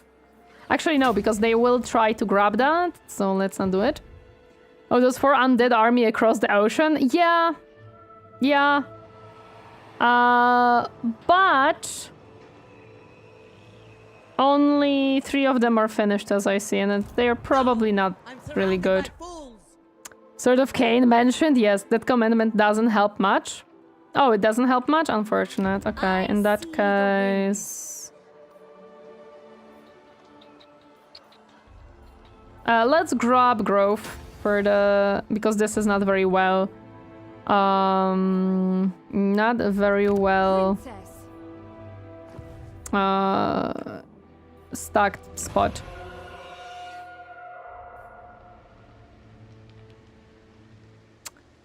I would like to have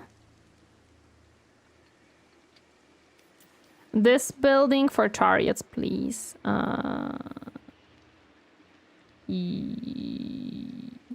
Yes. Hello there, Buster. Welcome. Happy to see you. How are you doing today? The plague monks are going to be nasty. We're gonna have to deal with them. Hello there, Buster. Autumn vacation?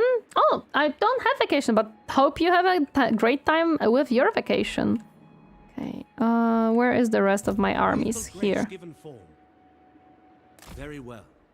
They have 4 armies, but they have also armies, so we're fine. Hoeth's disciple.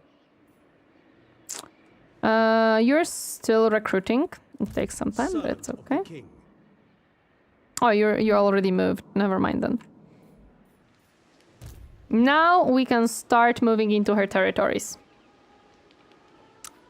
Yes.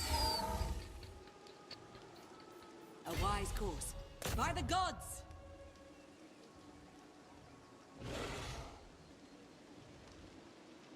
Why not? I guess I'm tiny but outside of range. You have a huge chunk of the map under control? Yes, yes I do. Losing nothing? Losing nothing. We take. We take. I cannot change the stance for this one, unfortunately, right now.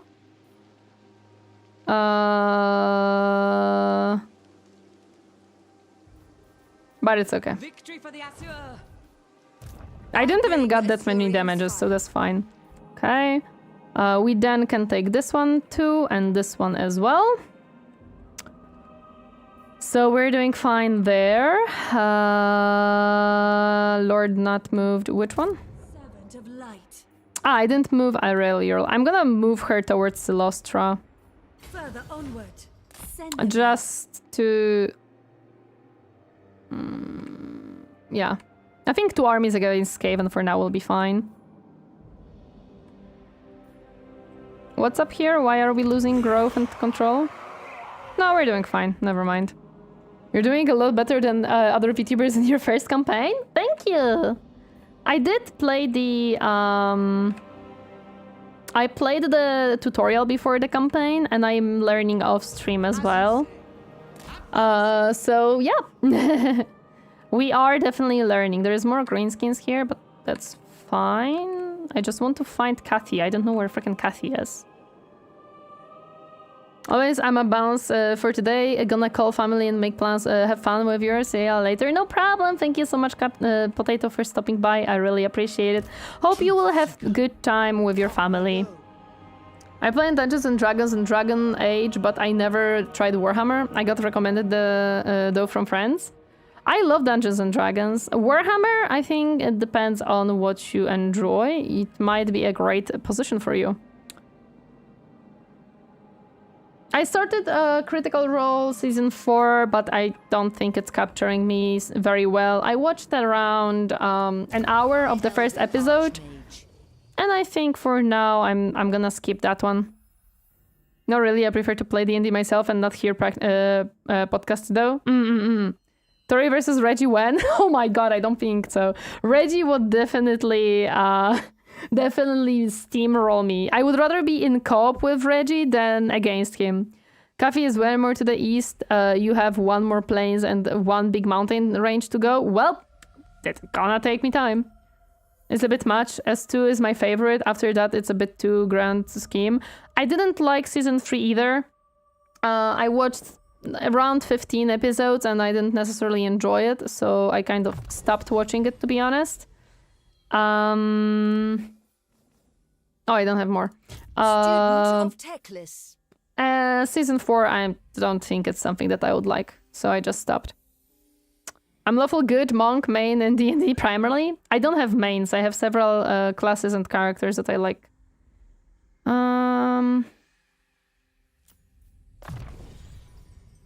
Anyone else need some level ups? Yes.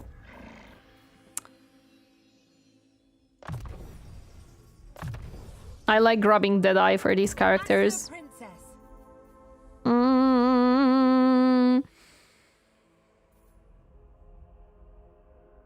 Sure and sure. You're this great character? He is a great character, I agree. VTuber co-op whenever I can. I'm hoping for best. I'm hoping for best. List of this one, please. The most gifted. Anyone else? No. Okay.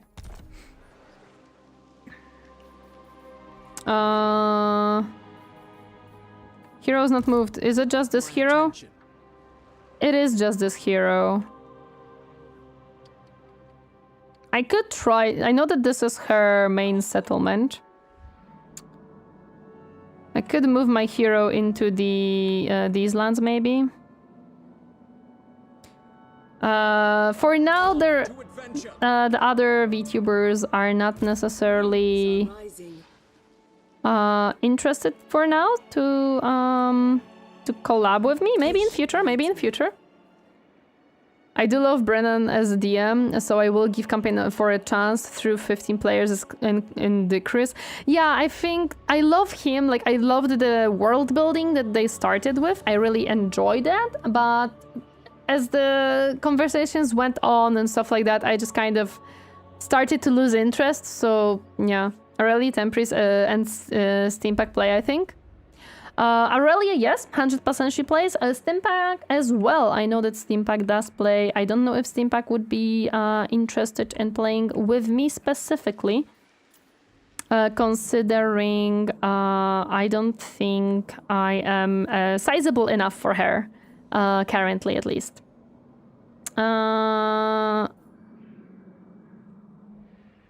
Aurelia, we could ask. We could definitely ask. Can I even go this way? I'm gonna have to see. Hopefully. I see a path here, so hopefully I can go this way. To not go into Malekith for now. There is very shy about collabs. That's okay. Everyone to their own, really. If someone is not willing or not really into collabing, it's completely fine with me, to be honest. If anything, I'd throw something 40k at Aurelia. Probably Dark Tide, yeah. Not a lot of adventuring. It's all about the size for girls. Sad. It is. Defensive alliance? Ugh. No. I'm sorry, but no. Your hatred and malice. I knew it! He decided to declare war on me.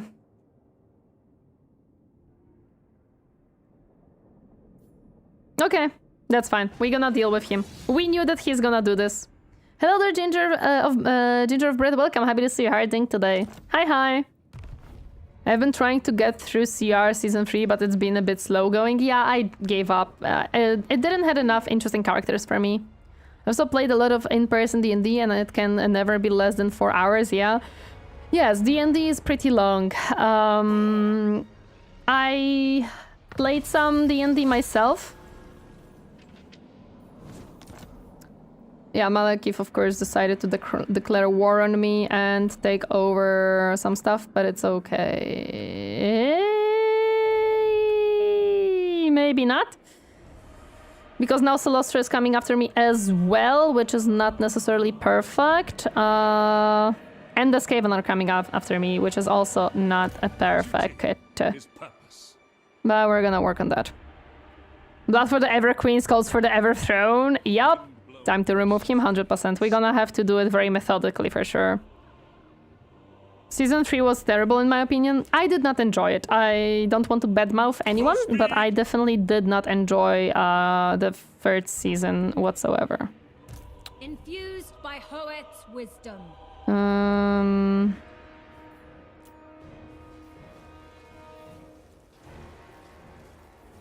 Oh, I cannot get the better spearman here. Boundless wisdom. The Archmage marches. Can I get it here? No, I don't have them.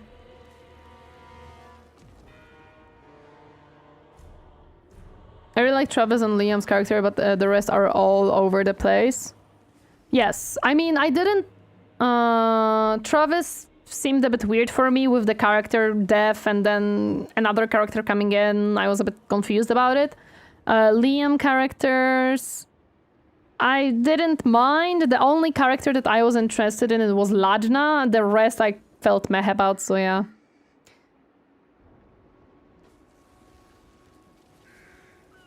But is C3? Is that Warhammer thing? No, it's D&D thing. Campaign 3 of Critical Role, yeah. I would just defend from this Skaven instead of only sending one army. But my issue is that this is my settlement and it's the most to the south. So my idea is to send 2 armies into the south to defend basically there and not necessarily try to get rid of Skaven. I don't think that's a wise thing to do. Okay, so I would have to grab a... I cannot grab that stance, okay. Let's just move into this region where I can actually grab the better ones. Transcarnet was from a one-shot, just a lot younger, back with Vox Machina, so I found it a nice callback to bring him back just for the beginning. Do you have a favorite D&D monster? Monster? No, not really. Boss has will never get an Amazon Prime show over my dead body. What did I want to do? Upgrade? Yeah, let's upgrade. I could have taken the defensive alliance because now they would have to help me. But at the same time, I don't think they would be very useful. So I don't think that would be a necessity. I have to definitely put in some more work into this place because otherwise I'm not gonna have good time. Only if you call them in. Oh, I see. Welcome back, Ronix. Welcome back. Happy to see you. These are just a thingies. Okay. Lord of the Phoenix Court. Traveling. Oh, why do you have to go around? Man, that's kind of sucks. What do you require? Oh, you're just my lord, I forgot, yeah. Let's send you south really quick. You... Poet sees all. Let's send you here. My destination. You don't declare war automatically if you are already at war. No. If I took their defensive pact, they would be... it would be... they attacked me after they declared war. These two declared war on me, so it's... yeah.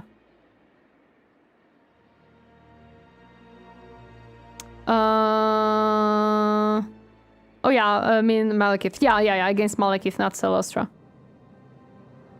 I don't really care for D&D monsters, I'm gonna be completely honest, because I played the majority of the time homebrew, so the monsters are not necessarily anything anything that I put much care into. Why the heck do you have such a short range to move, man? I'm gonna try to grab these two to get rid of Celestra's more economy, because then she will struggle to grab more better units. And I'm gonna start to take Malekith from the south as well. So what I'm going to do right now, see that he has no armies here and he has 2 armies coming here. That may be a wrong idea to move that army, but we'll see. I still get jitters from fire resistance trolls from Pathfinder. Oh, I didn't play Pathfinder. Yeah, it's Malekith. The Skaven, they can't reach Malekith anyway. Yeah, they can't. But that's why I want to just wait for them here, basically. So that whenever they do come from south, I have a defense line down there, so that they cannot really do anything about it. They cannot really go into the Ulthuan or anything. Handmaiden of Alarielle, guided by light. There is no defense, as far as I know, in that spot. The game is starting to struggle a little bit.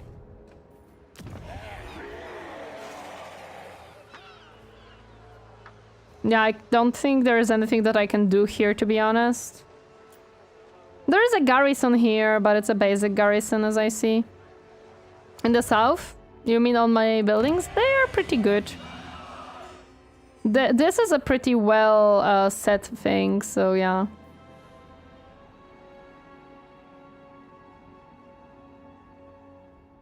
Read above. You can liberate Elven colony there. Wait, which Elven colony?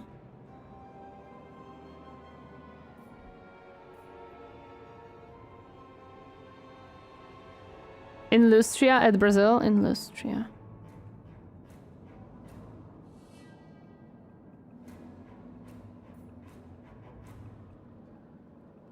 Where is it? I feel like I'm blind right now. More south?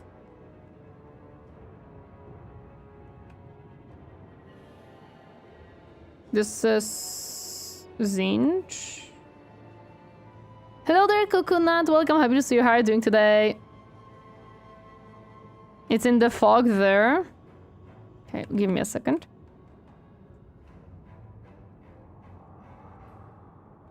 That's very far away, though. I can try getting there. I can try getting there. Come on, QQ my shirts. Thank you so much for the follow. Welcome to my comfy space. Hope you enjoy your stay. Hi. Tori doesn't know where Brazil is? No, Tori is disgustingly bad at geography, and also, I'm sorry, but it's very hard for me to see through this shapes and stuff what is what exactly. I'm sorry. No, I'm very bad at maps. It's something that I definitely struggle with. Of Ulthuan. Yes, we're gonna bring you up against Malekith. Now, question is, I would say north because we have several armies coming from the north, both from Celestra and Malekith, so we will be definitely having troubles there. That's pretty much where the Skaven is coming from, so it can serve as a direction. Okay. Which garrison lord was not moved? You. I'm not gonna move them yet. I think keeping here and waiting for these two to come and make it better for me, because then the garrison can also help me a bit, so that's fine. Which hero? Oh, this hero is south. Yeah, I just wanna see what's south here. Skaven is here. Hello. What are they fighting? Oh no, this is their ruins. Never mind. Care for that army to the right. This is a rogue army, so not really. Nah, not really. That major settlement, right? Maybe boost it with an additional lord and some regiment of renown. Which one is major settlement? Oh, you mean this one? Yes, this one is a major settlement.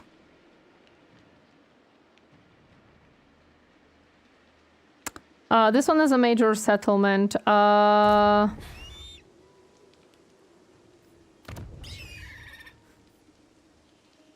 don't think I can recruit a hero in it. Yeah, I can only get a... Not even a handmaiden. I don't have money. Not hero. Lord. Limitless talent.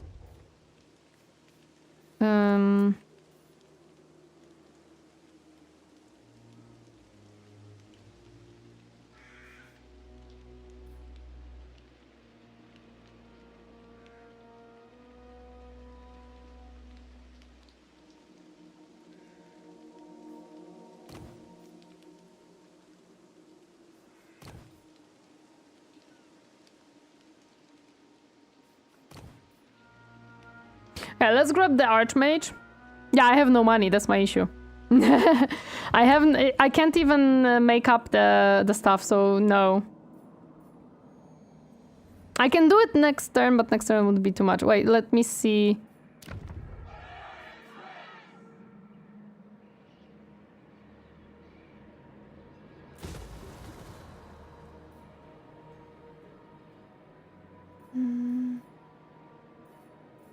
I can get some money, give me a moment.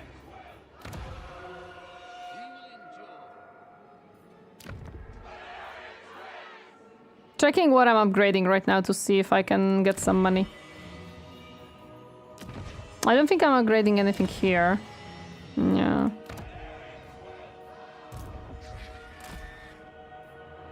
If you will it. This one. These two, yeah. I can get some money, so I could make a new stuff.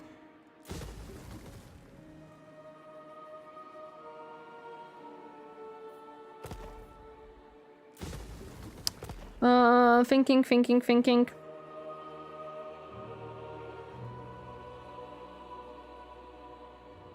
I guess these already started.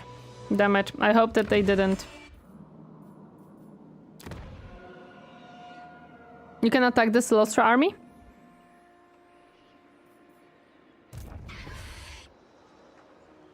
I could definitely do that, to be honest. Okay.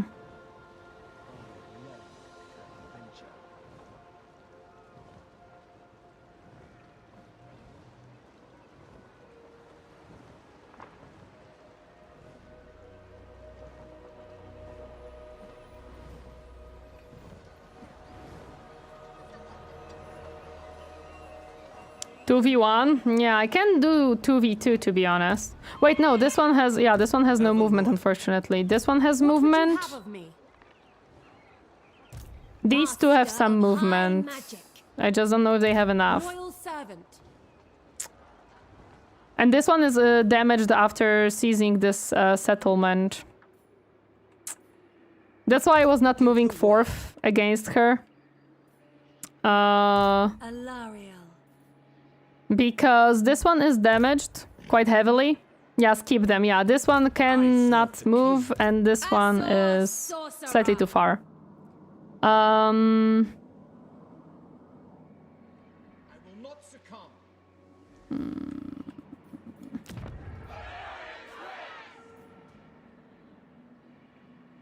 Let's just make sure we have a bit of money. Okay. Which hero? Ah, you have been not moved.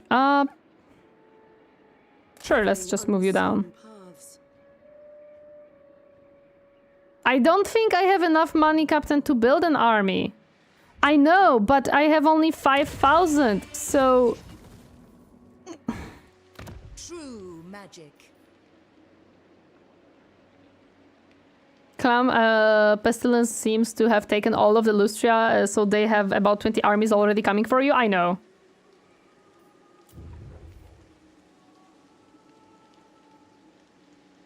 How much does Renown cost?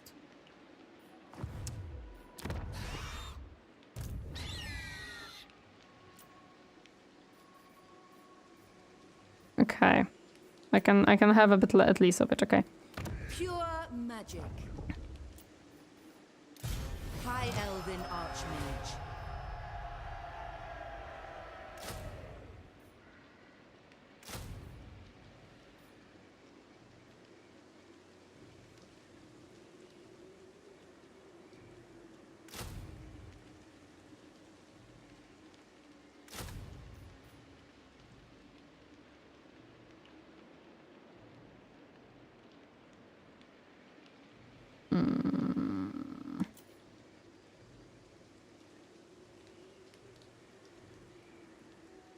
Should I grab the Dragon Prince?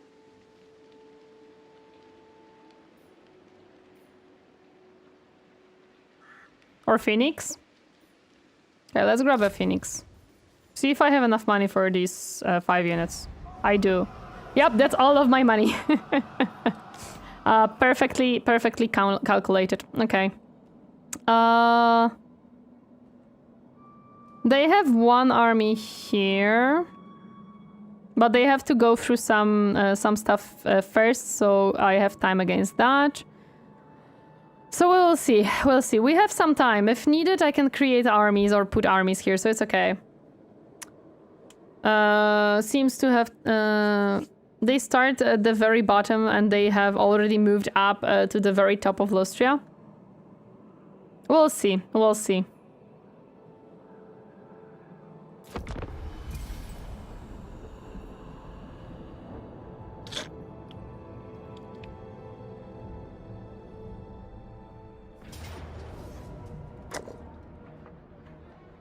Medium, which means I'm losing some stuff. Uh-huh. Okay, we gotta fight that fight. I don't like the sound of that. So yeah, we gotta fight the fight. We gotta do that.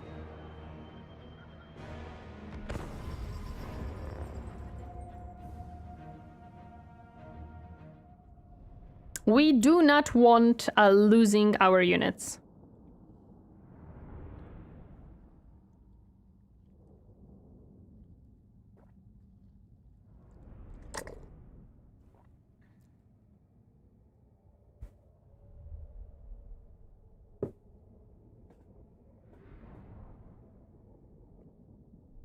Oh my god, why my... Oh, why there? Oh my goodness, that is not where I would want replenishments to come in. I have not played Warhammer 3 in an age. Okay, let's channel magic. Starting with 9 is not necessarily fun, so maybe we can get a bit better. Ew, never mind, we get no magic. Awesome. You can move it. I'm gonna check how long it will, how much it will change. Let me see. They cannot come from here, I'm presuming. So there is no point of putting them there. They could come from behind me. I have some high heals, so at least that's something. Okay, let me see which army is which. This is the garrison, this is the actual army. Oh, it actually reduces their time of coming. Water will slow Malekith? Hopefully, yes. So I would like my army to come from here.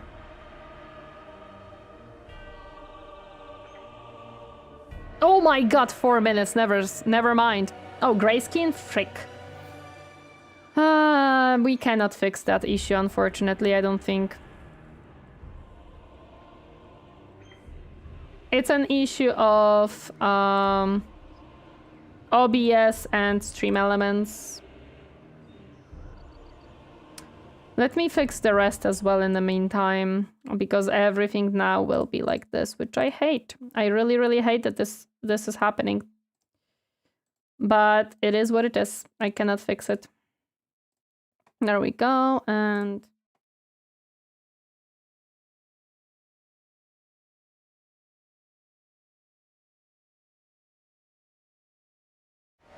Okay. Oh, and also here. Everything is borked as well.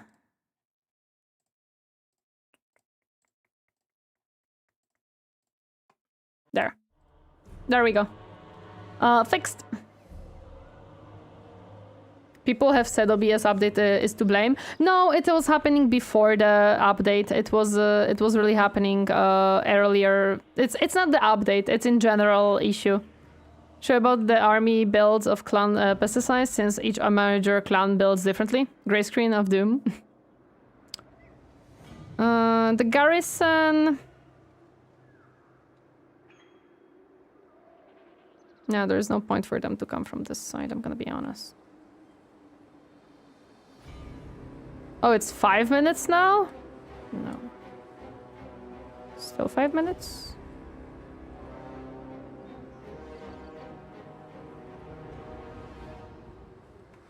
Four and a half minutes, not the best. Okay. Scions of Mathland.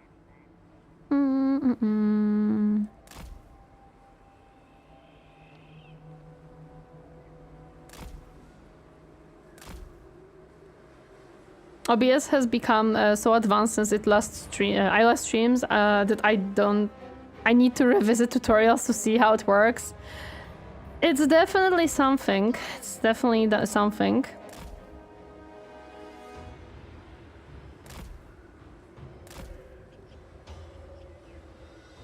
Stop following me. Angry Redhead, thank you so much for the follow. Welcome to my comfy space. Hope you enjoy your stay. Hi, hi.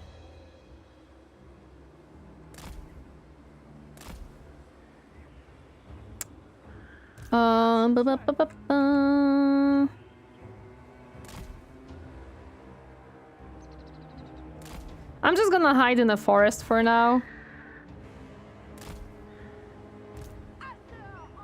And wait for my troops to come in. Because yeah, I don't think otherwise I'm gonna do well. Hello, there's Stratos, welcome, happy to see you. How are you doing today? Grey screen of doom? Yeah, unfortunately, I'm sorry, I can't really fix that. Bird can't hide? So use it for distraction? Okay. Let me put it like here, and I'm just gonna fly around with it. It can have only three times use its ability, so I'm just gonna fly around with it and do our best. Lure them into the water. There. I'm in water now, so I'm gonna just fly into this and make them really, really slow. But if I lure them into the water, then it would make sense for me to set up in this forest, right? As you say.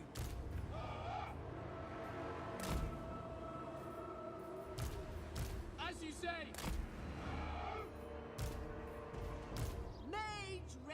Oh, I didn't realize that that's what's gonna happen here. Storm Riders.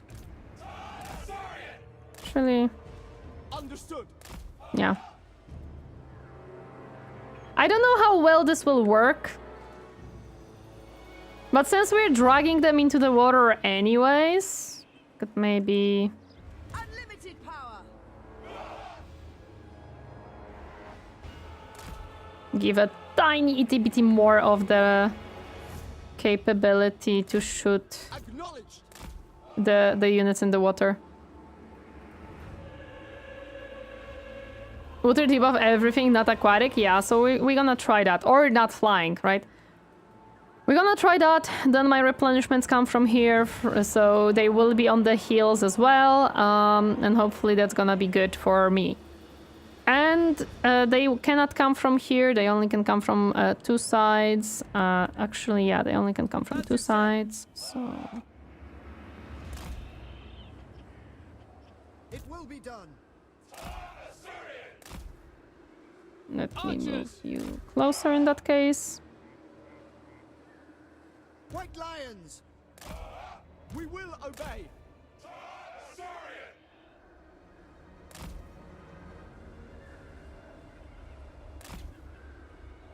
There! I think this works. Somewhat, and you can just be in here. Doing well. Thank you for asking. Glad to hear you're doing well. Glad to hear you're doing well. Okay.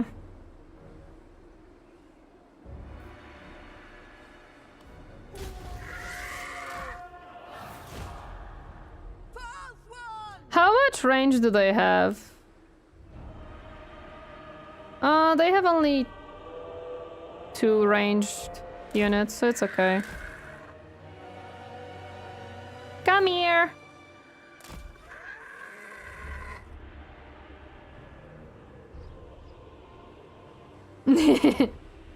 Those are shades?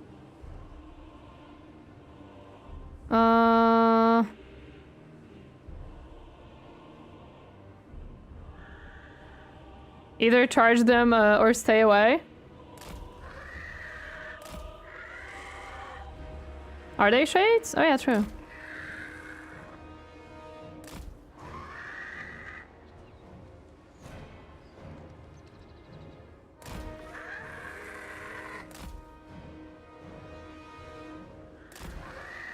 Sorry, Corsairs? Yeah, these are...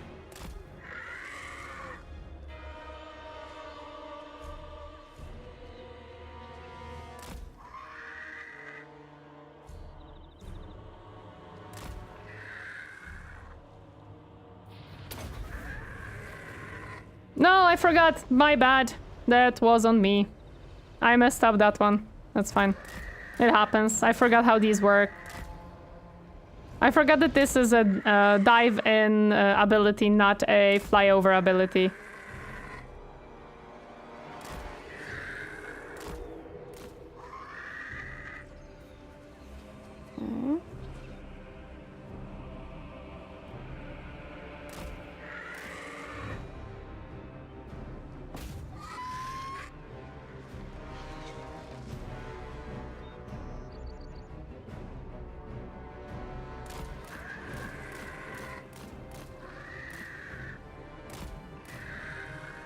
Oh no, it doesn't want to start flying.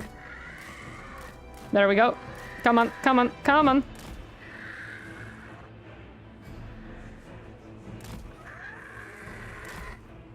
Wait, did I get my reinforcements? No, not yet, not even close.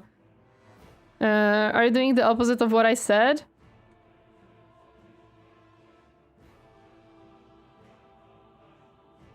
Well, I tried to charge them, but it was my mistake. It's fine. How long do I have to wait? Long. Okay.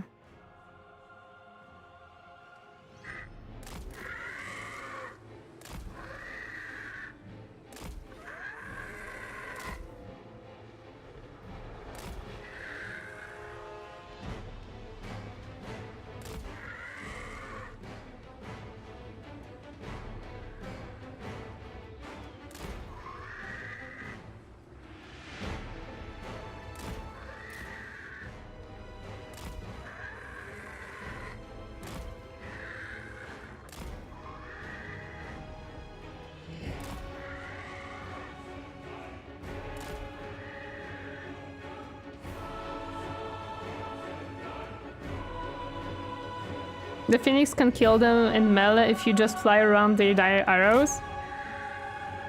He's most likely gonna die anyways, but it's okay.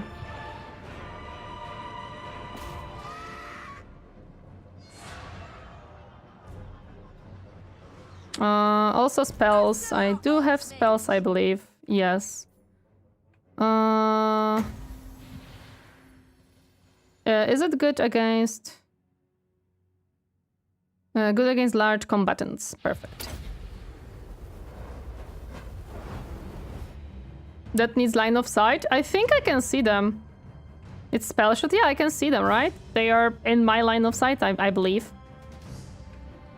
How long do I have to wait? Way too long. Trees can block it. We'll see.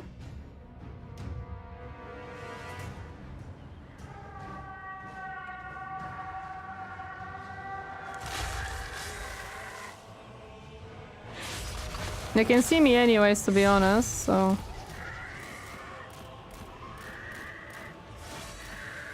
Fucking hell. Hello, Knifey! This sucks.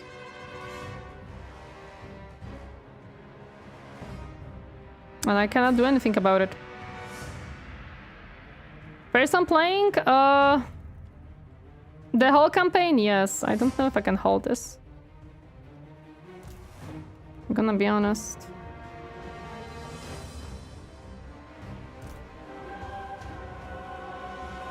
We'll have to replay this probably. Probably, yes.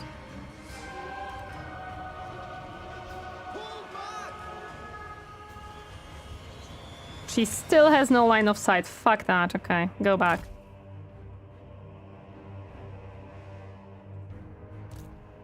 Mm-hmm.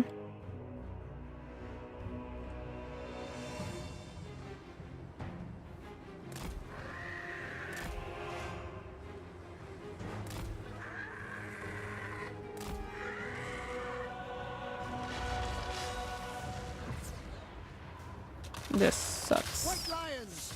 True magic is mine!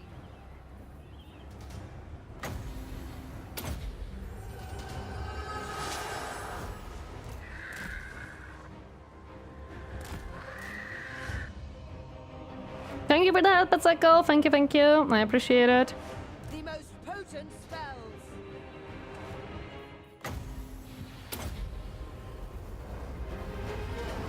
Without fail. Actually. Wait.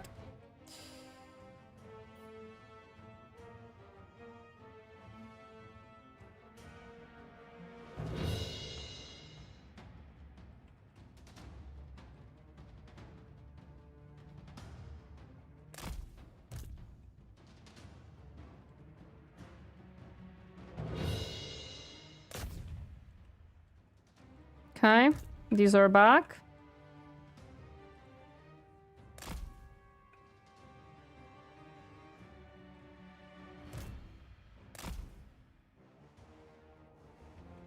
Okay, I'm gonna get my replenishments very soon. Let's go. Okay, let's do this.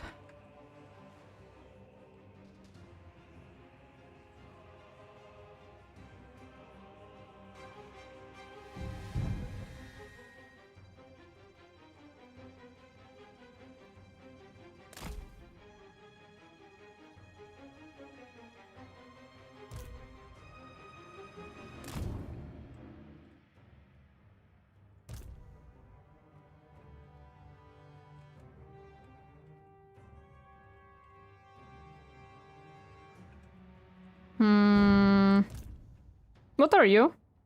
Oh, you're a spearman. Okay. I have to set up front line here, to be honest.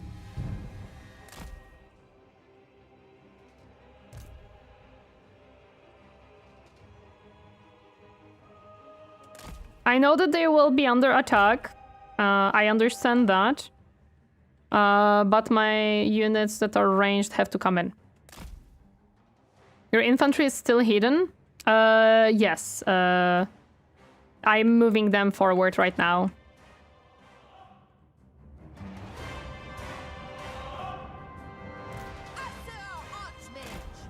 Get in. Okay. Okay. Let's start this fun.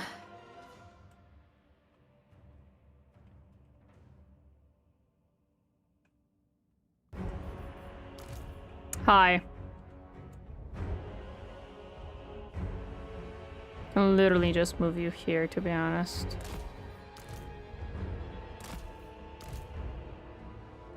And you should still be able to shoot them all. Actually.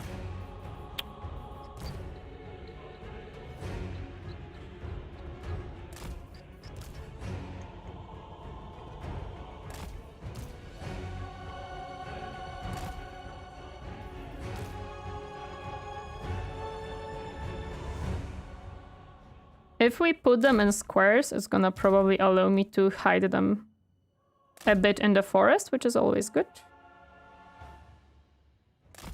What happened to you? No, get back here. Be in the forest.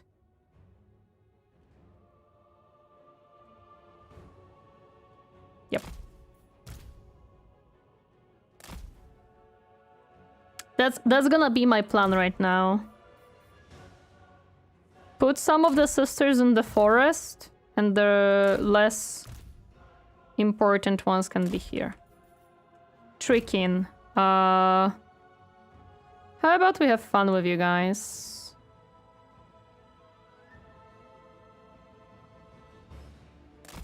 At least with some of you. Some of you can go as a reinforcement. Good idea. Thank you.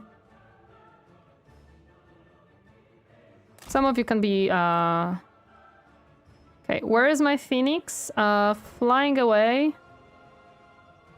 Which is good. We want you to go far away from this dude, and then we're gonna make a circle with you.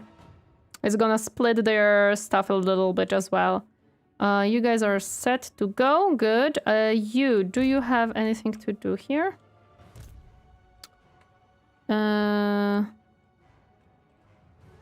Give me a moment. I am checking.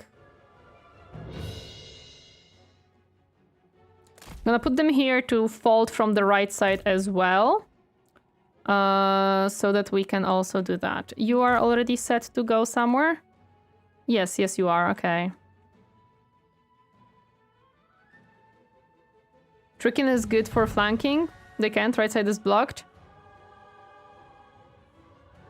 No. What I mean is I want them here and to fold here, basically. So I want them to come into this little corner and then go behind and get behind these guys while my Sisters of Avalon start melting everything else. That was my idea. Or wait if they try to come from the right side. Sure, can try? Yeah, that was my idea. Okay. We also have a dragon, and the dragon... We're gonna go from the left side to harass their backline. Give me a second. We also have a bird. Bird will also go from the left side, harassing their backline. Okay. You already have... Yeah, okay.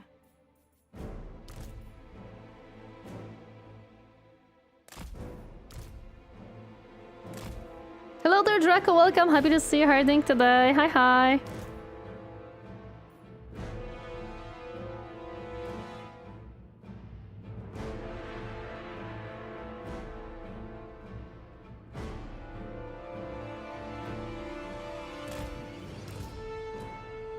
We're gonna do this in case they try to flank by any chance through water. Wouldn't be smart idea, but they can try always. So let's just make sure that they can't. Especially that... Oh, you know what? You're pretty hurt. So let me just move you into the forest and leave you there for now. 5-hour stream? Whoa, rest whenever, Tori. You're too important.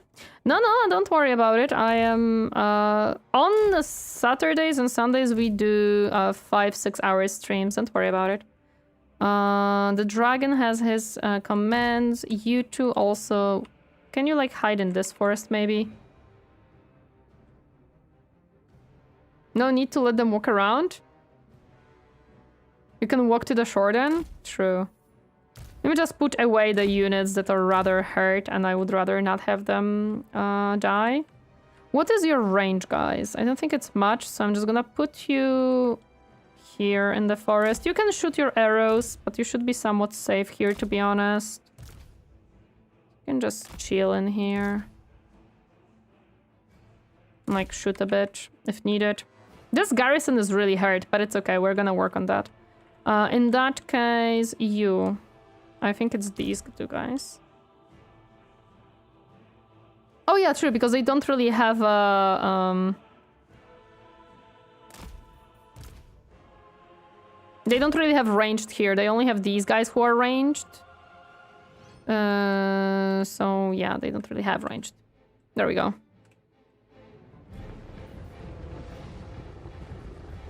Okay. For duty. We have cavalry, but it is pretty hurt cavalry. Oh, you're shooting my girl. Yeah, they're slightly slow, which is unfortunate. You guys could be on this hill. You guys also could be on this hill. Magic on blobs. Let me see what I have.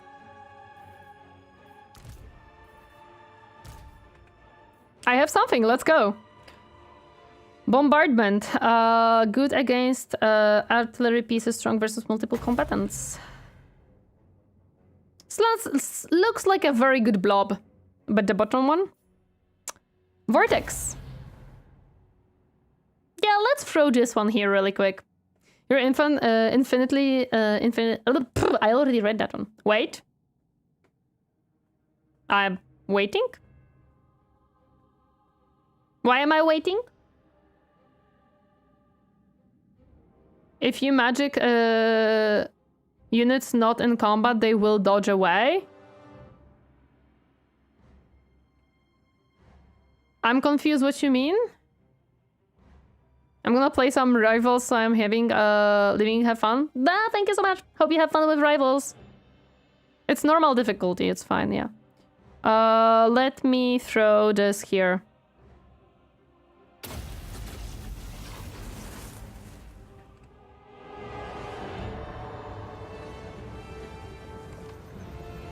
The casting time, and there we go. Ah, gotcha. Yeah, we're on normal difficulty, don't worry about it. Give me a moment. Because they are going through my front line currently, which is unfortunate.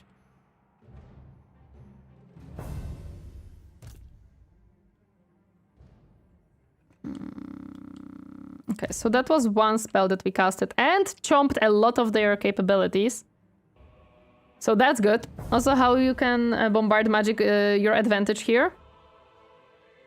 Yeah, I was thinking about throwing this one like on this side, or rather this side probably. Because this is still a pretty good blob, so I could like throw it here maybe. Slightly in front possibly, because they are advancing forward as far as I see. Yeah. Okay, I'm waiting for Outbreak to finish. I'm just gonna click this. My units are on their way. It's gonna take them a tiny bit of time to rearrange wherever I asked them to be.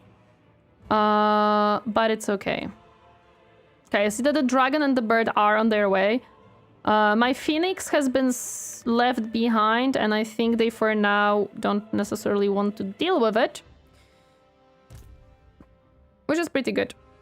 I'm just gonna make it move around and probably return if this one tries to take care of it. We're just gonna let it be.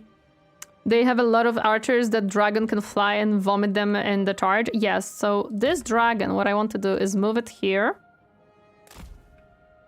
And this bird, I would also like to move it like here. As long as it doesn't just float to be shot, it will be strong. I'm gonna do my best to remember about the dragon. and to remember to shoot it. For now, this is the only unit that got past, and they are all tired because they had to walk quite a bit. So we also have that advantage. You're not good against anything here, to be honest. So I don't know what to even focus you on. As I predicted, Brain-Dead AI spammed ranged units. Yeah, they did. They really did spam ranged units for this one. So we're gonna do our best here. We have against ranged unit stuff, so it's okay. You can just shoot at these guys, to be honest. I don't think it necessarily matters what you shoot at. You can use the garrison as meat shields since they come back. They die after the battle.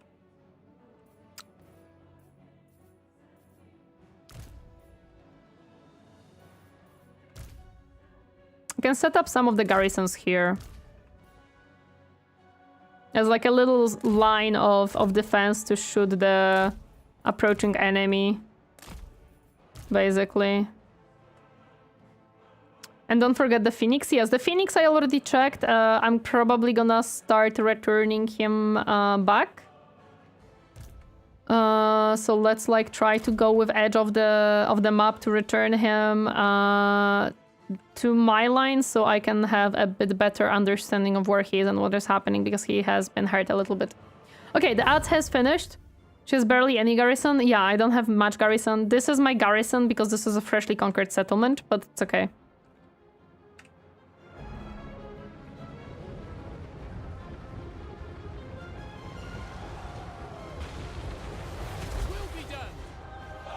Okay. We are destroying a lot of their units, so it's good. So it is good. And my sisters will be set up soon enough.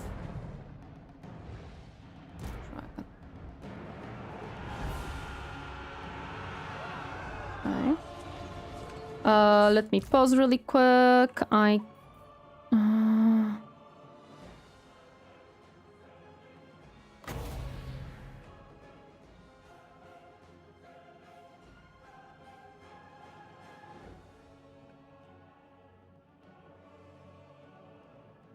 I'm not certain if they're coming forth or not.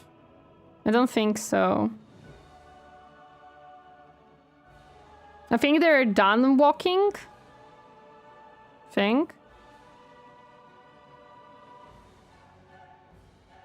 I love some magic for the chain lightning. How much does it cost? This costs 13. Chain of lightning.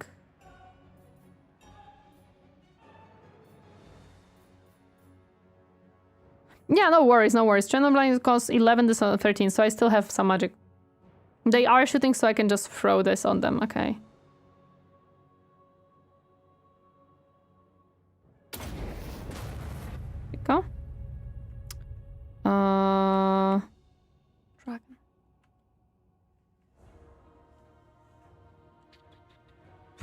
Okay, so...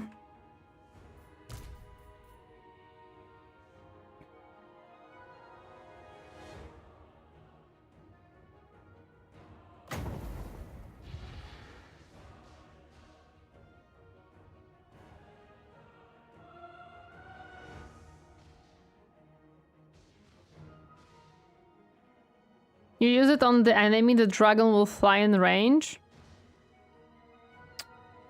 Okay,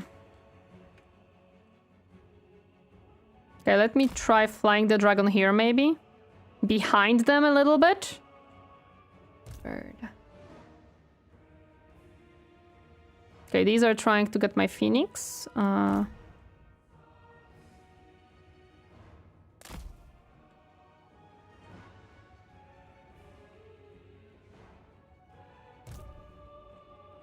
Let's move bird here.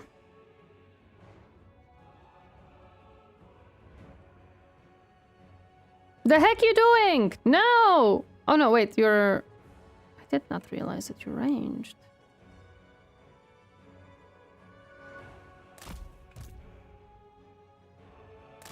In that case. Actually, can stay here. And just shoot them.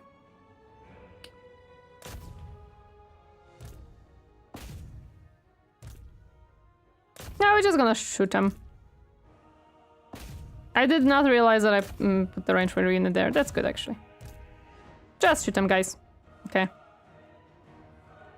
Yeah, that makes sense.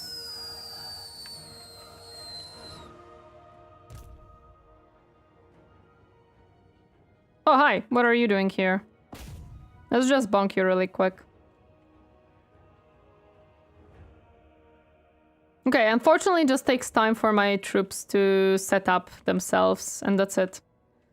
But it's okay. Following me. Alwyn Grimm, thank you so much for the follow. Welcome to my comfy space. Hope you enjoy your stay. Hi. I did tell you to fly, right? Yes. But you decided to not do that.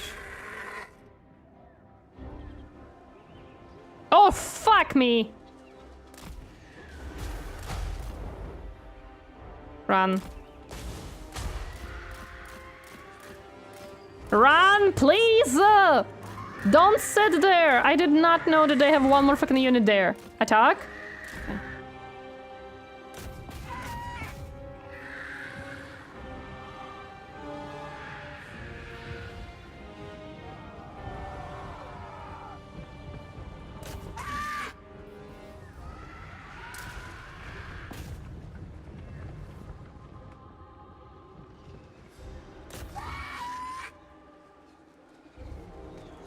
I think the Phoenix will be gone.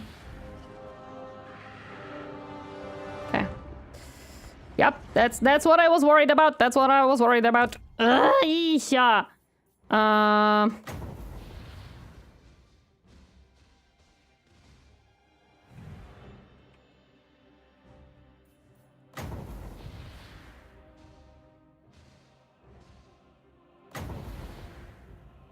Okay.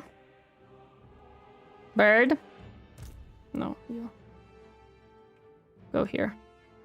It's fine. Just breathe the range. Yes, that's what my trying to do.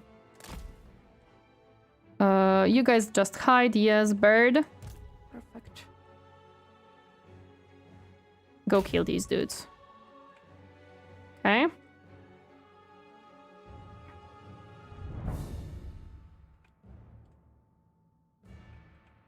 Sisters will start to shoot, but the right side is getting folded.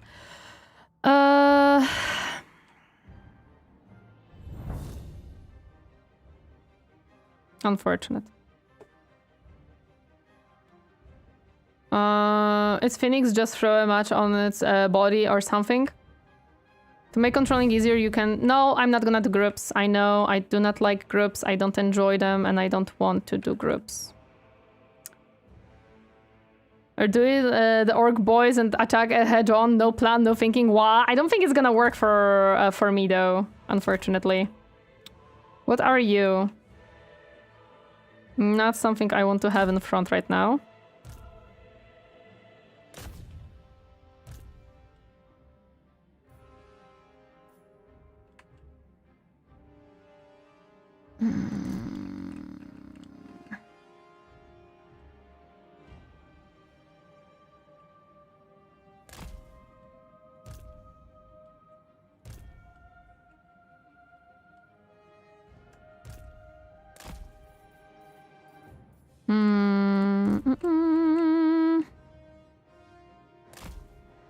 Charging from all sides would delete them.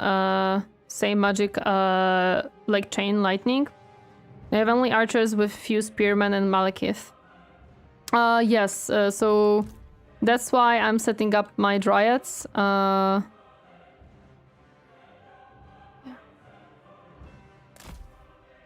That's why I'm setting up dryads here to get from behind for them. The bird will finish off these guys.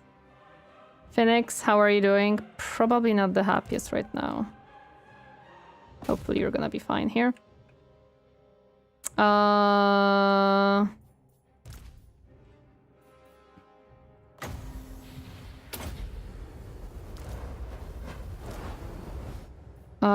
Chain of lightning. Let's go.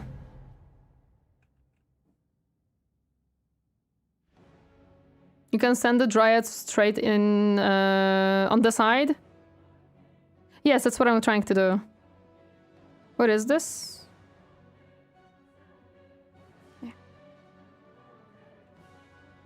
Ah, this one, I don't have range. Wait, I don't have range? Oh, Why are you here? Wait a second. I don't think this should be like that. Okay. The only time I've ever used groups is when I want all units to move at the same speed, otherwise I never use them. Yeah, it doesn't work for me. Yeah, this is why I'm moving these guys to the side, and that's what I'm gonna do. And I'm sending these guys from the side as well. I do have cavalry, but it's barely alive, so I don't necessarily want to do that. I think these guys will be going forward there, so I can also move these guys to the right side, to be honest, to support it.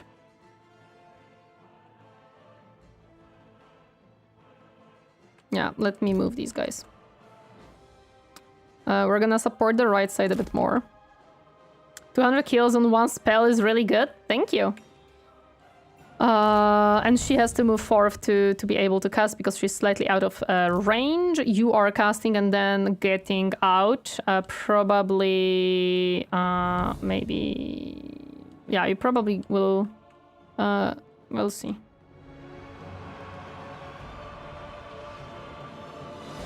Come on. Why are you not casting? Why are you not casting? The heck is happening? I asked you to cast. I hate it. Why does it happen? It bugged? Great, that's exactly what I wanted. You can also use Alt, drag, and hold control. Yes, I know. No worries, I do use Alt and control a lot of times. This sucks. Okay. Bird is going in. That's exactly what I want. And off. How are we doing here? Fine-ish. Okay. The dragon is stuck? Hopefully not.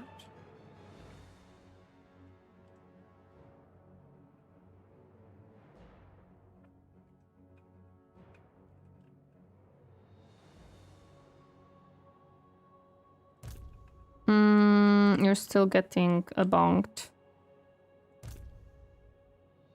I don't think...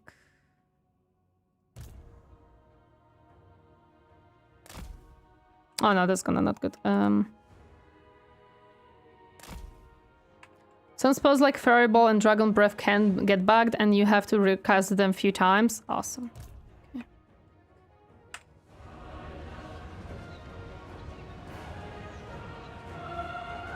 No, he just refuses to cast it. There we go. Yeah, he just refused to cast it for some reason. In hell.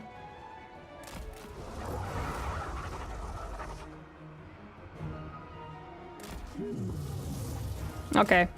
You guys are ready to go?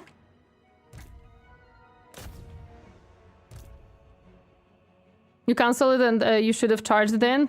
It's fine. Whatever. This fight is already not going anywhere near as I wish it was, so it's fine. It's whatever. Where is my rest of my front line? I had quite a bit set up there, so I'm confused what happened there. What happened to my front line? Did it get melted completely? I'm guessing so. Burb said no. Burb literally said no. Also, hello there, Alan. Grim, welcome. Happy to see you. My fight is going well. Now it's a question of how well. Not as well as I wish. Which is my issue right now.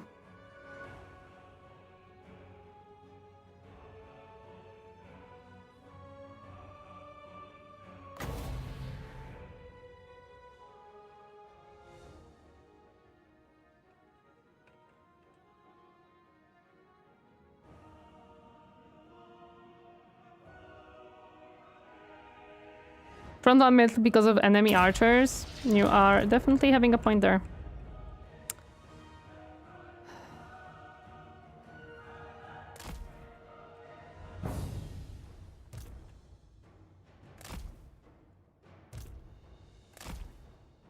Time to do similar. Smelled their front line really quick.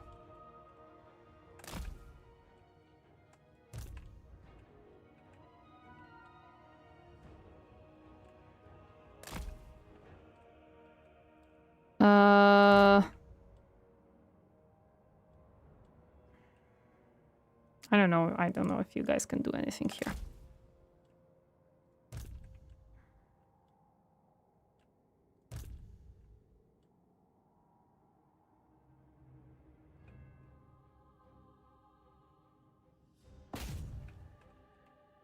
Okay, the bird is taking care of these guys. Phoenix, you're fine. Phoenix is fine. No, it's not fine. Never mind. It's losing horribly and it's gonna start rebelling soon. But I don't think I can get it out of here. I think Phoenix will die.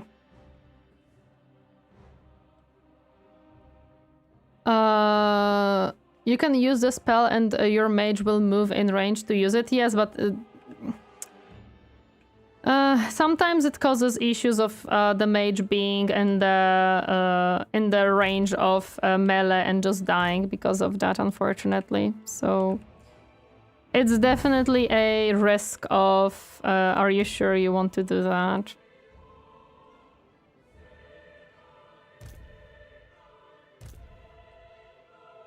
Yeah, this isn't... Wait, what are you doing here? Why did you never move? Damn it. Okay. Nope. Nope. Nope. Yes. I do not know why these guys never moved. I don't think I left them to not move. What can we do? You guys can sit here. You're gonna die soon anyways. The bird is doing fine. The phoenix, I think, I have to mark as a loss. I don't think it can survive here, to be honest. It was not doing well here in any way or form.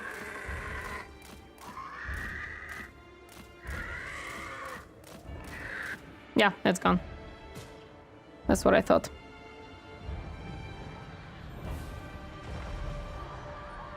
Asur, Archmage.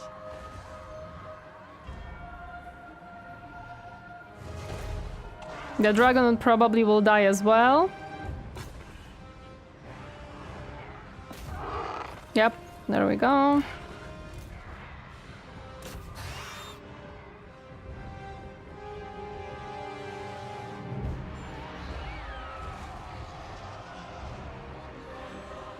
Spearman, Weaver of the Winds. We don't have more spells, Spellcaster Supreme. which kind of sucks, to be honest. Take arms. Understood. Yes. Acknowledged. For duty. Eureka! It shall be done. Ancestors! Why you didn't go in? For duty! Okay. Go against these guys.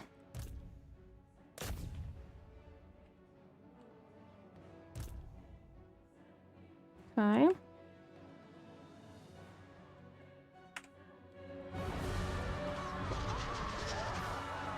Spearmen! Such a nice blob and I cannot really do anything about it.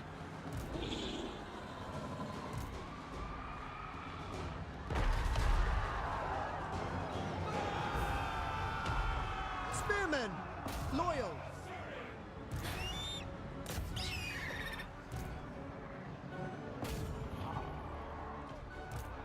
Spearmen! It shall be done! Ancestors! The winds rise. Assyrians fire. You're not good at melee, are you? No. Yes. Okay.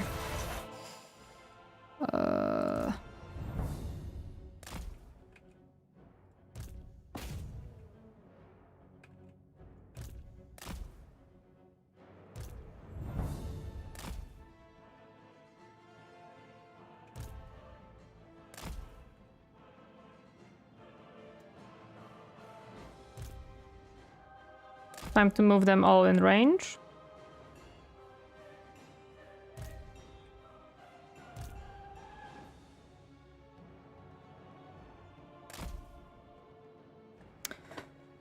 Ignore the spearmen. Charge them.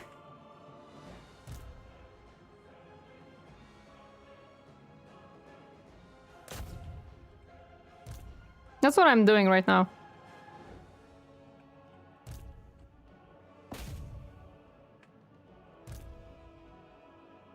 Now you can finish these off. You get these. Bird. Bird is doing fine.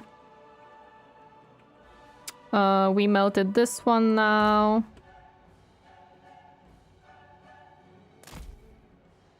This one is running away. There we go.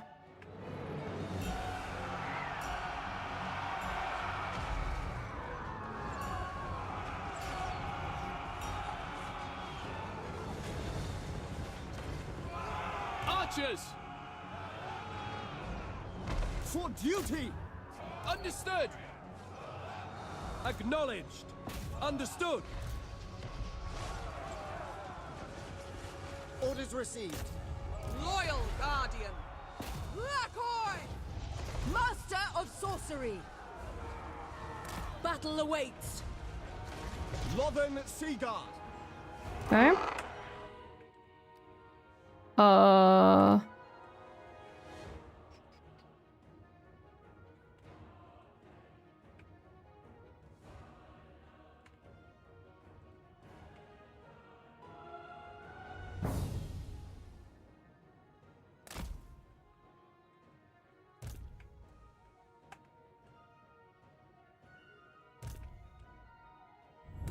We have to now move forward.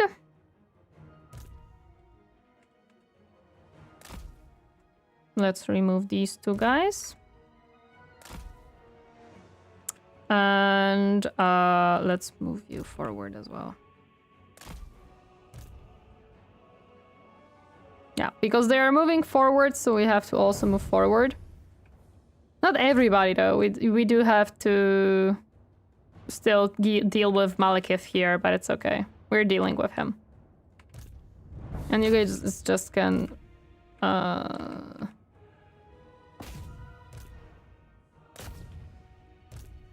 focus on him.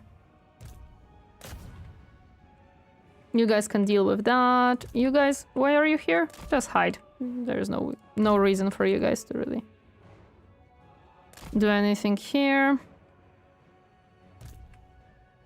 You guys, yeah, you can move. You guys could... You can even send in the mage on the archers. Ignore the mage.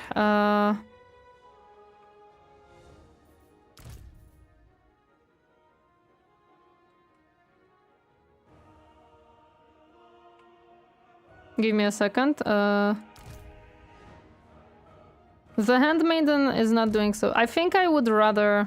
Yeah, sure, I can actually do that. It's not an issue. What you doing? Nothing. Where are you? Here. Can you, like, fight him really quick as well, so that we can deal some damage to this dude? Thank you. I would appreciate. You guys can also, like, come in here and fight this dude as well. The cavalry can stay. I don't think currently it's useful to do something with it. Okay. Hello there, Berkman. Welcome. Happy to see you. Are you winning? I am. But this battle is definitely a chaos of its own. I'm not gonna lie. It's definitely something. It's definitely something.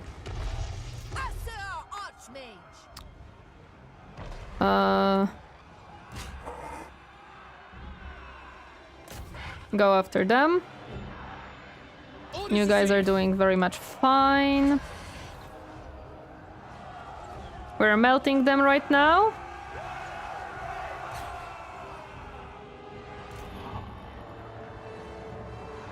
Oh, she tried to go through my tree, man. Oh, that was a mistake. Okay, the bird can run, that's fine. You guys, bird, no.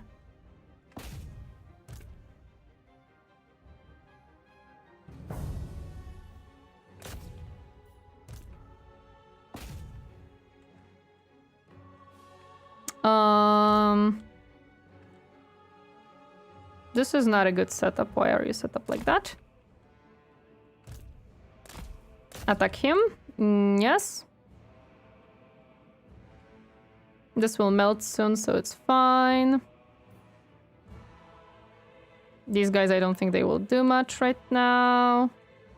The bird is running, which is fine. I don't necessarily mind that. Can shoot these. You guys can keep trying to shoot this one because it is a tiny bit troublesome that it's causing so much havoc. You could turn and start shooting these guys. Now let's focus the healthy units right now.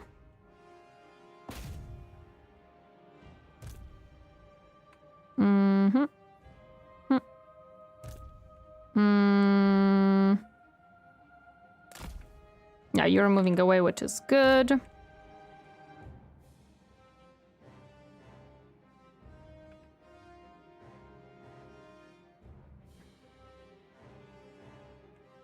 Okay, this should work.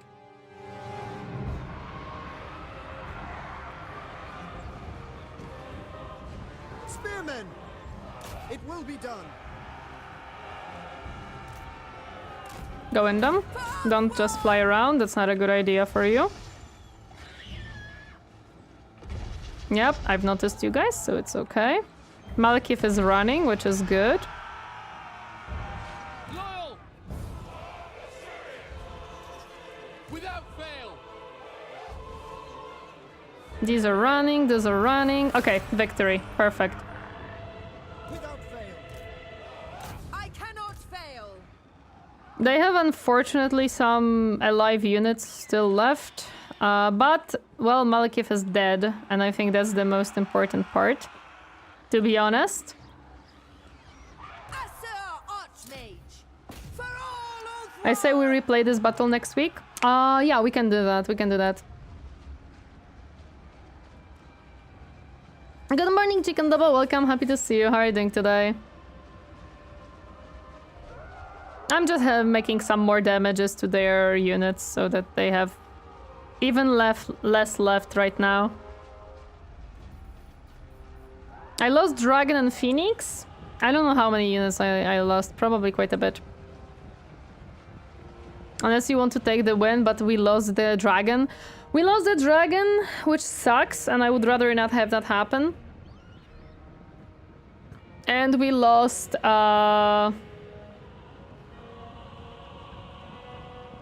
We lost Phoenix, which is fine because it's renowned, so it's okay. But yeah, losing a dragon sucks.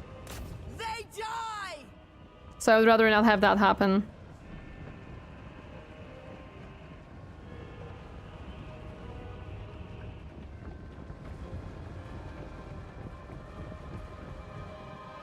So yeah.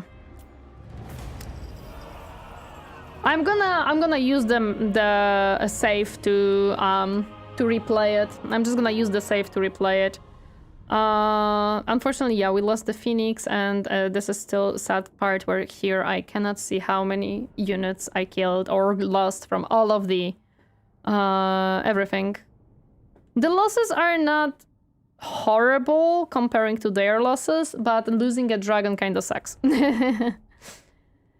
Phoenix doesn't matter as much, that's true. It definitely less than dragon, but yeah.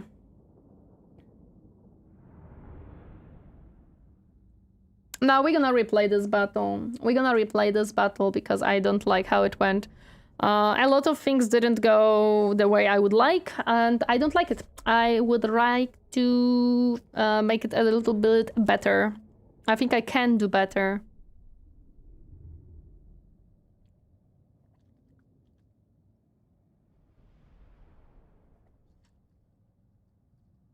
Yeah, the bombardment was not as useful, unfortunately.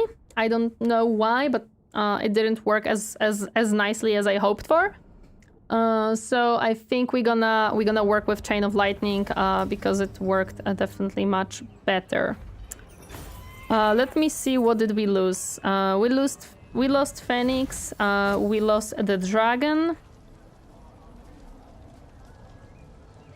Yeah, actually we lost only these 2 units. Everything else survived, and we lost the bird. No, the bird survived. So we basically lost 2 units. It's still much better than the directory that it was believing it's gonna have. I still lost much less units than what the AI wanted to lose. But I definitely can do better. I can definitely lose without unit losses. That's definitely true. I fortunately did a save before that battle, so next week we can just jump into that. Oh, Silostra. You want a peace treaty now? I'm gonna be honest. I took what I wanted from her.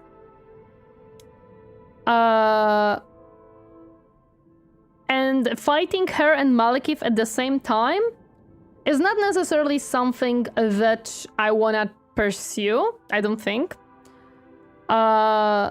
I see that she doesn't have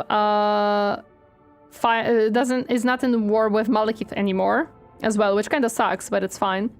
I think this peace treaty is not the worst idea here.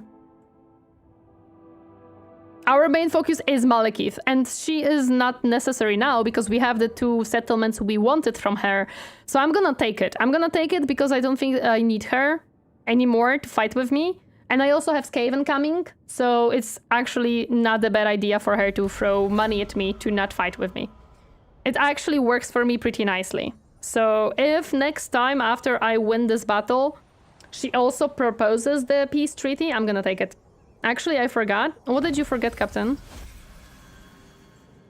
This is the end of the campaign on stream? Yes, it is the end. We wanted this to be our last stream. So what we can do next Friday is we're gonna play this battle. This one battle with against the 2 armies of Dark Elves. And then we start a new campaign. That's what we can do. I was thinking to maybe do this that way. We'll see. This is something that we can choose later. Okay. We'll see, yeah, we'll see. For now, let me hop into here really quick. Let me exit to Windows. We already saved before the battle, so I can replay it and do better. If it's on stream or off stream, we'll see about that one. I'm not certain yet. We're gonna see how it goes. So on YouTube, I'm gonna be ending the stream. YouTube, thank you so much for joining me today. I really appreciate it. I hope to see you tomorrow when we're gonna be playing some more RimWorld and some Project Sekai. Yes, I'm sorry. I was looking at something, so I was also distracted. So, thank you everyone so much for joining me on YouTube. Please take care of yourself, and bye-bye YouTube.